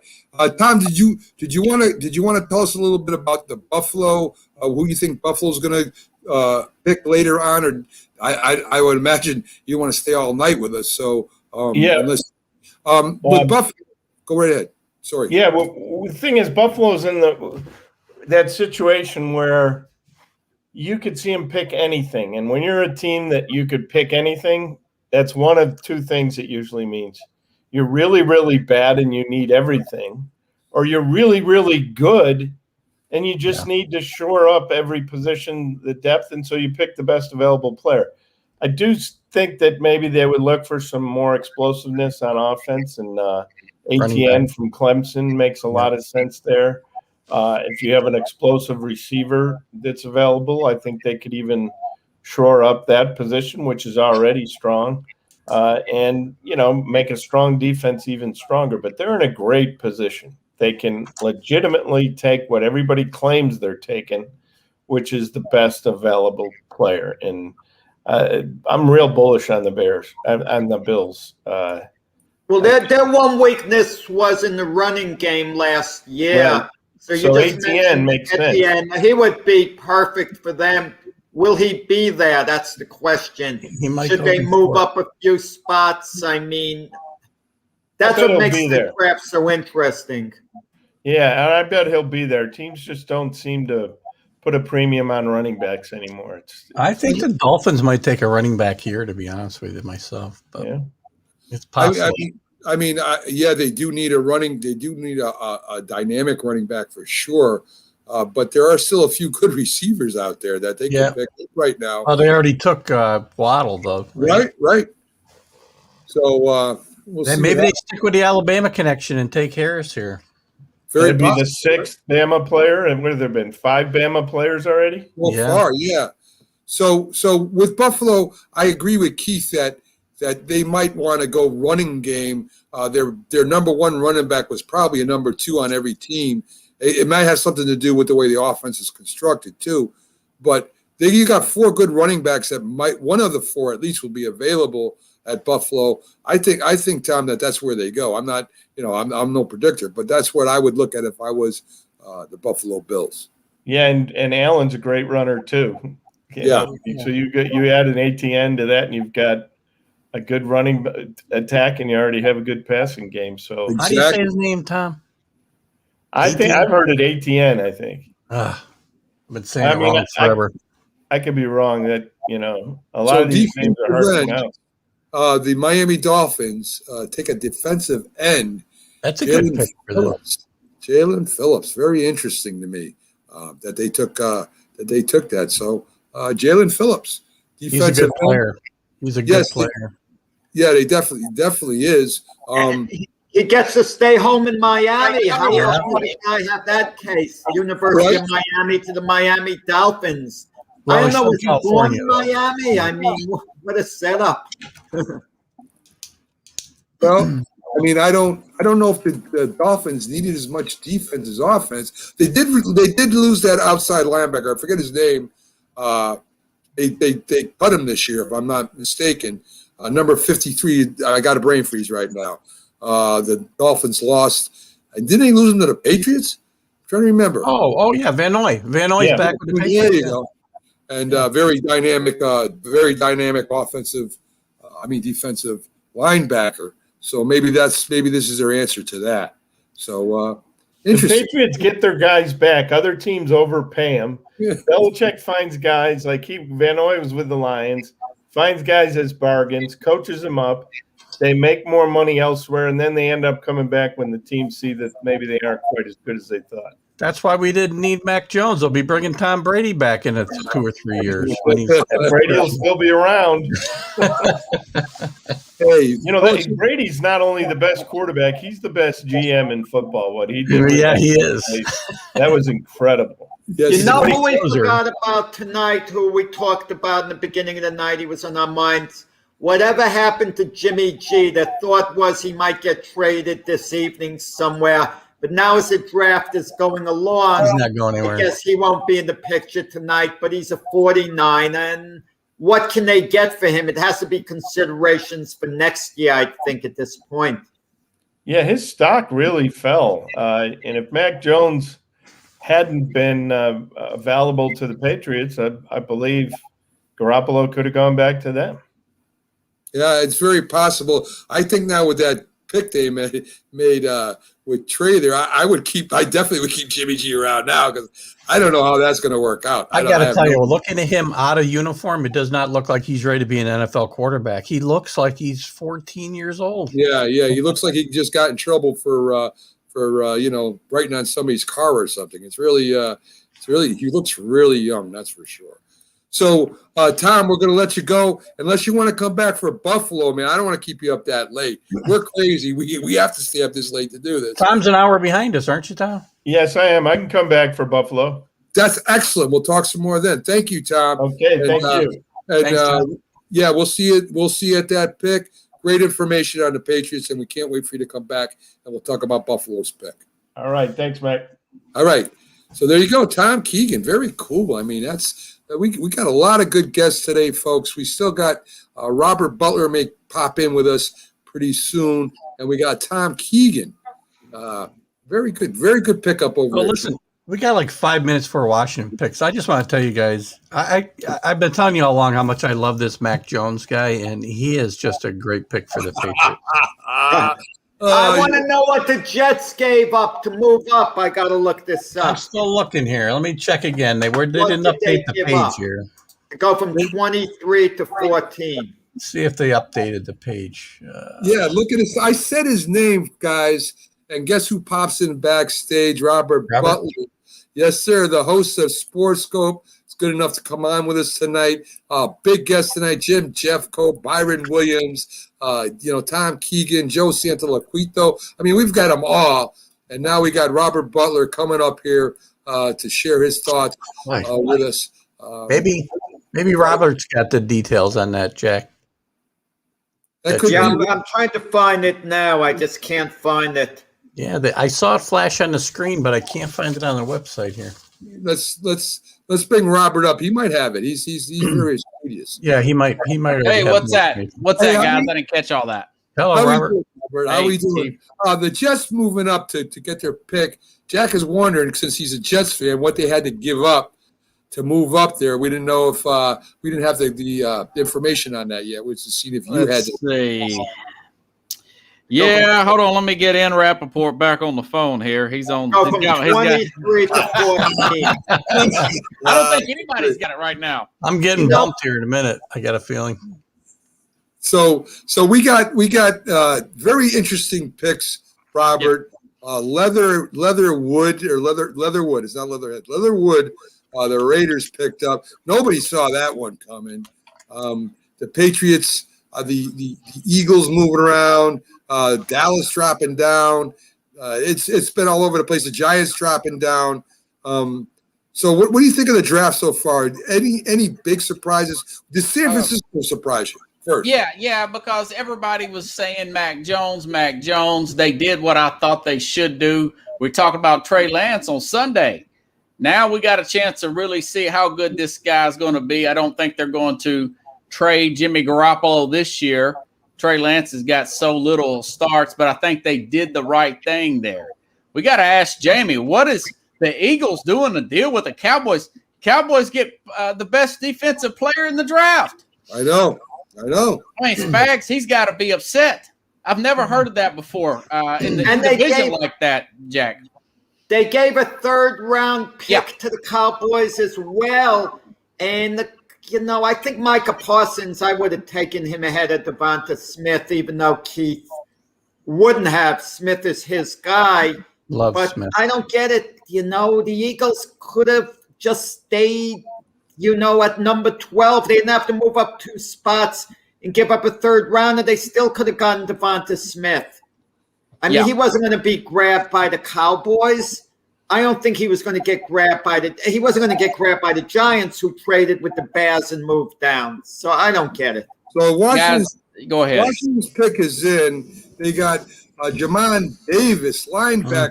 again from a lot of defense, Kentucky. Yes. Yeah, he's fast, man. He's really quick off the ball. That defense is going to be a monster. Yeah. Yeah, I mean, it already is. So, but what happens? I mean, we got the Notre Dame linebacker, Micah Parsons still out there. And the first two linebackers people were talking about are still on the board, guys. Micah Parsons was taken by Dallas. Sorry, my bad. Micah Parsons. Yeah, you're talking about Asawu. He's got like 3 last names. The guy from Notre Dame. Yeah. You got me. He's a great player. I would kind of like to see maybe Tennessee get him, or you know how the draft boards are. I would love, ideally, for him to get a pass rusher. But if that player does not fit their defensive scheme and he rates very low, I'd kind of like to see him probably have to take Elijah, what is his name, McGuire, this guy out of Ole Miss, wide receiver. But that's just for me reading the mocks, you know? Yeah, I mean, listen, Washington went defense again. I'm surprised with the quarterback, Ryan Fitzpatrick, that they didn't make a move to get a quarterback or maybe another weapon on offense, staying heavy on defense.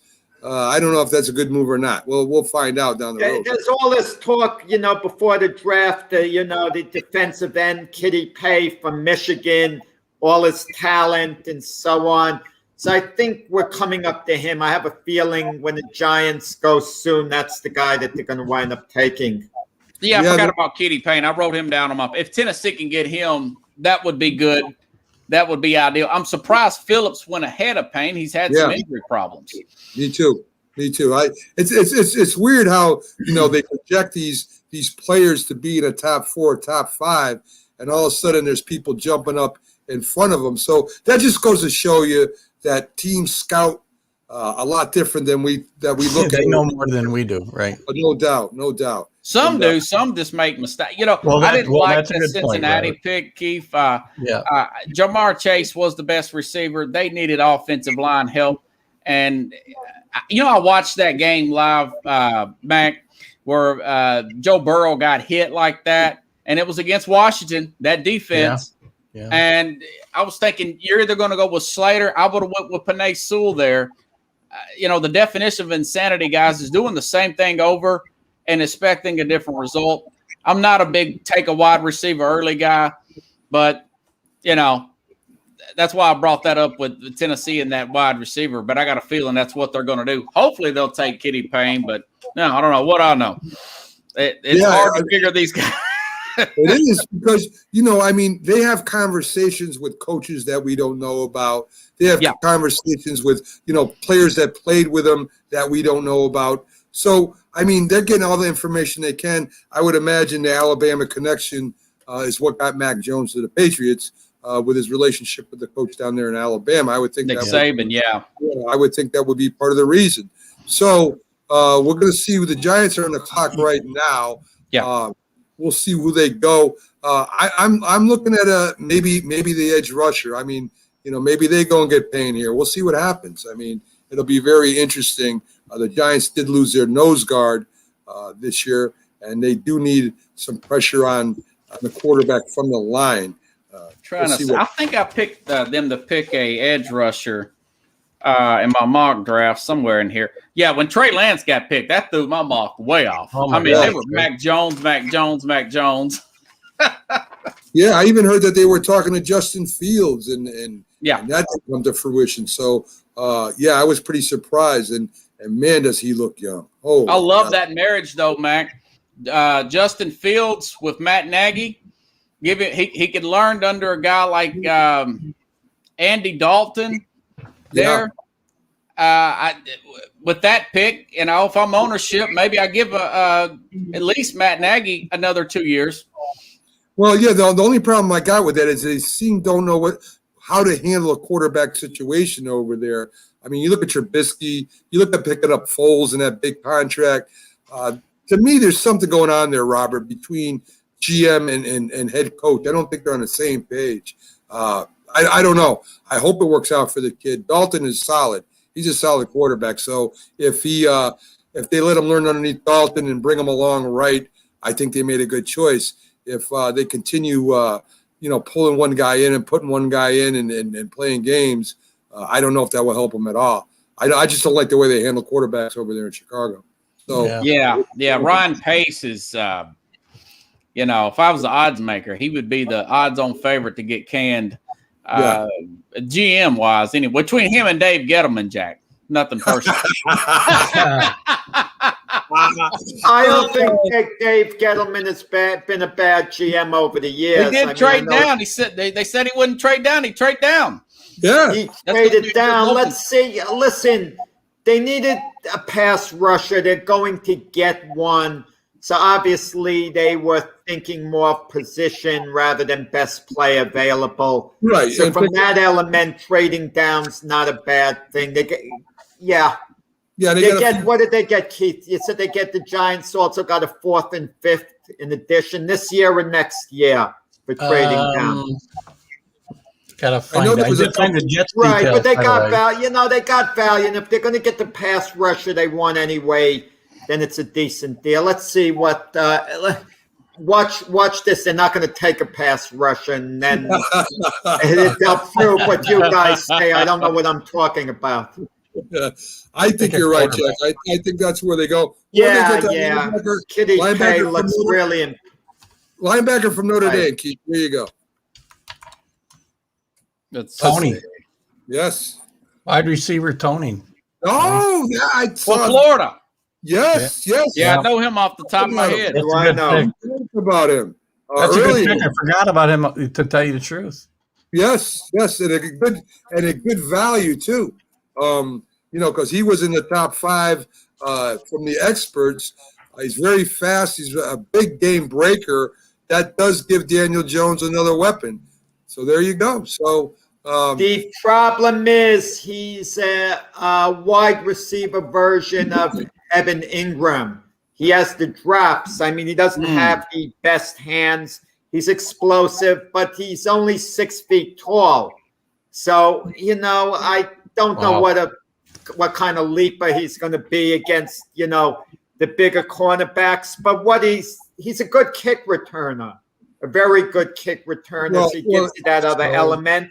He's a slot receiver, Jack. He's not, they're not worried about his size as much as his moves and what he can break across the middle. He's got great speed, though. And, so listen, he's electrifying. This could turn out to be a great pick. I mean, I'm surprised. I'm shocked. I thought they were going to go for, a defensive tackle. So, yeah.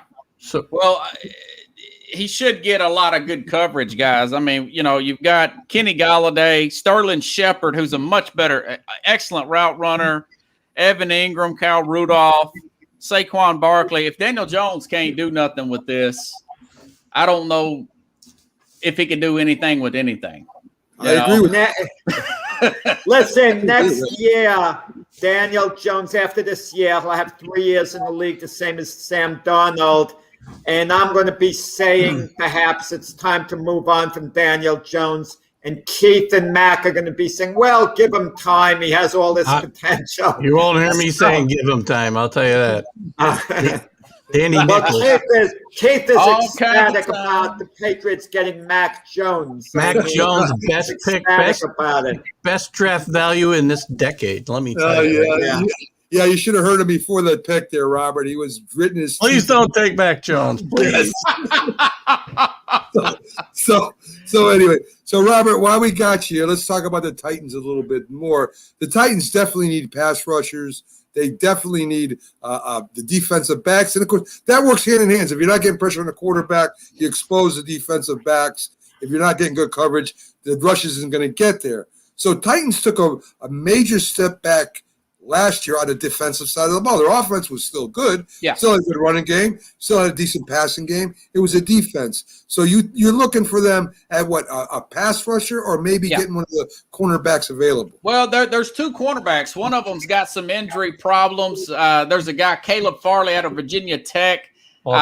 He's got the height and the body frame, Keith, but he's had back surgeries. Now the guy's got COVID-19. Got Sat a out boatload last of year, bad too, luck. Huh? Yeah. Yeah, He sat the out last year talent's there. for COVID. Yeah. Yeah, and there's a cornerback out of Northwestern. You've already seen a player out of Northwestern on the offensive line. They've got a corner I wouldn't mind seeing Tennessee take, or Kitty Pay out of Michigan. Almost forgot about Kitty Pay. Of course, now, the Colts are on the clock. With my luck, they'll end up taking one of those players, although they can use a tackle. I think the Colts probably take this guy out of Virginia Tech people keep talking about, Darashaw.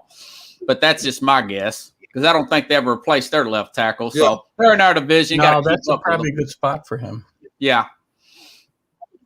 Yeah. Well, it's going to be. So by the way, the Giants didn't. The Giants made out great in this trade. By the way, they get a 5th round pick this year, right, and a 1st round and a 4th round pick next year from the Bears. Are you serious? Wait, a 1st round next year? That's correct. Did you? Oh, they made out great. A 1 of 4 of 5. Yeah, that's a great trade. Oh, to go from Giants. 11 to 20, and awesome! Yeah, Ryan awesome Pace, deal he's for the going to be Giants. working and at Subway next we don't know. year. The Bears have a very good defense, so I can't see the number 1 being that high of a pick. Well, but still. I don't see. But let's say the Bears on average team next year. It could be like 17, 18 or thereabouts, which is excellent value. You got It 2 gives an 1st round additional draft picks grade. now. You can. Right. Great deal for the Giants. Wow. And here's the Jets. I found the Jets too, Jack. So they traded the 23rd pick, which we know, and 2 3rd round picks this year, 66 and 86. To move up to 14, and they got a 4th round back as well, 143. Okay, so the 3rd and the 4th are close to being a flip-flop. So basically, for the most part, they gave up a number 3 to move down. If it's the type of player they wanted really badly, I'm okay with that. 60 picks between that 2nd, 3rd rounder and the 4th rounder, though. Yeah, but if they gave up their 2nd round pick, number 34 overall, that would have been unacceptable. I can understand. Sometimes if you want a guy bad enough, you really want him bad enough, and you make these type deals. But I'm never crazy. Yeah. They got so many holes to fill, though. Those 3rd round draft picks they're gonna miss them. Oh, no doubt. But they have to protect their quarterback, Zach Wilson. I get it. So that was their premise, I'm sure, making the deal. So Robert, we got the Colts coming up next. I mean, they got Wentz, so they got a quarterback that can throw the ball downfield. The great running game. Their defense was pretty good last year. Receivers, they're okay. Where do you see the Colts going? Well, they've hovered around top 5 all year in defense. I mean, they were really – I love their linebacker there. What's that guy's name? Darius Leonard. Like I said earlier, they need help at tackle there. They lost out on I think they were interested in Orlando Brown, which was a great move by Kansas City, by the way. And I think they were interested in going after Trent Williams, but the 49ers gave him a huge extension, former Washington. So I'm thinking they're probably going to go tackle. I would say either Darashaw from Virginia Tech or this guy from Texas. His name is like Osimua or something like that. I had to go in my notes and check it twice, but that's my guess. It's one of those tackles. Yeah, the Big O, we call him over here. Yeah. The Big Uglies. I like Darashaw here. You don't think the Colts are going to try to get Carson Wentz a little help? Frank Reich build up his confidence? Well, they re-signed T.Y. Hilton, and they've got some young wide receivers. They've got 2 good tight ends there. Maybe one of Harris or Etienne, just give him another weapon. They got 2 running backs. They re-signed the running backs, too. Remember, they got Jonathan Taylor last year. Yeah. Oh, yeah. The running backs, the Colts are excellent. Both of them can play. Marlon Mack is the other guy I'm thinking about. Yes. Mack, I'm sorry. Yeah, definitely. Wow. So we'll see what the Colts do here. Defensive end. There it is, Pay. You Did were they right. take it? Don't tell me they took Kitty. Yes, they did. So there goes your Titans pick. And well, that's explicit. Explicit. You know that's because the Colts love the Titans. Bleep me. Yes, I understand. So yeah, so there's a Colts giving a little bit more defensive edge rushing, just so they can put pressure over there on the quarterbacks in their division. I'm always a day late and $1 short. I'm telling you, Matt. So before we let you go, Robert, so now where the Titans go from here? I mean, you're still looking. There's still a couple defensive rushers on there. There's one from Miami. I got a brain freeze right now. Yeah, it's like Rosamu or something like that. Yeah, I think he's dynamic and exciting. Hey, I can stay on here, guys, if you want me to, until they make the pick. You can see the agony of the feet, or no problem. I mean, there's nothing wrong with that at all. So we got coming up next after the Colts. We've got the Tennessee Titans coming up. So yeah, we're on the clock, man. Yes, we are already. Starting. We're almost like every 5 moment I hours. looked at. Go ahead. They can use Landon Dickerson, right? An offensive lineman, the Titans, someone who could block. Additional blocking for Derrick Henry. You know what? If every team took an offensive line in the first round, I wouldn't be mad at them. I mean, we saw what happened in the Super Bowl. You can never build that. That's why I'm disappointed in Cincinnati, guys. They should have took Sewell there. Well, that's what I was saying. That was my thought. Protect Joe Burrow first and foremost, rather than get him another weapon. I mean, I just didn't like it. I mean, Waddle is outstanding. You got all day to throw the ball, but no place to throw it. What are you going to do? Right. And I think the GMs love the shiny objects just as much as anybody else. You know what I mean? Yeah. And the good GMs know that you got to build from the line out. Every great team has that. So we'll see what happens. You got to get that line straight first before you get them shiny objects. Everybody criticized Jerry Jones for paying all those linemen first. He did all that before he signed Dak Prescott. Everybody was mad. I thought he did right. I think you want to pay the guys that actually do the work in the trenches for you. And to me, that was very smart. That's the first compliment I've ever given Jerry Jones. So just to let you know. But look, after the Bengals, a couple of picks later, the Lions could have had Devonta Smith, but they took Sewell. Yeah. They wanted to protect Jared Goff, and they addressed that, that need. So yeah, I like that pick. I mean, that was a really good pick. By the way, guys, I love what the Chargers done. Slater to protect Justin Herbert. Yeah, absolutely.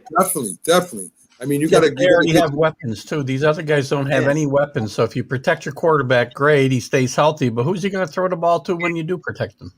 Well, you do tackle eligible, Keith. You put that big tackle up. Keith. Now, Keith, I'll tell you this. Look at all these wide receivers that have went in the second round. AJ Brown, DK Metcalf, Devontae Adams. No, there are a lot of good receivers out there. I agree. Oh, Rondell Moore's a good one. He's from Purdue. He's like 5'9". He's supposed to be a second-round play. I got a feeling Tennessee's going to take this guy from Ole Miss at wide receiver, but, hopefully they've got a pass rusher that's got, a higher grade, or, again, corner. The guy from Northwestern. And it depends on the health report on Caleb Farley from Virginia Tech. We know Virginia Tech's got good DBs every year. I got a feeling that Tennessee might take a flyer on Farley here. Well, I just, you think so? I like Greg Newsome. I love Greg Newsome, but he might have to wait a few more picks. And there it goes. They got the wide receiver. You guys are ahead of me. That way. What are you talking about, Jack? I don't see. No. My mistake. Holy cow, Jack! He got some real inside. False alarm. They just took Steve McNair. I thought they took. No, I was looking at Rashad Bateman on the screen. Listen, you still got some good. I mean, Rashad Bateman would be no more than a role player for the Titans if they did take him. But Robert, you still got some quality defensive linemen that haven't been taken yet. Even if it's not a pass rusher, if they can get a push up the middle, I mean, you've got some big guys. From Alabama and Washington and Iowa, UCLA, some of their main players on the line. I mean, if you go to, I don't think Christian Barrymore was taken yet. You got Nixon still out of there from Iowa.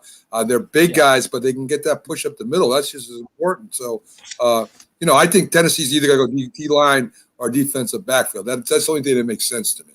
So, that's what I'm hoping for, guys. I mean, it's nothing against wide receivers, but geez. I know that you can get one in the later rounds. Well, I should know better than to tell wide receivers because Tom Brady won Super Bowls with David Patton and Troy Brown and David Gibbons. So Troy Brown, and then we signed David Gibbons. He got hurt and he never played again. Yeah, go figure. Yeah. Let me tell you something. If I had a team, I'd want to start with one player coming out in his rookie year. It would be Troy Brown. The man was amazing. The man didn't he play cornerback too? Sometimes he did play some cornerback too when they were banged up. Return punts in the championship so the Patriots could win the championship game. He was a tremendous probably player. The key to them going to the Super Bowl. Again, they won the AFC championship game against the Steelers. You're right. They took Farley. They took Caleb Farley. Good. That's my best call of the night.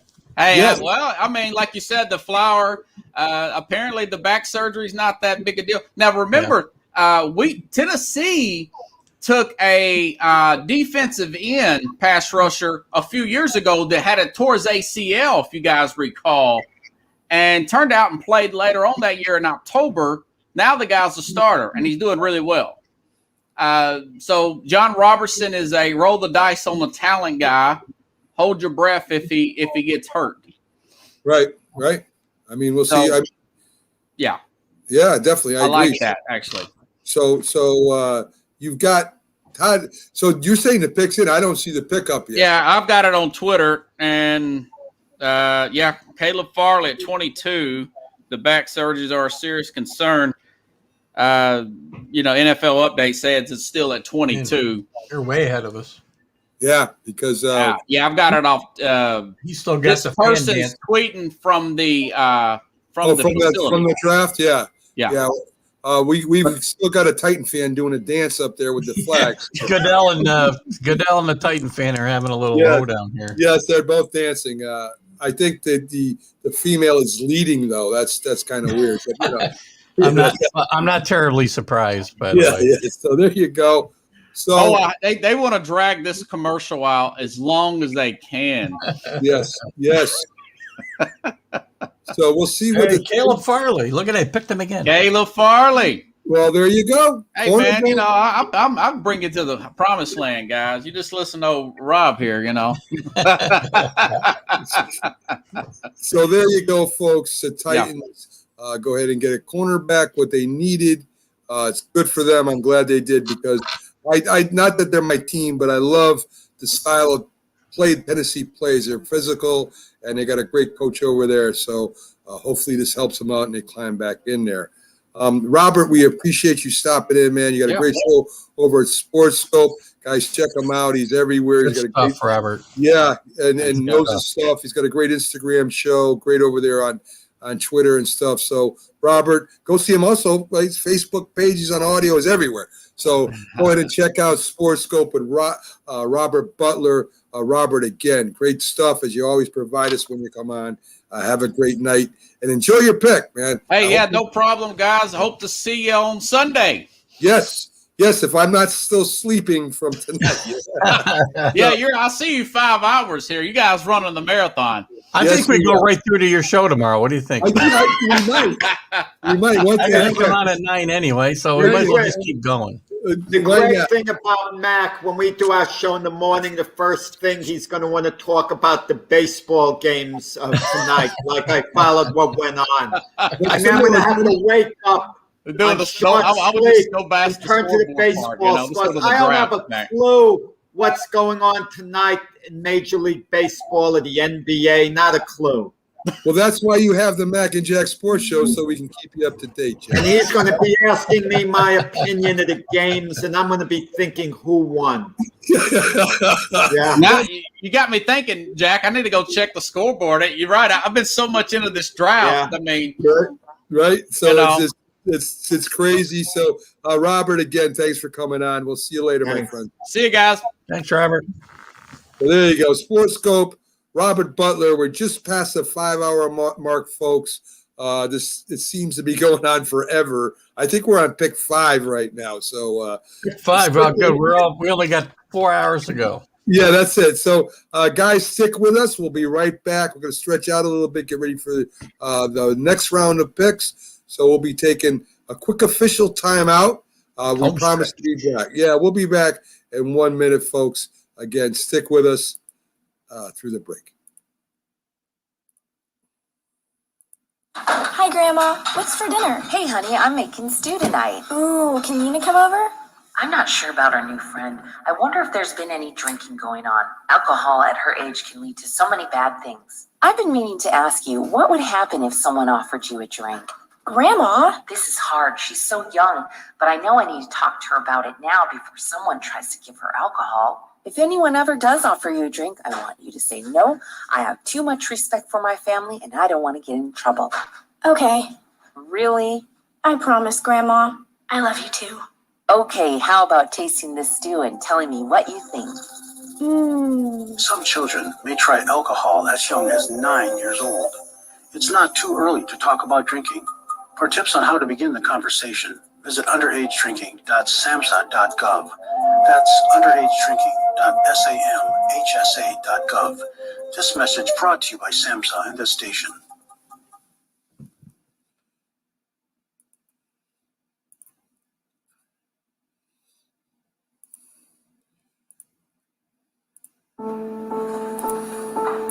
We all make choices. When it comes to alcohol, kids make choices whether to drink or not. Bye-bye. Remember, I'm going to Alex's party tonight and sleeping over. Hey, have a seat for a second. Remind me about that party again? And adults make choices whether to talk about it. That's true of parents and every other trusted adult in a kid's life. Kids want to know our expectations when it comes to alcohol and other drugs. They want guidance and honest answers to their questions. And it makes a difference when the message is consistent and part of everyday conversations. So talk with your kids and help lead them on a positive path. Because when you talk, they hear you. For more information about talking with your kids about underage use of alcohol and other drugs, visit underagedrinking.samhsa.gov. If you served honorably in our nation's armed forces and you're looking for a way to continue serving your fellow veterans in your community, then join AMVETS. Each year, AMVETS members volunteer millions of hours at VA healthcare facilities from coast to coast, helping to improve the lives of their fellow veterans through the VA Voluntary Services Program. AMVETS posts and departments also participate in a wide variety of community service projects, ranging from Americanism in our schools to supporting the Special Olympics and Boy Scouts of America. If you no longer wear the uniform today, you can still serve through the AMVETS by joining today at amvets.org.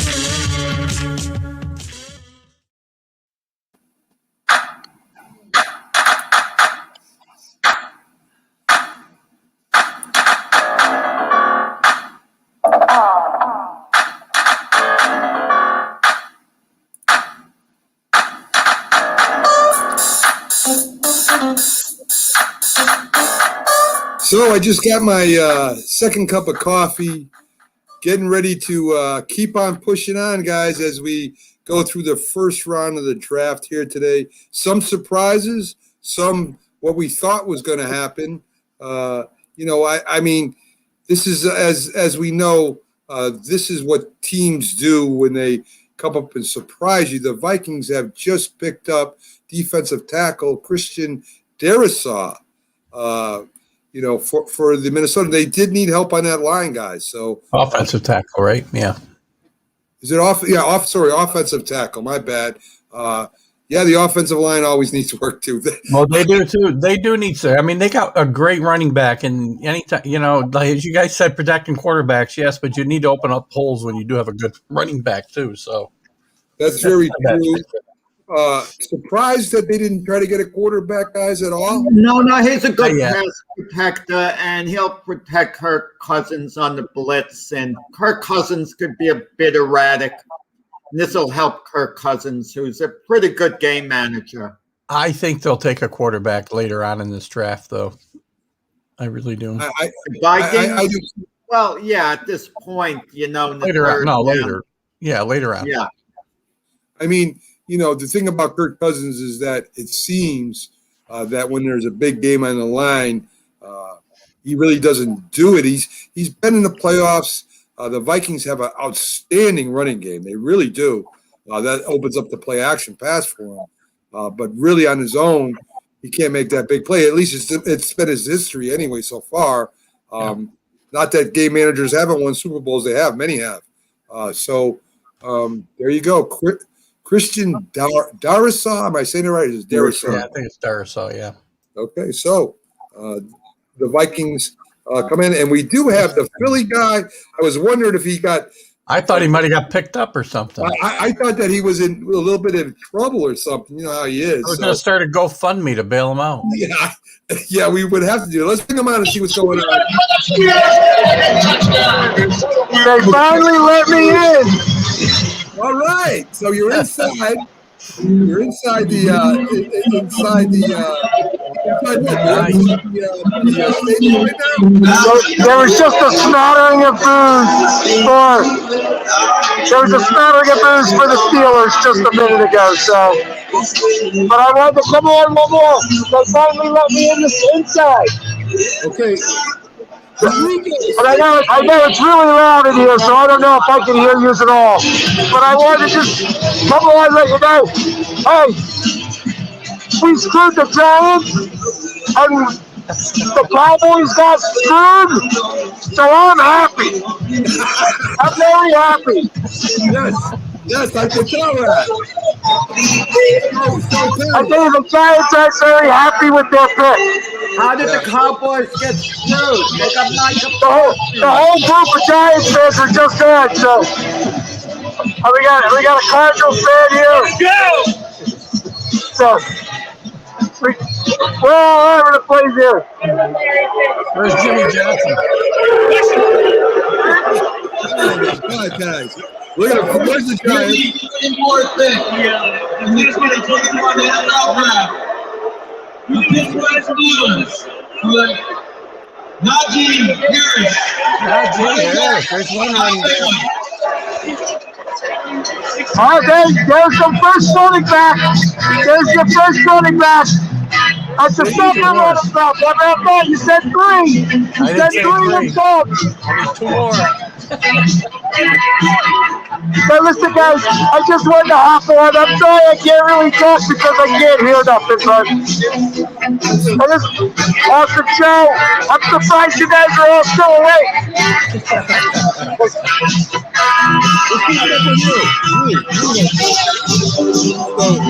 You guys are awesome. Stay great. Good show. I'll talk to you soon. All right, all right, my friend. So there you go. Guy just in the middle of everything like he always is. Can't hear any questions, which it makes sense because those fans are going crazy right now. I don't understand the way he's saying the Cowboys got screwed and he's celebrating. They got the best defensive player in the draft and additional draft capital. I don't get it. Something about the pick we just saw, Najee Harris to the Steelers. that was projected, it seemed, in all the mock drafts. That's who the Steelers were going to want. And so they got their man without making any moves.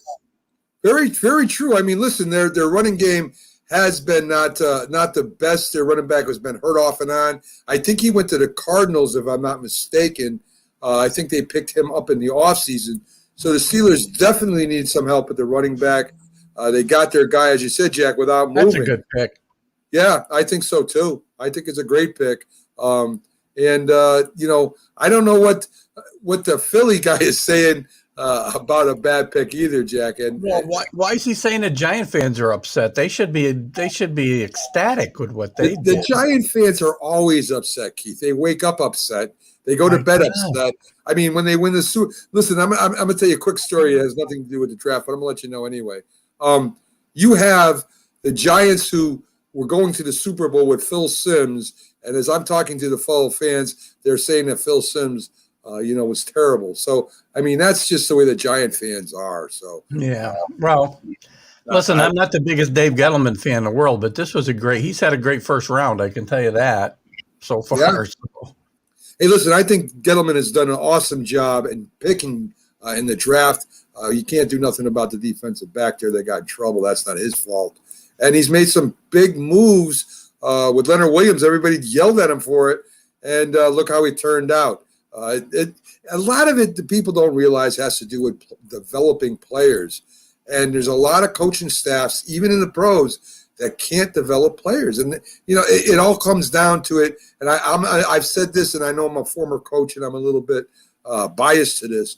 But if you don't have a good coaching staff, I don't care what kind of players you got. You got to bring them together. You got to communicate with them. And you got to make sure they're all on the same page and that they believe in what you're saying. So I don't know. I just think they got the right coaching staff now. I think the Jets have got the right coaching staff now. And, of course, the Patriots have had the best coaching staff in recent history. So as far as the locals go, it should be noted if it'll make Keith feel any better.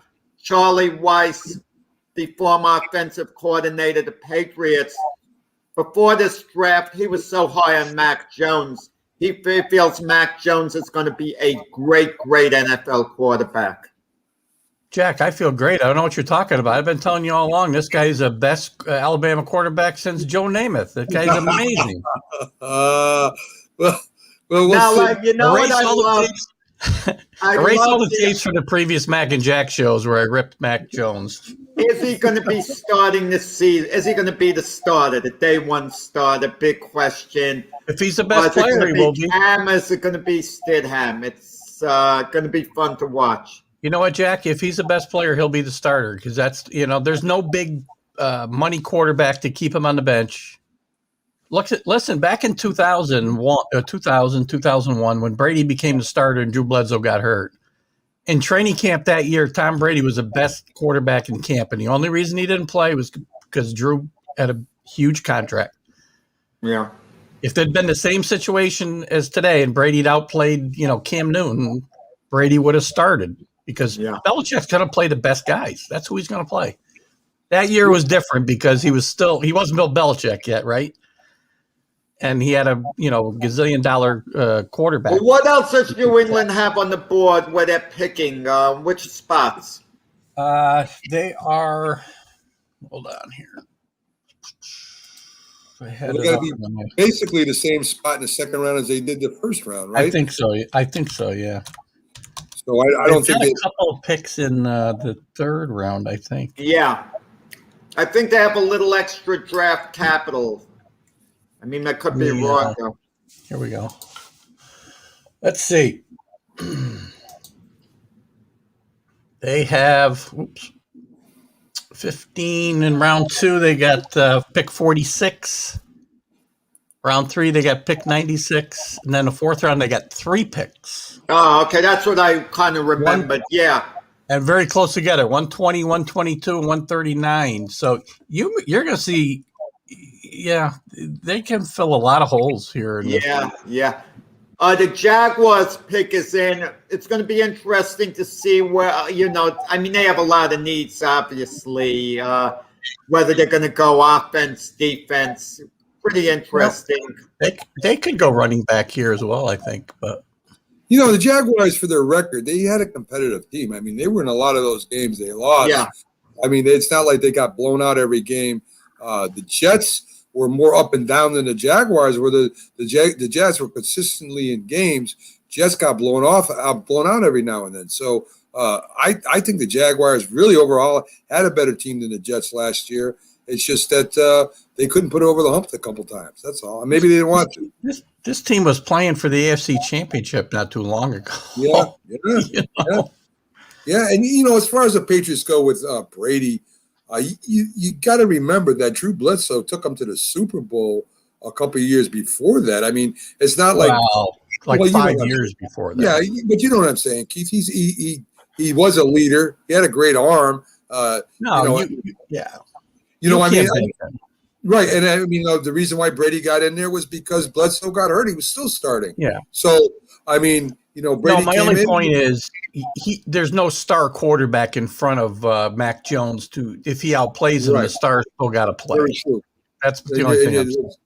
Yeah. Very true. Very true. And you know, I don't know if Bledsoe would believe in bringing a quarterback and just throwing him out there. I don't know. We'll see what happens. Well, he seemed to coddle Garoppolo a little bit. When Brady got hurt, they went in. But it's not like, of course, you had Tom Brady too. But guys, for all the talk we've had the last few months, and for all the people who thought there was a good chance Garoppolo would be back at New England, he's not likely to come back to New England in the foreseeable future. At least not now. Where does Jimmy G go to? Does he go somewhere as a backup? I think he's got to stay now. But you can't take Trey Lance and think he's going to play. He's the least ready guy to play of all those guys. No, he's got to be there this year. He's got to be. There's no reason to get rid of him now. I mean, if this kid works out, if he works out, we don't even know if he'll work out or not. We'll see what happens. I mean, you know, to get rid of Garoppolo right now, you would have to get another experienced quarterback to go there just to help the kid out. So it would be a waste of time to get rid of Jimmy G. Roger's tired. He's in the chair. There goes the second running back. Yep. There it is. There's Anthony. That's gonna make Tom unhappy. Yes. Great move by Jacksonville. Excellent move. Great move. And running back. This team's going to be not, you know. Buffalo got ambushed. That would have been a perfect pick for them.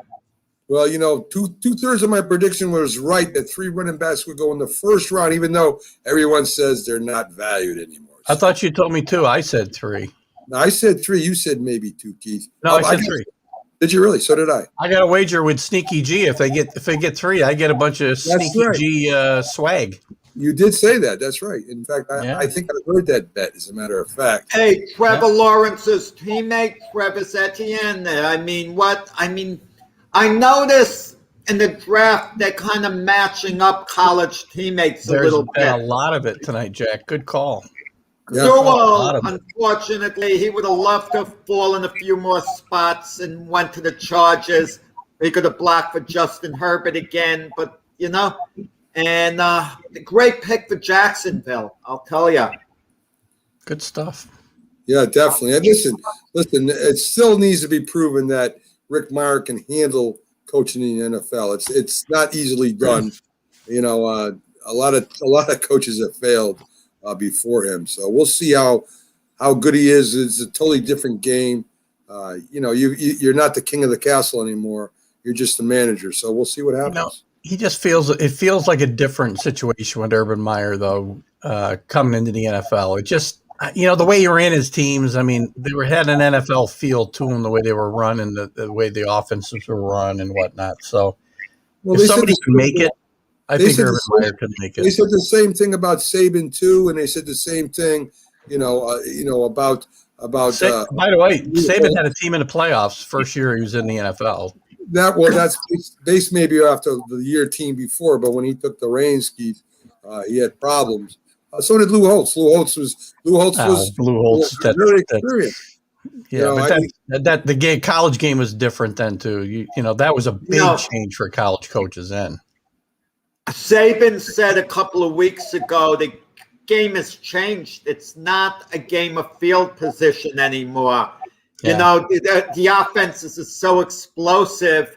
That's what you play for, the big plays. It's not the pound and ground game, and it's not so vital. You know, you pin a team back and then you're holding them.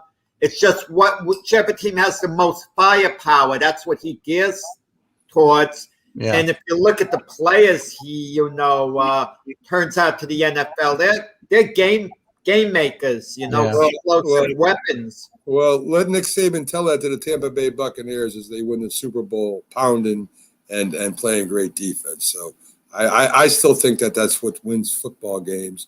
No, Alabama's not running the ball every play now, like LSU when they were doing, winning 9-6. But we'll see. We'll see. I mean, we'll see. I really think Meyer's going to have a major problem with the adjustment to the NFL. That's my beliefs. You can write that down. I really believe that he's going to have a big problem in the NFL. It's a totally different level, totally different control, everything. It's a lot different.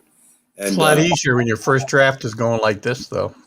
Yeah, I mean, listen, that's one of the things Meyer has an advantage of right now, that he has all these draft picks.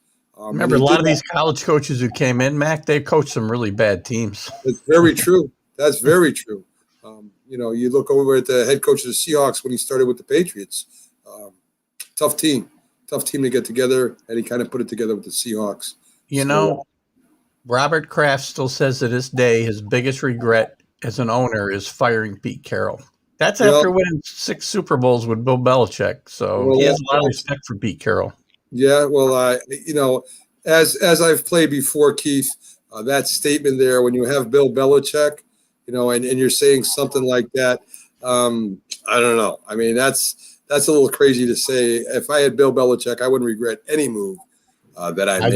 I just think that it talks about the way he feels about Pete Carroll. That's all. It doesn't have anything to do with Bill Belichick. Yeah, I hear you. I definitely hear that. So the Browns pick is in. I'm interested to see where the Browns are going.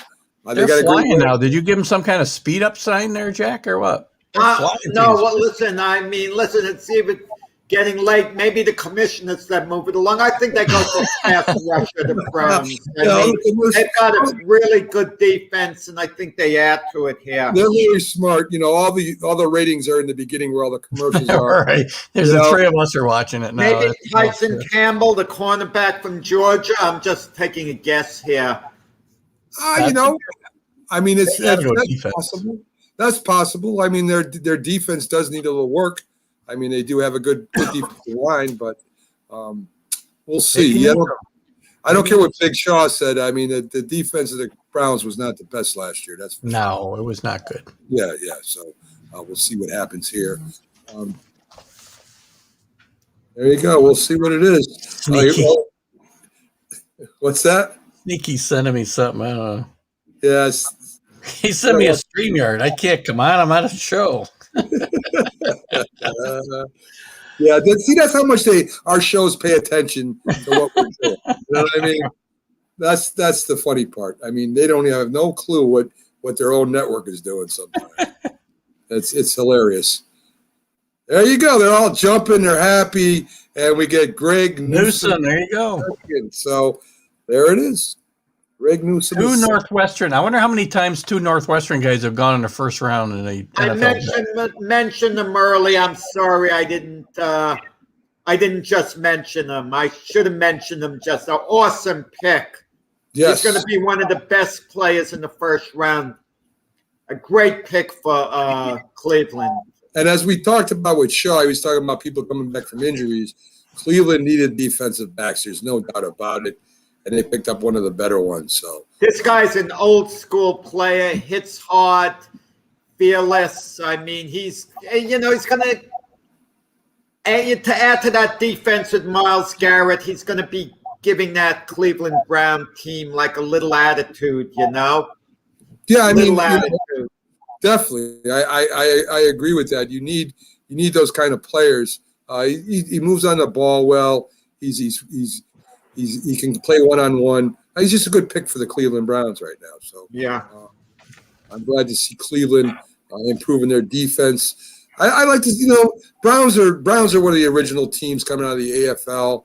You know, great history there with Jimmy Brown and Otto Graham. Even the days with Bertie Kosar and I'm trying to remember Skype, I think was the quarterback's name, number 17. Ryan Sipes. Yeah. Sipes. There you go. See, I'm in the ballpark. Yeah, I mean, they always had a competitive team especially with the way they played in the 80s. I mean, they had a shot to go to a couple Super Bowls, but lost on some bad fumbles near the end zone, and it's some bad luck. But that's part of the game. Tremendous drive by John Elway. Yes. I mean, so anyway, so they're the Browns. They're back. It's good for the NFL when you have an older team like that back and competitive again. So, Agreed. I agree. Yeah, definitely. So the Ravens should. I wasn't sold on Baker Mayfield last year, and he proved me wrong. He played really great football at the end of the year. He really did. Yeah, I don't think Baker is going to be a Hall of Famer. I think he's good enough for the Browns to maybe get to a Super Bowl and win. He's good enough to do that. I don't know if he's going to go down as one of the best, but he's definitely that good. I mean, you know, so the Browns got an awesome running game. They probably got the best running game in the league, barring, you know, Tennessee. I mean, they're tremendous. They're running backs over there. You know what's interesting about this first round draft? Now that we're getting to this point, the Baltimore Ravens have 2 picks, number 27 and number 31. Yeah. Unless we don't know about it, they didn't move down. They could have packaged those 2 picks. If there's one particular player they liked a lot, maybe at number 18, thereabouts, they could have moved down and grabbed someone like some of the other teams have done. But they've stayed pat at 27, 31. And they're a very good team, obviously, the Ravens. So I guess they're more interested in the quantity than the quality. Yeah. I listen. That's always been a tough division over there. The Ravens, the Steelers, the Browns way back when they were a little bit better. You still had the Steelers up there playing hard with them. That's always been a tough division. Like I said, it's just good to see the Browns moving up. The Bengals have a little ways to go, guys. I mean, Burrows or no Burrows, it's going to be a few years before they get up there and get competitive with those teams. Agreed. Yeah, Pittsburgh's going to be tough. As long as Mike Tomlin's there, he's a great coach. As long as he's there, they're going to find ways to compete. You know, it's funny, guys. We talk about the quarterbacks now taken, and there are not that many opportunities in the NFL for someone to start. You're thinking next year's quarterback class. But if guys work out, how many openings are there really in the NFL? I mean, you know, if Tua has a halfway decent year, he's going to be the quarterback. The following year, Zach Wilson's going to be the quarterback. The following year, I don't see them giving up on Mac Jones. He should be Josh Allen. I'm just giving an example of a division. There are just not many openings anywhere, you know. I see Mac Jones in the Hall of Fame probably after like 3 years. No, but what I'm saying, you don't have any clear-cut cases of a team really needing a quarterback bad enough to address it. Look, the Bears, I thought, did great getting Justin Fields tonight. Andy Dalton is a good villain. Andy Dalton can get it done for a certain amount of games. But if you're looking for Andy Dalton as your quarterback the next couple of years, you know, there are going to be problems. I think Fields might start there from day one, too. I don't think so, Keith. I don't think so. Depends. I don't think they're going to be starting him. They don't have to. I mean, they're probably not good enough to compete. They don't have to. No pressure at all. They got Andy Dalton and established quarterback. No pressure on Fields at all. Yeah, I'll tell you, I just don't like the Chicago's GM and coaching relationship there. I think they ruined. Honest to God, I mean, everybody puts down Trubisky. I think Trubisky has a lot of talent. I mean, I think he was smart. I do too. I think he was mismanaged terribly. Big time. And Foles, he's not a starting quarterback. He can go in and take a team on the run like he did with the Eagles. Very impressive. Great job. But he's not that starting quarterback. To pick up for $14 million was his contract was crazy. And what are you going to do when you pick up somebody for $14 million? You're going to play him. And Trubisky, I think, was totally mismanaged. Nagy didn't want him. Where did he sign? He signed with Buffalo. Trubisky went to the Buffalo Bills as a backup. Now, if you want to reestablish your value, you go somewhere where you might be able to play or ultimately be the starter. He's not going to start over Josh Allen on any circumstance unless Allen completely falls apart. Well, no, but the way Josh Allen plays, he could be hurt too, so he might get an opportunity. I think the reason why he went there, the Ravens pick is in the.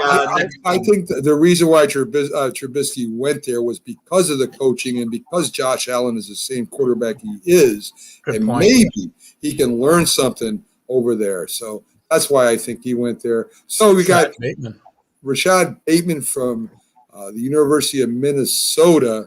I don't have him anywhere as far as listed. So. He was like fifth. He was. I had him fifth amongst wide receivers in a couple of ratings. A couple things. I mean, he's going to be a good role player for the Ravens. And keep in mind, they got Sammy Watkins, and they add Rashad Bateman. They're basically encouraging Lamar Jackson to run less, throw more. In a certain sense, they're giving him the weapons out there, so it's a good pick for the Ravens, even if he's a role player. Well, let's see if Jackson can throw the ball accurately. That's another knock against him, Jack. So we'll see if he can do that. I know we've had guests on that are pretty experienced in football, and they really don't think that Jackson can win the big game because they don't think he's accurate enough. So Lamar Jackson was an MVP already. So even if Lamar Jackson never wins another game, I don't want to hear that he couldn't cut it in the NFL. I read an interesting article. Last weekend about the Ravens. We're supposedly having some internal discussions. And Jack, you talked about them potentially trading up earlier. That they were having discussions about trying to trade up to get one of the quarterbacks because they are thinking about running their quarterback situation like a college situation where a guy will play and graduate and move on, and they'll bring in a guy as a freshman or whatever to replace him. It's a novel idea, right? Because they don't want to pay guys. And it was an interesting theory. I don't know whether it's something they were truly doing or whether the reporter was just kind of, enhancing the article. But think about it. It's an interesting way to run a professional football team like a college football team. And people are criticizing me for talking about quarterback relief pitchers. Yeah, to hear an idea like graduate them. When I read it, I went back to see if you wrote the article, Jack, actually. I think Lamar Jackson might not have liked it because his coach, John Harbaugh, said, well, we're going to extend them. We're guaranteeing that fifth year and the whole bit. So they don't want to, they want to appease him. They don't want to tick him off. So they went into damage control immediately. They're not going to win a Super Bowl with Lamar Jackson, by the way. Wasn't RG3 the most the most valuable player 1 year too? Well, he was rookie of the year the same year as Andrew Luck. They were drafted together, and it was close. 1-2 Luck was taken first. RG3 second. RG3's problem was he took beatings. The point is just because you get most valuable player doesn't mean that you made it. There's a lot of reasons. He was rookie of the year, RG3, not MVP. But the thing about it is, listen, Cam Newton was MVP. I think Michael Vick was MVP too 1 year, Jack, if I'm not mistaken. And Michael Vick had a nice long career. So let's not knock him. What nice long career did he have? He didn't go to the Super Bowl. What did he do so great? Okay, but Cam Newton was an MVP, but he led the Carolina Panther team to a 15-1 record, and they won 2 playoff games. Had they beaten Denver in that Super Bowl game, Cam Newton would be a Hall of Famer. Well, they won that game. First, I think they played the Rams that game, if I'm not mistaken. Or was it the Patriots? I forget now. I don't think they played the Super Bowl. They played Denver. They lost to Denver. Was it Denver? Was it Denver? Manning's last game, Right, and I think there was a catch that just barely didn't make it into the end zone. That's It when was an Cam awful Newton, Super Bowl. that's when Cam Newton was good, Jack. So that's when he was, but I don't think he'd be a Hall of Famer if he won that game either. His career has not been, he's had good years, but he hasn't been consistently. The problem is, it was the same thing with RG3, more so with Cam Newton. They allowed him to take beatings. He was getting concussions, beat up badly, not being protected, and it takes something out of you. It really does. I mean, they never really built a team around Cam Newton. They never really treated him like a franchise quarterback. By the way, with Tebow, were you joking about Tebow coming as a tight end? Is that a joke or what? Because I really think with Urban Meyer's the coach, if they're going to carry 3 quarterbacks, I could see Tebow as a third-string quarterback. He would be no threat to displace, Trevor Lawrence in any way, shape, or form. But I'm not even sure he's a threat to Urban displace Meyer the actually third-string quarterback, actually. Does Urban Meyer actually think that Tim Tebow is good enough to play in the NFL? Because keep in mind, other coaches like Bill Belichick, who are friendly with Urban Meyer, on Urban Meyer's request, they invited Tim Tebow to camp and gave him a very shot. short stay. Right, but he nearly made those teams. He gave it a good run before getting cut by them in the Eagles, and yeah. I don't know about that. Tim Tebow and I both have a lot of things in common. We never got to play for the New England Patriots. That's true. Now listen, Carlos back here is kind of throwing a bunch of comments out, talking about these guys throwing accurately, that the defense let them down. These guys keep talking Does about. Carlos watch the game? Carlos, how many New England Patriots games do you watch? I watch every play of every game. Cam Newton is terrible. Terrible. The coaches aren't terrible. Cam Newton's terrible. The coach won 6 Super Bowls, Carlos. We're not going to fire him like Tom Thibodeau. Listen. I love Carlos. I love that Carlos follows all our shows so closely. I really do. Because he makes our shows fun. But come on, Carlos. Listen, the thing is, guys, Joe Montana said it best, right? Joe Montana said it best. The most underrated statistic is accuracy. Joe Montana was not an athlete by any means, but he's one of the greatest quarterbacks of all time. Tom Brady, not an athlete.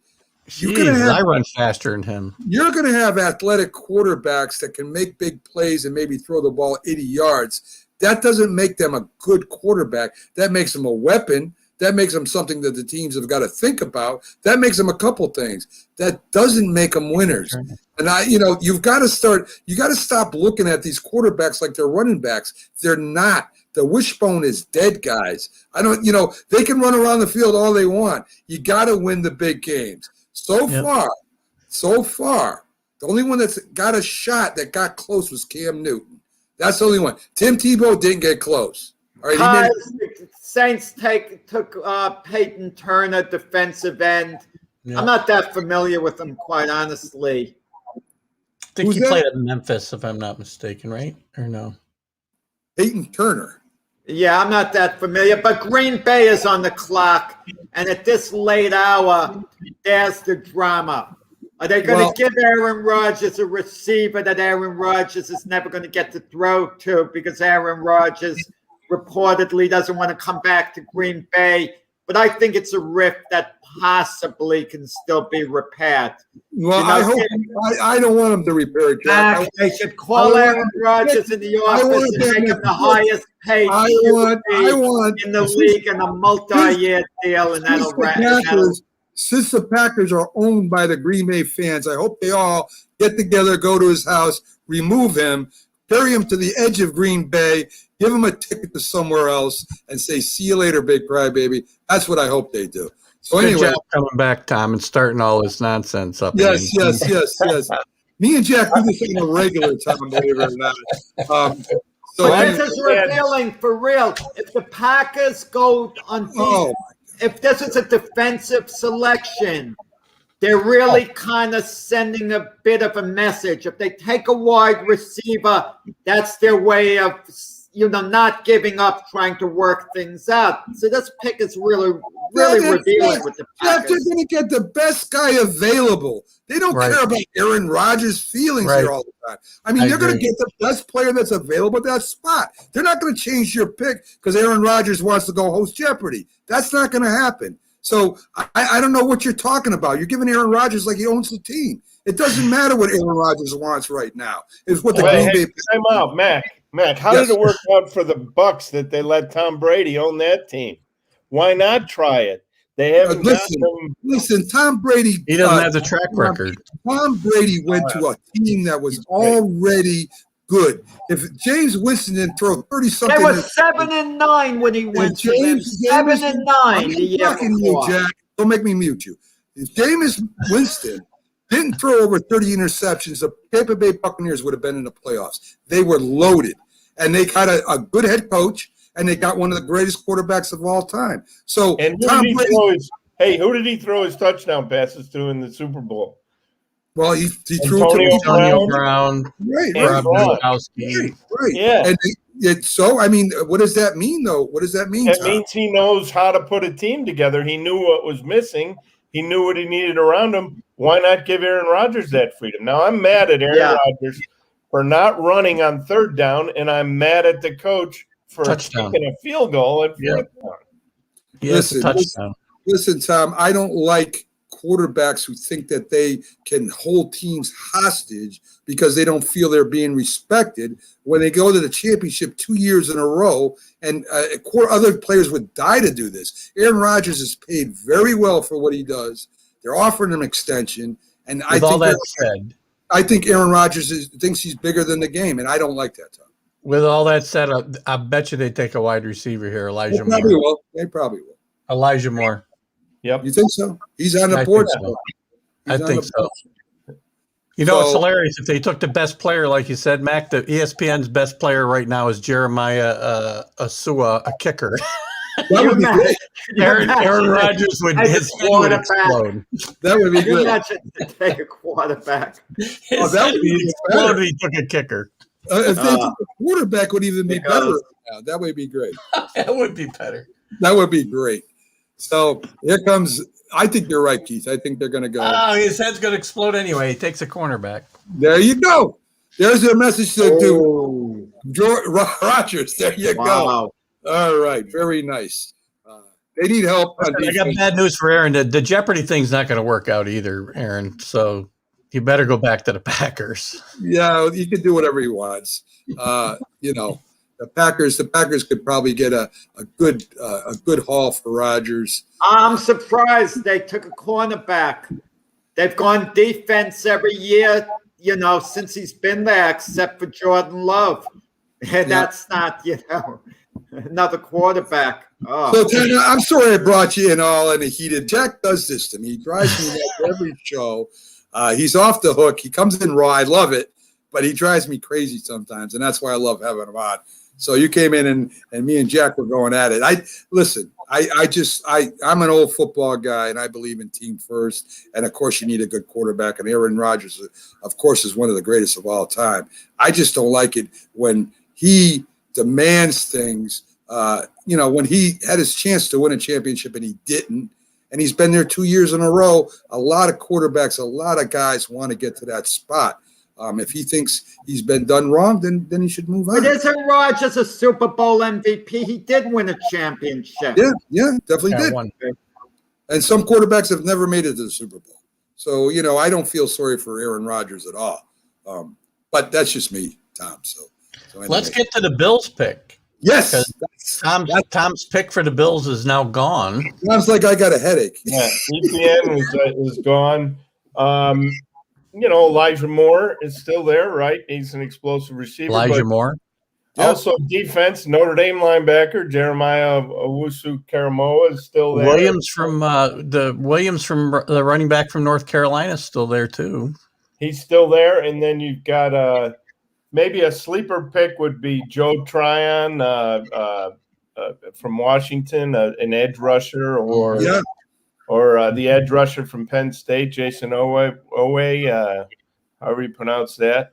like I said, the Bills can pick anything because they don't have any desperate needs. Right. And the Bills GM, when they do have a desperate need, he's been known to move up, and he didn't move up today. So he's just kind of There he playing. is. Cool. But Tom, their running game was lacking last year.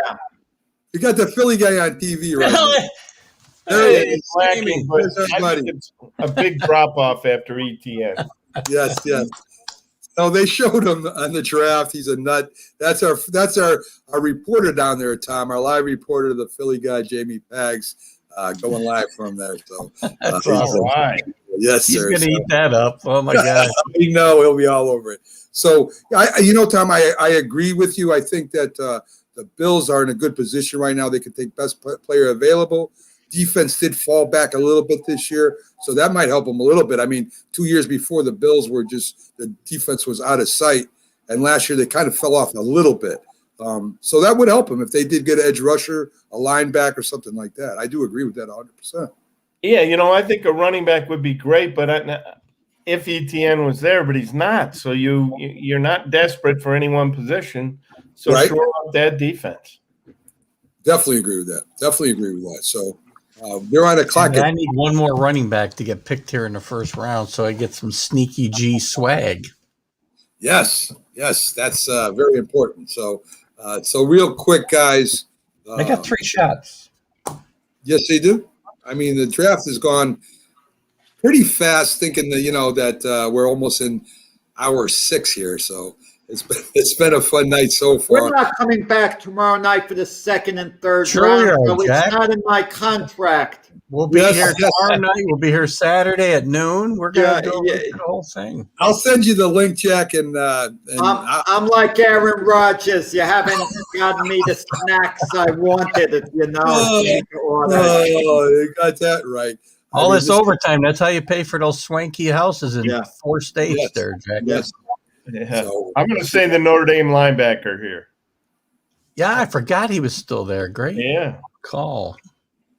Yes. I'm surprised. I'm shocked he's still here. I love watching the green room, the guys who fade. If the Patriots hadn't have picked Mac Jones, we'd still be looking at him probably. Oh, please. The way Aaron Rodgers was the ultimate green room fader. Yeah. And Dan Marino. I don't know if they had Since you left, Tom, I've decided Mac Jones will likely be elected to the Football Hall of Fame in year 3 of his career. So I'm all over him. I love that guy. Yeah, who's going to catch his passes? Yeah, well, we'll worry about that later. The Patriots picked up a couple good tight ends, that's for sure. At least They did. So They did. I'm excited about the season this year. Now that I know that Cam may not be playing quarterback. So yeah, rough year. So the Bills pick is in, guys. We're just waiting to see who it is. Tom, I'm with you. I think they're going to go defense, and I'm going Williams. I mean, you got that Notre Dame linebacker out there. He's a big playmaker. Let's see if they go with an athletic. Yeah. Athletic Come on, defender. Roger. Lisa Jalari. Yeah, that's possible too, Jack. He made that old guy get out of that chair. What's wrong with him? Yeah, he did, and he's like, "Okay, go sit back down again." I don't know what that was all about. Poor guy. You just stand there. What? He probably said, "I don't want to talk right now." I don't know. Let's see, who are they going with? Another Miami guy, Rousseau from Miami. Defensive end, there you go. That's a surprise. Yeah. So you were right, Tom. They go to the defensive side of the ball, and people are very happy right now. So They do look happy in Buffalo. yeah, and look at he's a big fella too, ain't he? He is. Very tall. And you're right, Keith. They all look so young. It's because you're getting old. You are right. That's the reason. It is because I'm 61 years old and everybody looks young. Mac, you look young to me, for crying out loud. I think it's something to do with your glasses. Then, if that's Everybody but I Jack don't looks look too young to me young. I on this go show. into somewhere. I don't even have to ask for the seniors discount. They just automatically give it to me. Keith, I'm surprised that Jack has gets a senior discount. I mean, he looks so young, doesn't he? I mean, I This would is think kind of late. What are the It's Kansas Kansas. City Chiefs going to do next? They don't have a pick. Wait a second. It's Tampa Bay. I'm sorry. Baltimore and Tampa I Bay. mean, I lost. That's say it. my feeling is the Buccaneers should give Tom Brady some more help. yes, he needs more. Devontae Williams. He definitely needs more. Who's on the board? I mean, what The wide Ravens. receivers available? The Ravens are on are ready to pick. It's going to be interesting where they go. So, Tom, you were right on the Bills. Just to improve their defense a little bit more. You know, they were in the thick of it last year. Hopefully, this makes them just a little bit more better, where they can, you know, make that move to the championship. Yeah, they love those long-arm defensive ends who can bat balls down at the line and get after the quarterback. And sounds like they just got one. And as far as Tampa Bay, think offensive line. Still shored up for Brady gets a year older every year. I don't think Tevin Jenkins of Oklahoma State has been picked yet, has he? No, he has not. That sounds like it might be a good move for Tampa Bay. Yeah, that's a good thought too. I thought he'd be gone too by now. Yeah. Well, that's a little surprising. Yeah, to me too. I mean, he's a very good offensive lineman, and you're right. I mean, where else are they going to go? They got enough weapons. Their defense is solid as heck. I mean, they won the Super Bowl last year for them. Yeah. So I mean, yeah. I mean, why not the trenches? That makes a lot of sense. There you go. Pick's not in. Oh, geez, 5 minutes. Oh yeah. Yeah, he's like, oh, damn, 5 minutes. Thought the pick was in. You know, they were moving along pretty good. Baltimore's going to make everybody wait. Maybe they're seeing if they can get Pags back on air again. We'll see what happens. Yeah. I think Morig, the safety is still available, right? They might be somewhere for the Ravens to go. They always think to shore up their defense. Yeah, Asante Samuel hasn't been taken yet. He is not. Another higher. Yeah, another good pick that's still there. I think he'll drop to the second round. I think a lot of these guys that we're thinking of that might have been first round are going to drop to the second. And of course, Carlos, just to hit you one more time, Keith. Carlos is all over them tonight. Yes, sir. He's saying Mac Jones will be hurt, you know, probably this year in practice. So He's going to be worn out. I don't think we're going to see him on either one of our shows tomorrow, Mac. I don't know. He's going to be tired. His fingers got to hurt tonight. Yeah, I agree. It's going to be something. But we do appreciate you, Carlos. Absolutely. I kid Carlos that he's a little off center here on a couple of these things, but I appreciate him being on our shows all the time. Yeah, he's constantly with us, so we appreciate the. He makes it fun. He does. He really does. He really does. Even though I seem irritated sometime, Carlos, I'm having fun. I promise. Yes. So. Let's see. So we got the Baltimore pick next. Then we got Tampa after that. Yep. And then we're done, right, folks? And then we got to tuck Jack in, and off to bed we go.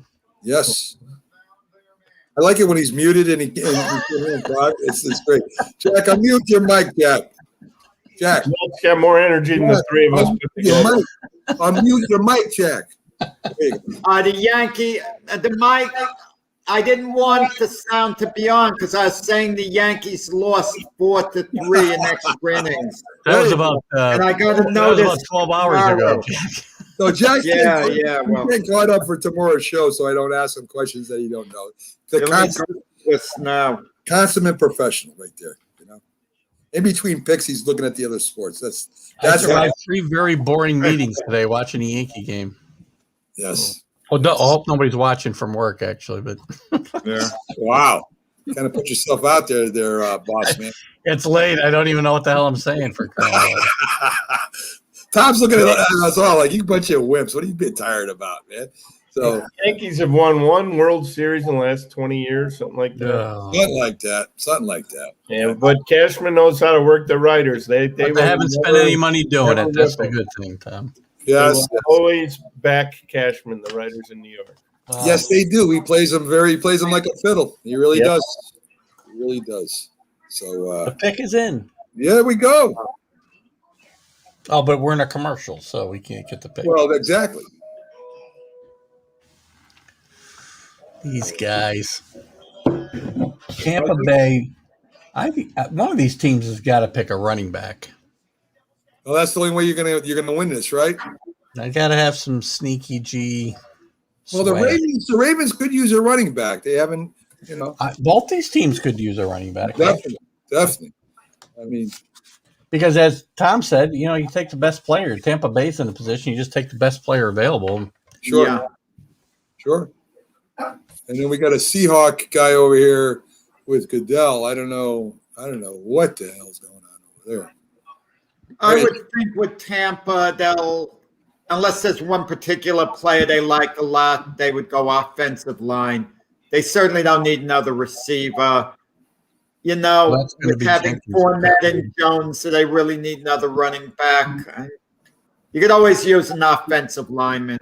And you could always use depth on the defense. I mean, who knows? I mean, it's Tampa. Tampa is going to be dangerous this year. Team hasn't repeated in a while, and they have a good chance. That's for sure. They definitely do. I don't see anybody in their division beating them. That's for sure. No, they're going to be. They should win by like 4 games. Yeah, I think so. And I don't know anybody in the NFC. Maybe the Seahawks, if they kind of retool a little bit. I don't know. I don't know the Packers. I don't know. The Packers, as Tom said, the Packers are an Aaron Rodgers stupid decision not to run the football away from being in the Super Bowl. So yeah. I mean that was the bad decision. Crazy. Yeah. I could have walked in on that play. Yeah. God, you'd think I had a bet on it at the casino a half mile away or something. We can't talk about gambling on the show, Tom. Yeah, why not? We can talk about gambling. What am I talking about? Everyone talks about it now. That's right. I forgot it's legal wherever you go. Yeah, where do they have pari-mutuel windows at all the arenas and ballparks? The key then is to follow the players' wives to the windows because they know the inside scoop. Good point. Follow them, see what they bet on, and you bet the same. Listen, I didn't know where you were going with that at first there, Tom. We started saying I was ready to mute your mic there, and I didn't know what. But anyways, so the Ravens pick is in, folks. This is going to be very interesting. Running back, maybe defense, we don't know. It's getting near the end. You still got the Notre Dame linebacker out there. You still got some big names. We'll see what they do here. Jason Owa. Linebacker from Penn State. Wow. Well, I'm surprised again. Maybe the Notre Dame linebacker isn't as good as we think, guys. Penn State still linebacker you. There's no doubt about that. I don't know this guy. You guys know him? Yeah, I mentioned him earlier. It's a possibility for the Bills, but yeah, I saw him on the. Oh, you did bring it up earlier, didn't you? Yeah. He's a high upside guy who, has been spotty in his production. I think hot and cold. He's a New Jersey boy. He's what's known as a project in large part. A lot of potential. He could be a disruptive pass rusher. But at this stage, teams are willing to take a chance on a guy based on potential. Upside. 31st upside. Exactly. So they see how much better they think he can get, so what his ceiling is. And, obviously the Ravens, willing to take a chance on him. I mean, what else were they going to do at pick number 31, logically speaking?